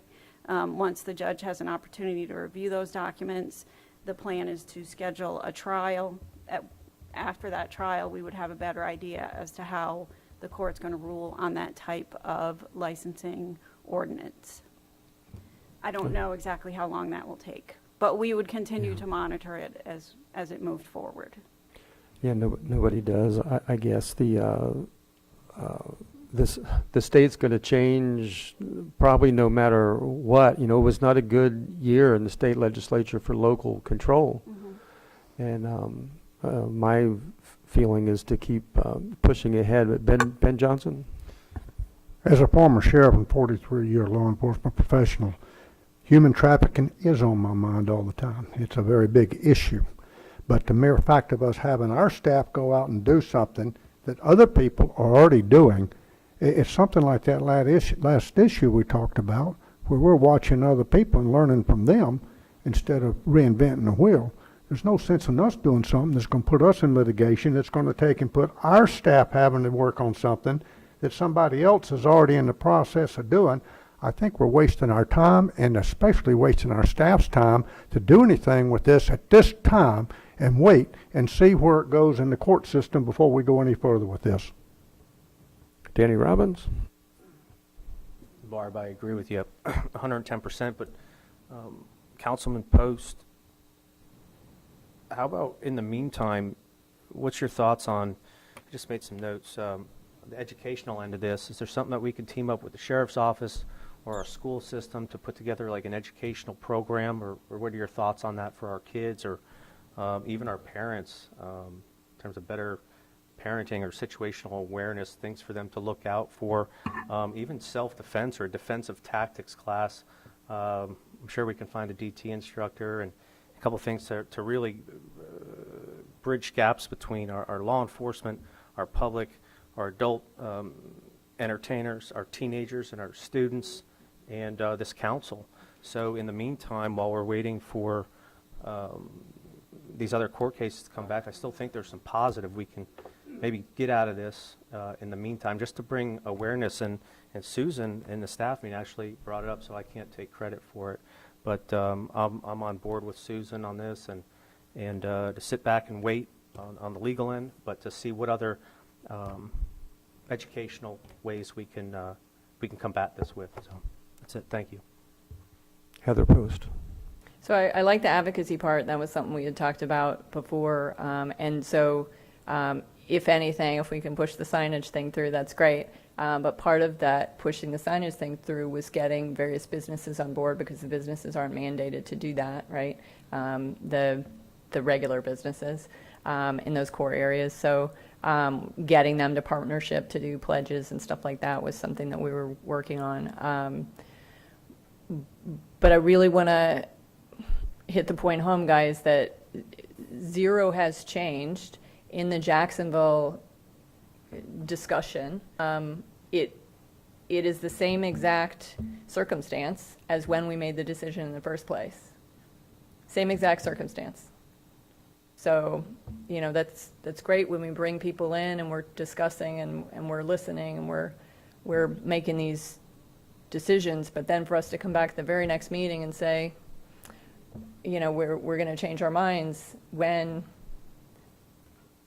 it literally is the same circumstance for the Jacksonville case stuff. We knew that when we discussed it. We also knew that there had been cases in Miami, cases everywhere else. They're going to continue to be cases. And we actually discussed that at our meeting. So nothing has changed on that front. And I totally understand county attorneys, divisions, not wanting to jump into any area that might be a liability of any kind, but you know, we're also policymakers, and we're also, you know, counties do these things. That's why we have had these court cases, and you have communities that are stepping up and are taking this seriously and are addressing it and are creating ordinances and are doing these kinds of things. And you know, we went through all of this at that meeting. We had these discussions, so zero has changed on that. I just want to point that out. Billy Wheeler? Yeah. Well, I don't know, Heather. I hear where you're coming from. I definitely do. But, you know, I think staff provided a little bit more information to us also in discussing this. I know I gathered a little bit more information. I'm all for moving for the signage, the ordinance on that 100%. That's moving forward. So we are advancing. I also like Danny's ideas of, you know, I don't know, but how much education is there in the schools? Man, they should be talking about this in their school system. So there's things that we can do while that process is running its course. I'd rather not jump into another lawsuit, which we don't know where that one's heading. And yes, my thinking was the last time, well, we might want to move forward, but as I've gotten more time to think about it, I think that's what we do. We gather more information, and sometimes we do change our minds or back up, but it's not kicking the can down the road. We're certainly moving forward, but maybe not in all directions, but maybe just changing directions a little bit. But definitely get the signage thing going out there, and then start pursuing other opportunities of education. I think that's critical to get some education. And then we can be doing that while we're waiting to hear what's going on with that. But that would be my suggestion. I would support the signing and holding off on the other one, but pursuing other educational ways that we could move the message. Heather Post. So if you'll all remember at the last meeting, I mean, we had people from the Freedom 7 Task Force that were here. You know, DCF has come and talked to us before. We've had counselors from the middle school who have come and talked before, who have talked to us about cases in our schools of this going on. We had people come and talk to us about this stuff, and we are working on education and advocacy, and I'm certainly for more of that, for sure, but they've also come to us and basically begged us, look, we can't do this alone, and we need some teeth, and we need some enforcement. When we discussed all of this in the last meeting, but I'll say it again, when it was on the agenda, it was in the media that, hey, it was going to be discussed. And one of the things that was brought up was that there are no cases in Volusia County for like the last 10 years for human trafficking. And then we discussed that, well, the reason there's no human trafficking cases is because they're not charged with human trafficking. They're charged with, you know, drug offenses or kidnapping or a variety of other things, but not specifically that. Child endangerment. I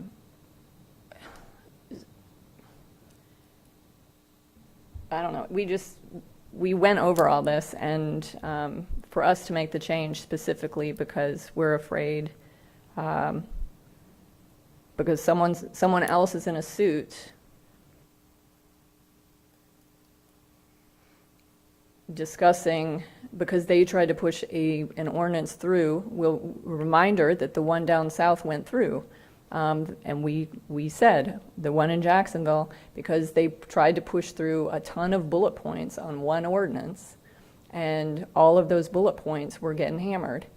And we don't want any of those bullet points. We just want one small tooth, one small piece that we can put through. And so, and the final message of that meeting that we had, where we actually said we were going to move forward on an ordinance and have them come back to us with an ordinance just on that one tiny section of identifying the workers. You heard from the victims, you heard from different people, you heard from the task force, you heard from them saying that, oh my gosh, this will make such a big difference. I've talked to Chitwood since then, I'm sure some of you had. What a difference in that community when they understand that people in Volusia County are noting these things. We're aware, and we're working to stop it. And they will go to other counties. They will think about it twice when they come to a giant event here, or they're planning to come to a giant event here in human traffic. You know, we discussed all that. So I hope I can change your mind again from the changing of the mind now, but we're really in the same spot, guys. And I would hope that we continue with the direction that we had given before, because zero has changed on that. Well, let's Thank you. pause for a second, because I think there's a way to do that. Ben, and I see, can you give me just a minute, and let me just say this, and then we'll, because I think there's a compromise here, and it's almost like we're talking about something that might not ultimately matter. I think you're hearing direction, move ahead on the signage. Yes. You need direction on, do you keep moving ahead on another ordinance? But are you, do you want to put a hard time limit on? What if it wasn't the next meeting this month, but the first meeting next month, well, they'll have a better idea. They can be working on it so they don't lose time. Do you have a hard time frame on it? I'd be happy with anything eventually happening, but the direction was to have it at the next meeting, and it's not on this agenda.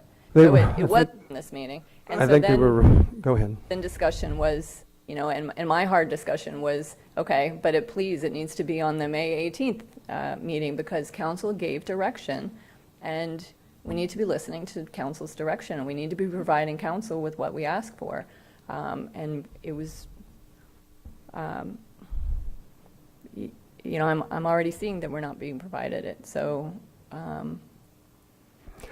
I just heard yesterday afternoon late, and I had an agenda meeting for this meeting with staff, and they approached me about it then because they had gotten new information yesterday afternoon, and it affected what they were doing. So I think that's why we're here today, is that it's that fluid, that it's changing every day, and they don't want to write something that's a waste of time. I want something, everybody on this council wants something done.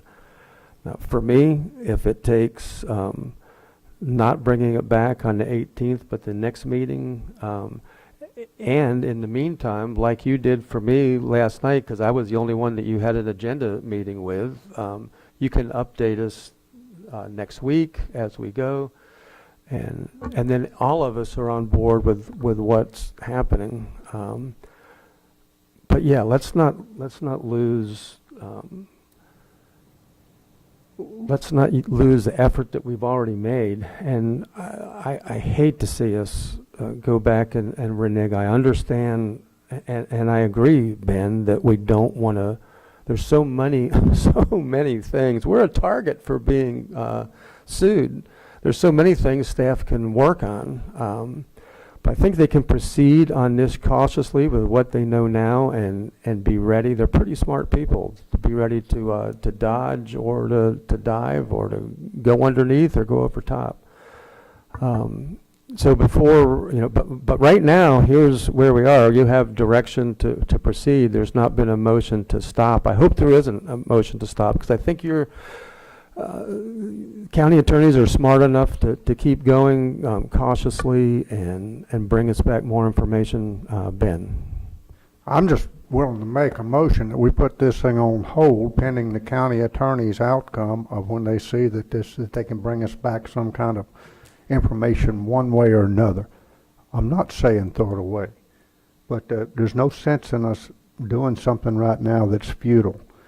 But my motion is for them to come back to us at the proper time that they deem necessary, and we can keep up with it in the meantime until we can do something with it.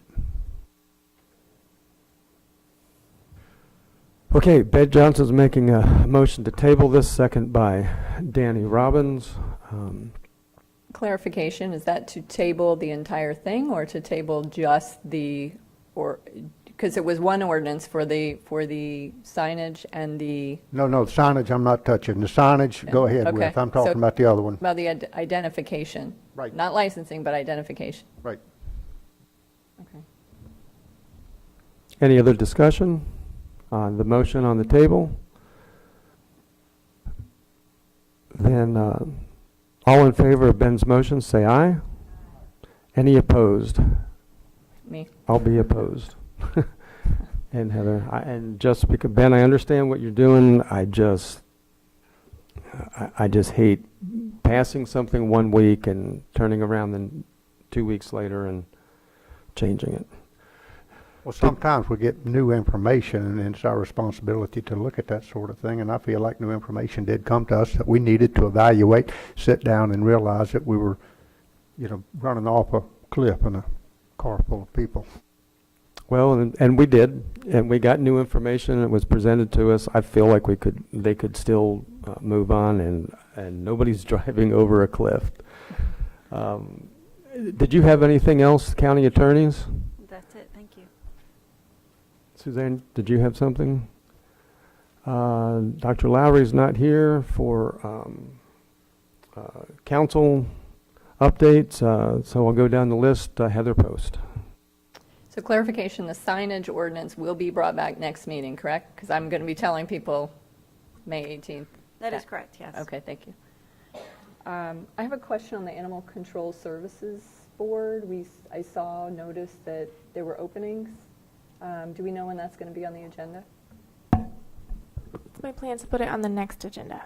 I had someone ask. And I want to ask about the openings. I have someone for mine, but I didn't know how many other openings there were. So, but it'll be on the next agenda. Okay. County attorneys, the trespassing in chambers. Mm-hmm. So that was definitely something I wanted to talk with council about. Not the issue of trespassing people, right? But the issue of we need to set some sort of standard, or we all need to be on the same page, because I don't think we're all on the same page collectively on if there is disturbance, and it's continued disturbance, meeting after meeting after meeting after meeting, like we've been having, that we have some sort of response. I know we've gotten back a lot of information on specifically the trespassing statute, and I can see how that's relative on a very broad scale, but I'd really like for us to have some quick discussion on where do we stand. So if someone's, we have had someone from the short-term rental group that has came in and cussed and caused a little bit of a kerfuffle every time. So not killing anybody, nobody needed to be dragged out, but still disrupting the meeting, right? So a great example of that would be if someone came in every afternoon and just sat back there and said, "I love ice cream" over and over and over out loud, would we allow that? Because it's not killing anyone, and he's got a First Amendment right to do that. Can someone come in and do that? I would say no. If continuously disrupting the meeting. So do you guys want to talk about that standard, or perhaps we can make an announcement of some sort of standard? I'm not saying that we drag anybody out of meetings, but I think we need to maybe have a little bit of an SOP going where we're all on the same page, staff and I'd us like to included. hear from legal on it. What exactly are we allowed to do? Well, Mr. Dyer, I think, sent all of you a memo or an email a couple of days ago. What we would suggest as a first step would be to look at perhaps some rules of decorum. I understand that some were drafted a while ago, but the council decided at that point not to move forward with them. We could certainly bring those back to you again for your consideration. That would be the first step. And then we would have to make some, if were the council decide to have some rules that would prohibit certain people from appearing in chambers, we would have to make some alternate arrangements for them to be able to address the council. Maybe have them in another room and you see them on video, something like that. But we can come up with options for that if you would like, and bring those back to you. So I'm saying that in response to the email that was sent out, right? Because the email that I got specifically said, "Hey, council, we need you guys to discuss the decorum." So that's why I'm bringing it up. And do we need a motion on that, or? Or if you just want to provide direction, we can bring those rules back for your consideration, schedule them on an agenda, and you can look at them and decide if you would like to move forward in that direction. Yeah. Those are Let's see, let's see what everybody else is feeling. Yeah, I just would like to ask, so is there any difference from that, what happened, or the people that come up here and maybe attack one of the council members? How do we differentiate? I mean, when they get very slanders, so would one be any worse or greater than the other? Those would be the kind of issues you'd want to address in those rules. And like I said, there was a draft done previously. We can obviously share that with all of you and take any input that you might have as to things that you think need to be added or removed. So there's a big difference, guys, in having someone come up and give their 3 minutes, right? We used to have someone that used to come in and talk about America and how he hated the pledge and everything else. It's his 3 minutes. I get it. Not happy about the subject at all, but it is what it is. But that's the 3 minutes. He wasn't sitting in the back and just blah blah blah blah blah blah blah while we're having our meeting. Like that's disruptive. So I think we need some sort of direction there. Big difference. What I've seen in that, though, is that when that happened, the deputy on staff took care of it right away. I've seen it happen where there was a woman in the back of the room annoying everybody around her, criticizing one of us on the council, and he took her out and it stopped. So I've been happy with the way that the deputies have been handling it, and if they don't, we can always send George down. He's bigger than most people, and I think he has a concealed no, let me take that off the record. I don't know what he has. But so to me, and I hear you, and I've been probably more tolerant, not probably, much more tolerant in the past with signs, with hats, with cat calls. To me, a person's right to be an idiot if they want to is, I can tolerate that more than, in my opinion, we haven't had a dangerous situation yet. I understand that it's like that it could get dangerous, but.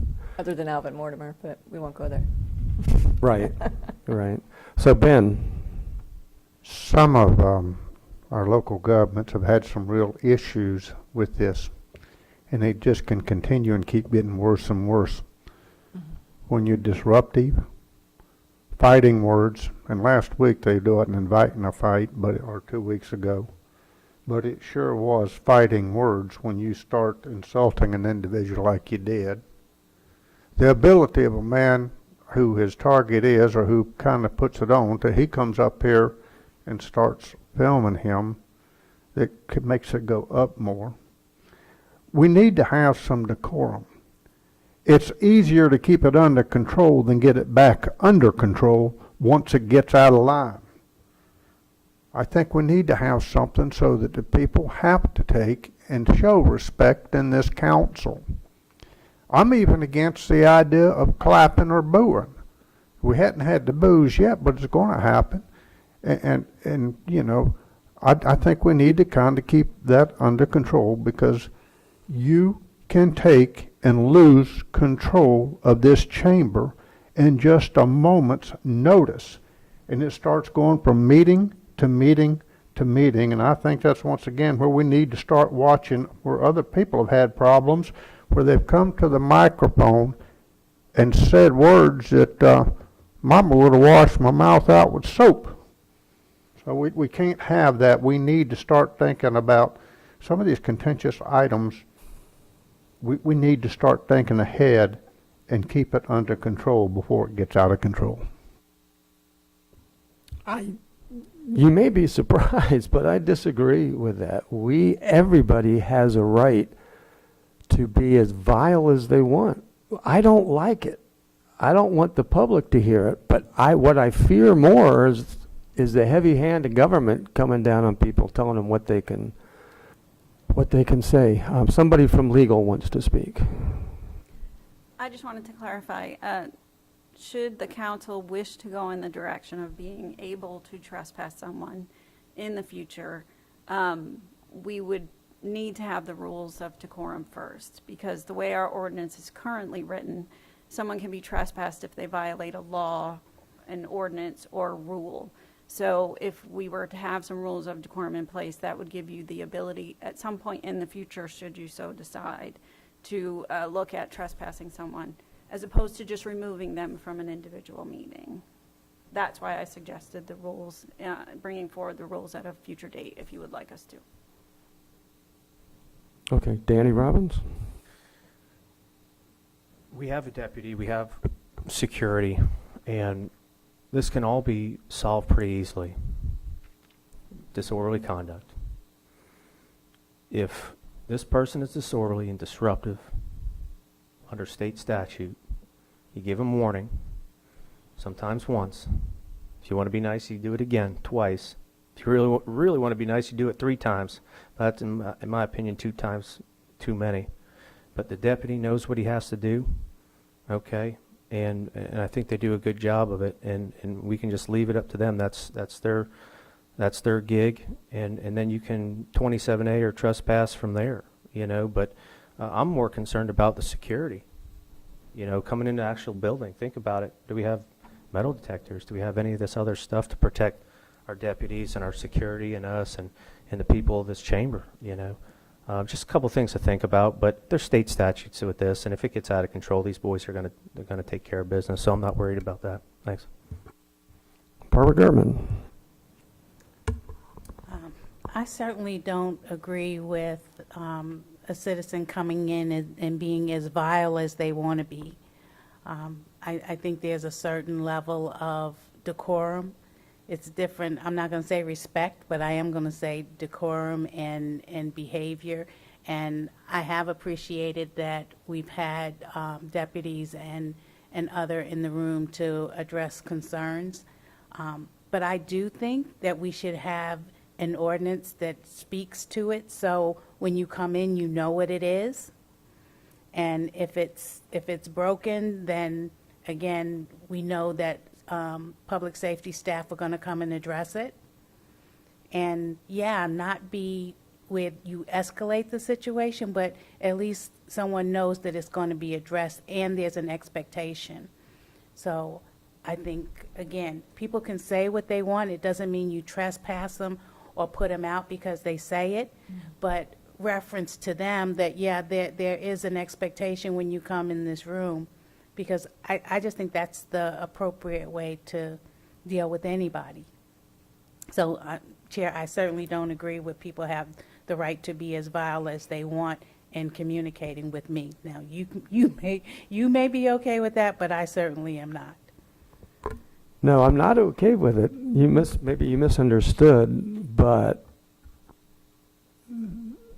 the freedom to be able to voice your opinion, whatever it is, it's a dangerous road we're heading on. If we're going to tell people what they can say and can't say and call it decorum, that they can't disagree ferociously and use a bad word, I don't like it. I don't like it, but I'm not going to vote for telling people that their speech is censored anymore. That's just my feeling. Heather Post? And were you done? Did you want to? Well, again, I just want to respond. It's different if somebody says a bad word. Right. A bad word is not the same as being vile, violent, and aggressive and attacking a person personally, right? If they're speaking on a subject and they get heated, you know, and then it calms down and they go away, that's one thing. But we're talking about someone being targeted and truly disrespectful and, I guess, very inappropriate. So I know our public safety and their staff will handle that, but I still think it's important for people to know that there is an expectation. So There is an expectation. I'm just not willing to enforce it at the point of a gun. Heather. Whoa. Whoa. So just to clarify, I am not in any way, because I'm sure this will be in the paper now, I'm not in any way asking for anybody to be dragged out of our chambers. And, I put up with people like Alvin Mortimer, and who had an active stalking injunction against for a long time. And he was allowed to continue to do ridiculous things because, you know what, it's America. God bless us, right? But I'm also all about SOPs, all about standards. Look, if nobody knows what the deal is, then how can we expect to enforce anything? How can a deputy expect to enforce anything? When things happen, a lot of times whoever the deputy is will look at us because they're not sure what, do we give them a spiel on that? Probably not, because there's no SOP.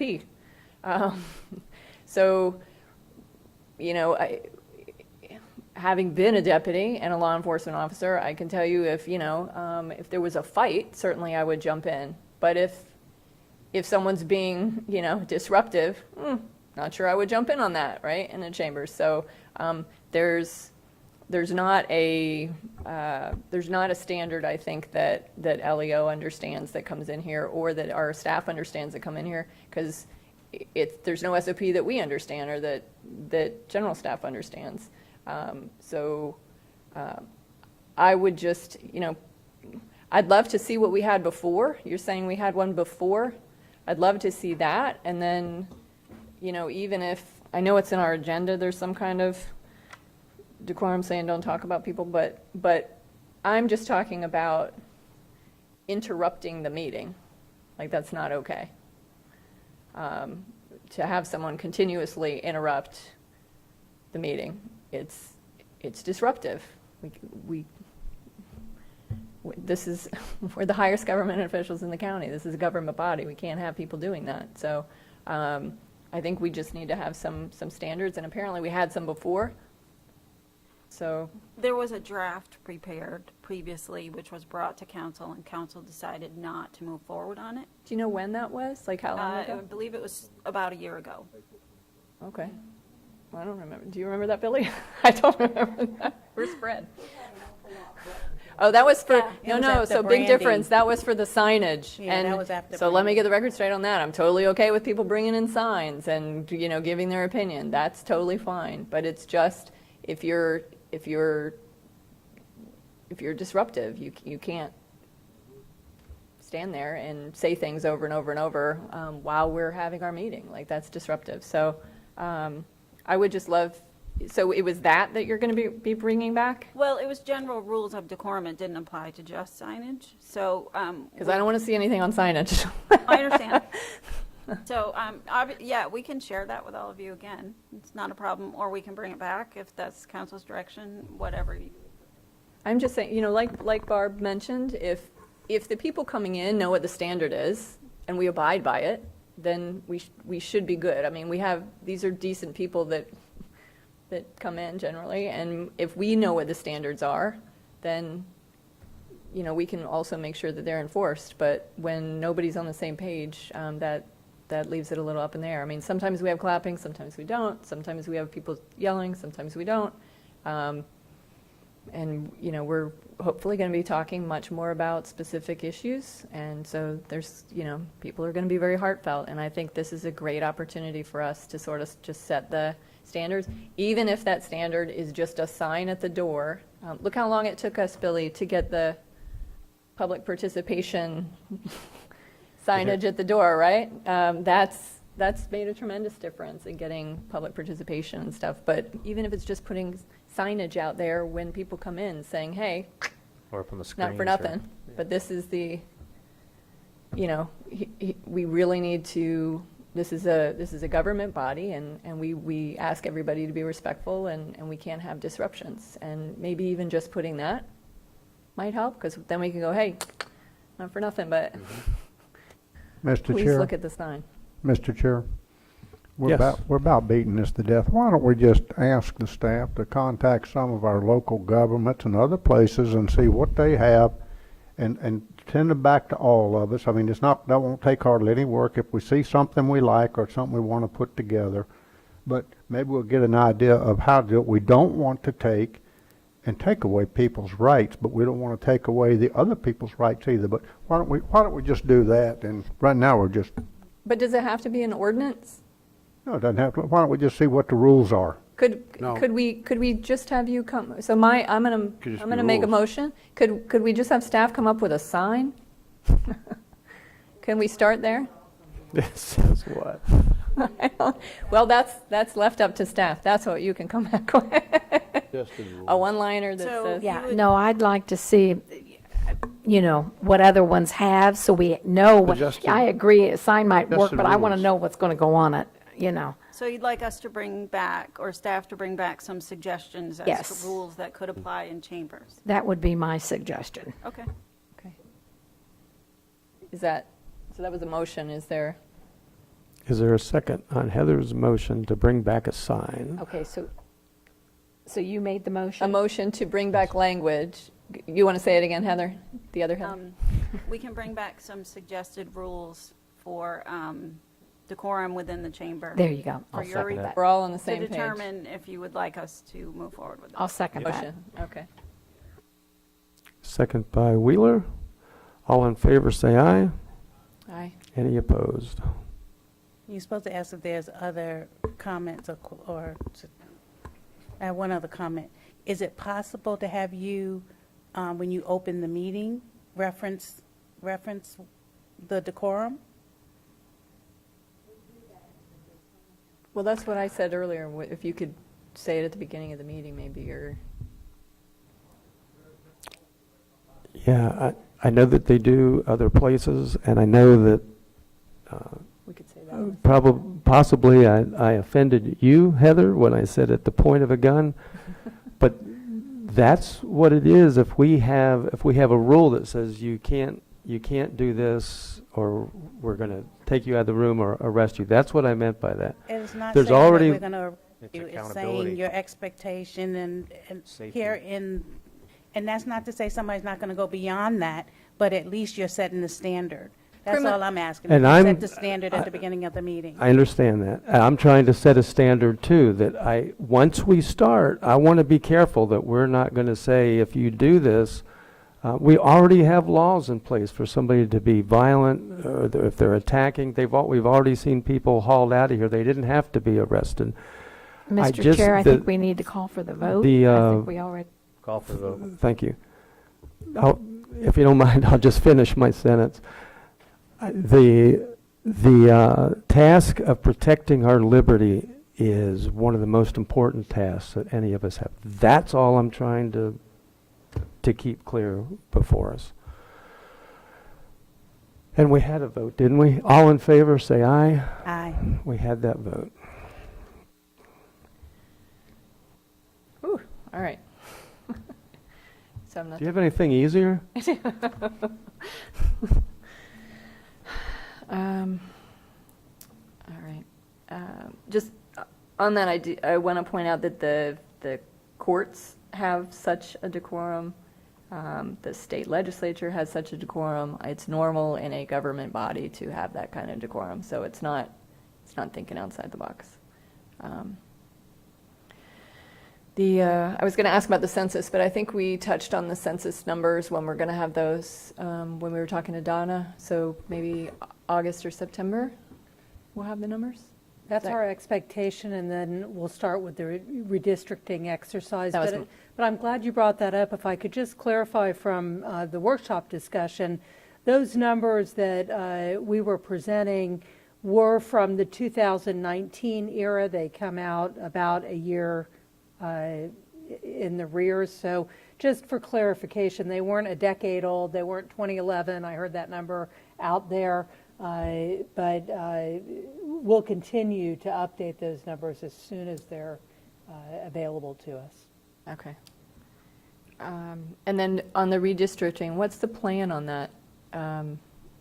So we get the numbers, and what's the plan? What are we looking at?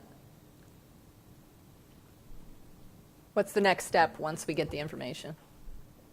Once we get the information, we'll proceed with working with the school board on drawing new maps for redistricting, and it will be brought forward to the council at some point in the future. I'm not sure exactly what the timeline is.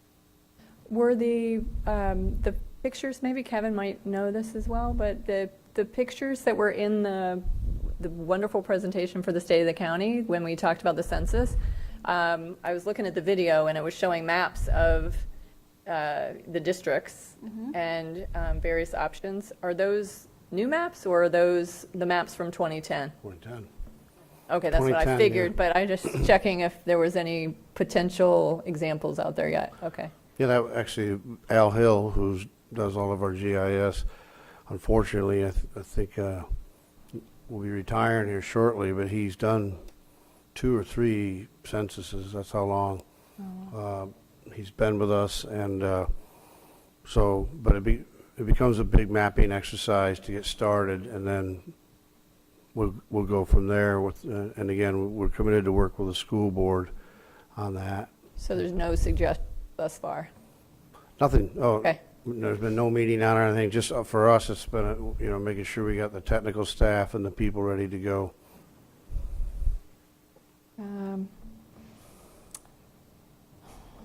I'm sure there's more, but I think that's it. So happy Mother's Day to all of the mothers, by the way, and anyone that has a mother.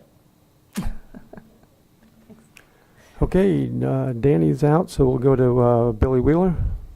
Thank you. I don't have much. I just wanted to say I'll be on Friday. There is an East Central Florida Regional Resilience Collaborative First Summit. It's a virtual meeting, and I will be part of the panelists, so I'm kind of looking forward to that. I've been instrumental on getting that Regional Resilience board with the East Central Florida Regional Planning. So Volusia has definitely been on the leading edge with all of the resilience. So we're going to be talking about all the things that Volusia has done. Staff has been great in giving me lots of information, and they'll be on board also. So I will be a part of the panelist. Thank you. Danny Robbins. Thank you, Chair. If we can just circle back, I know earlier it was item H. For the feeding sites for the, I believe, the summer food program. There was just Spruce Creek Baptist Church just wanted to be added to the list. I don't know if we have to make a motion to that. Okay. I can get you that information if you'd like it. Get it to us and we'll. Perfect. All right. Thank you so much. Yeah, that's fine, Jeff. Perfect. Donna.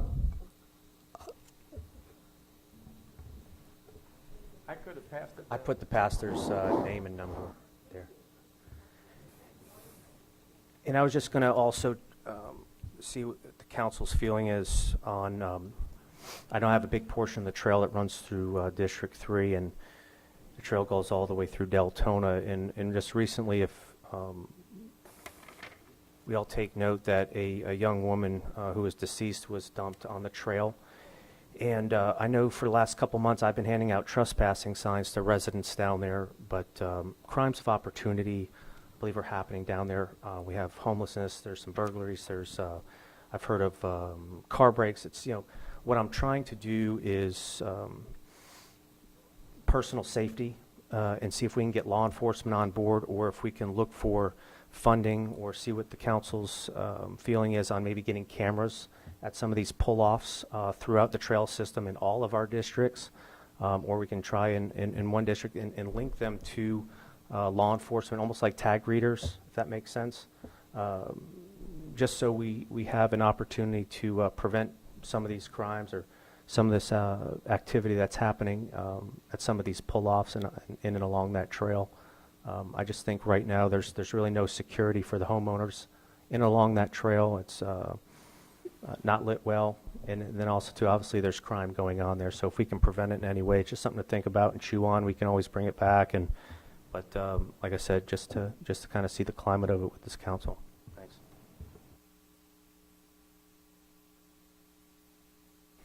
Barb German. Thank you. So recently I've had a presentation by our staff and Votran in regards to bus benches and bus stops.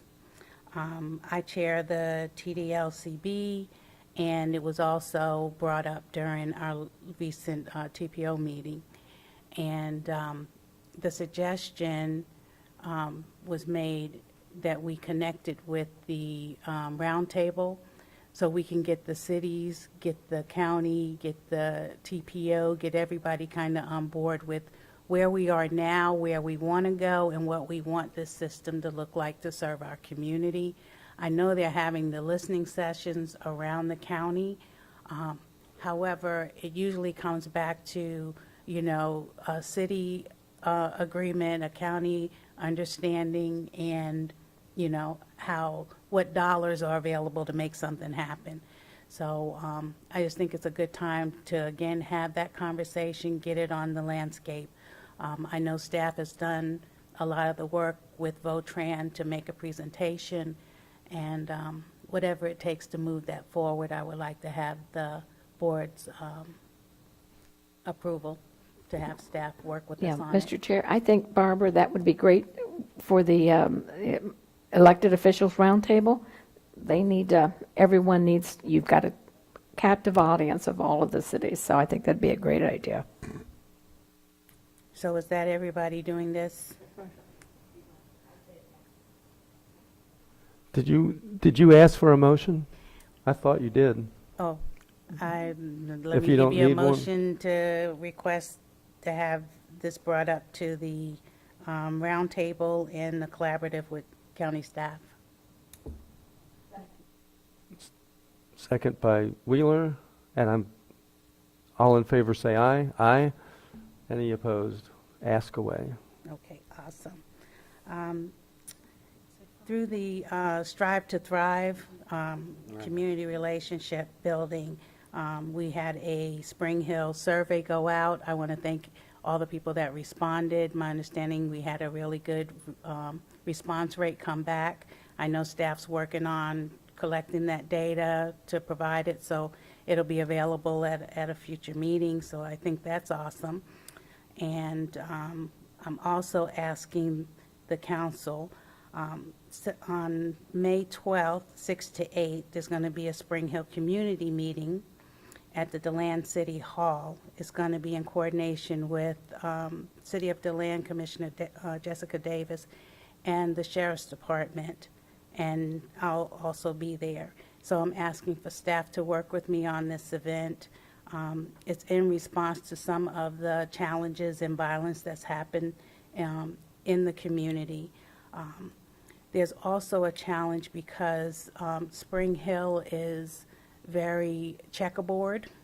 So one house is county, one is city, across the street is county, city. There's jurisdictional area issues with who can respond. If the city police stop someone who's doing a crime and it's in county, who has authority and jurisdiction. So I want to have a conversation with our sheriff, with the sheriff, and see how we can have a better relationship going forward with how to address those concerns. Because when somebody needs help, all they want is somebody to come help, right? And it doesn't really matter which one shows up for them. They just need the help. So I've always been interested in how we can have more of a mutual response and maybe a collaborative agreement with how to address the needs in the community as a partnership. This past Saturday, I met with the black clergy in Spring Hill and surrounding areas, and the city chief and the captain from the sheriff's department was there. And we just talked about how we could go forward. So that's how the planning for the May 12th meeting came about. So I would just ask for council to support staff working with me on that event on the 12th, 6 to 8 at City Hall. That takes a motion? I think staff gets it. Bunch of nods. Thank you so much. I appreciate it. Will.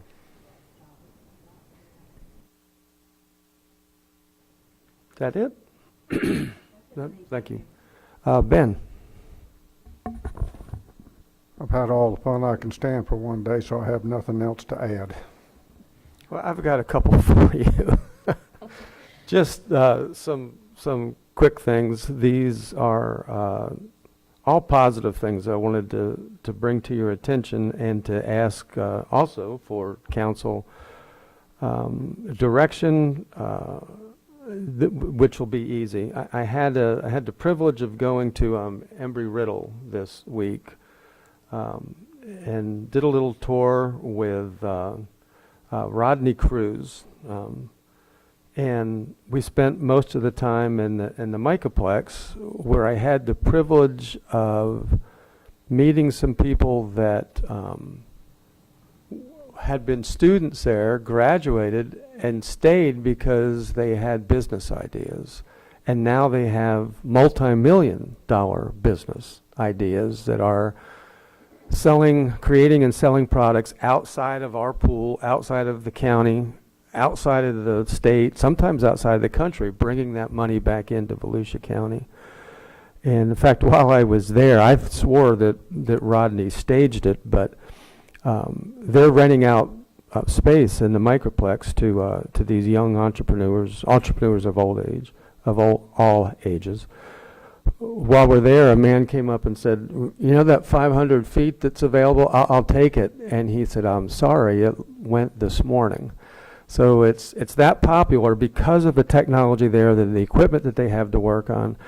And so as we talked, we came up with an idea, because this actually is part of our affordable housing problem. We need to create jobs that pay more than $10 an hour. We're always going to have tourist trade, and we're going to have an issue. We need workforce housing. But the more high-tech, high-paying jobs that entrepreneurs bring us that are innovative and bring money from outside of our pool are beneficial to all of us. And so one of the things that Rodney and I decided is that he's going to provide me on a weekly basis with just some kind of a positive story about what somebody's doing at the Microplex, what technology they're working on, that we can post. It would be, and we can do it any way you want. We could talk to community information about putting it on the county website, but I would like it to be available for the entire council's social media, how they reach out, because there'll be things that all of us are interested in. Embry-Riddle, my whole point of saying this is Embry-Riddle's a great partner, and they're doing great things. You know, the San Francisco has their Silicon Valley. We have our Emerging Technologies Boulevard. You know, that whole stretch of Clyde Morris, they're transforming into a high-tech center that's putting Volusia County on the map. Second thing I just want to mention, again, very positive, we have the absolute best in District 5 transportation secretaries and Jared Perdue. And, you know, the woman was killed on A1A. I already had a meeting scheduled with him to talk about other things. And so while I was there, I asked him, what can you help us do here on A1A? And he got a big smile on his face and said, we you know, the thing that we care about most is safety. So we have been working on this, and we'll have something shortly. And he suggested a 3-step process: immediate results, then going out into the community and talking to the community, and then after that, the more long-term results. The immediate results started 2 days later on A1A with signs to slow down traffic, to try and calm traffic. And I was just very appreciative of the fact that he did that. Well, this week he sent John Tyler from his office with a team of 3 other people that have been working on this. And they are ready actually, they are preparing their community outreach, and I'm certain that you would like to be involved, Billy, and you, because the road runs through that, but I think that, and it will be open to all council. They're talking about doing it maybe at Bicentennial Park, and we've even had a suggestion that one of our most beautiful resorts in Daytona Beach might house it there, to bring the public in to, because they actually did have some complaints. You've probably seen them. The lights, the flashing lights are too bright,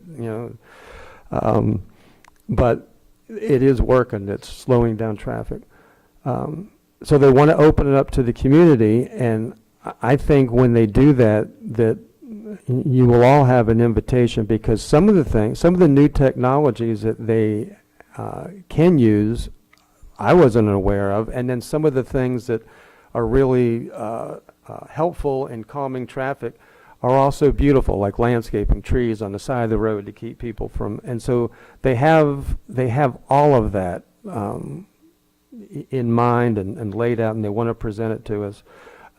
Again, two reasons for mentioning this. Jared Perdue is an excellent Secretary of Transportation. We need to keep him here, and I want him to know how thankful we are, and I want the whole council to be included in what's going to happen, or what can happen on A1A with your direction and with your input, and then for the streets around there. And then lastly is kind of along the same line.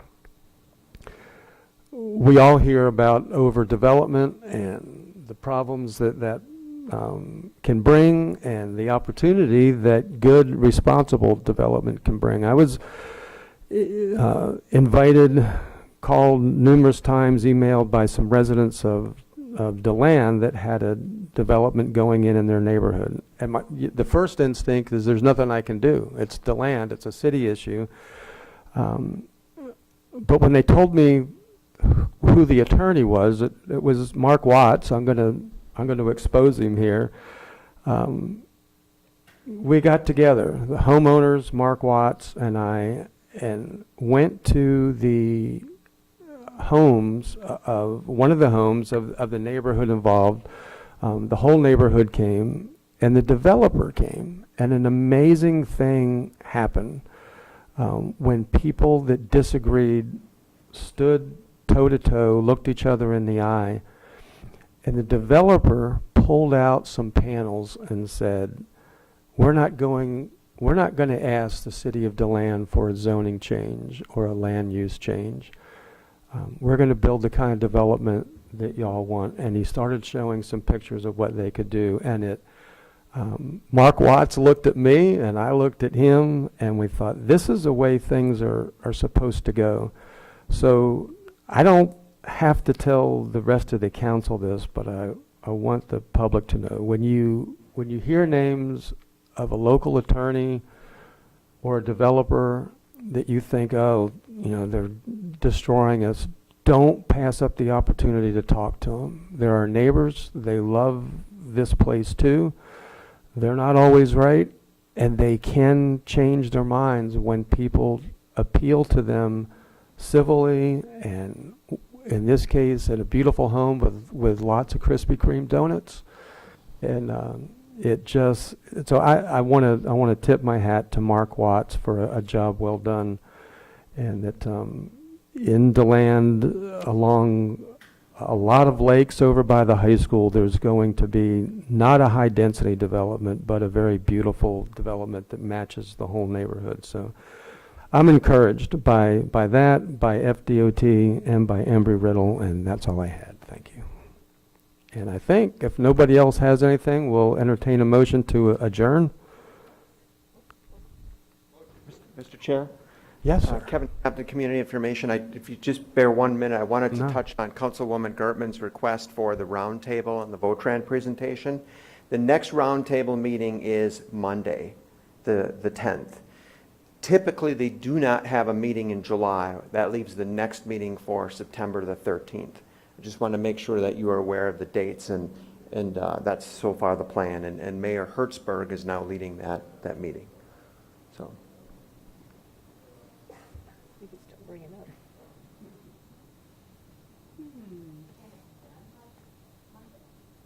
Can it be done by, I can call Mayor Hertzberg. I'm sure she would be happy to put it on the agenda. We'd have to work with the Votran folks to see if that's enough time for them to put together the presentation.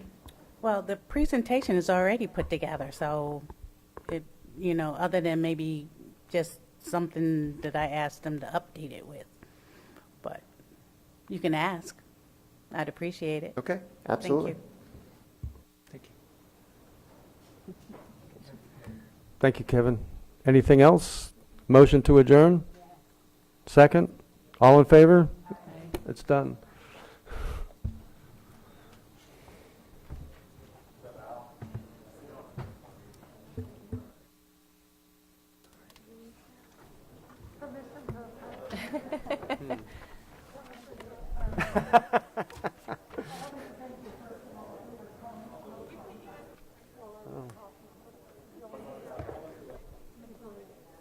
Well, you did a good job. I know it, and I don't want it.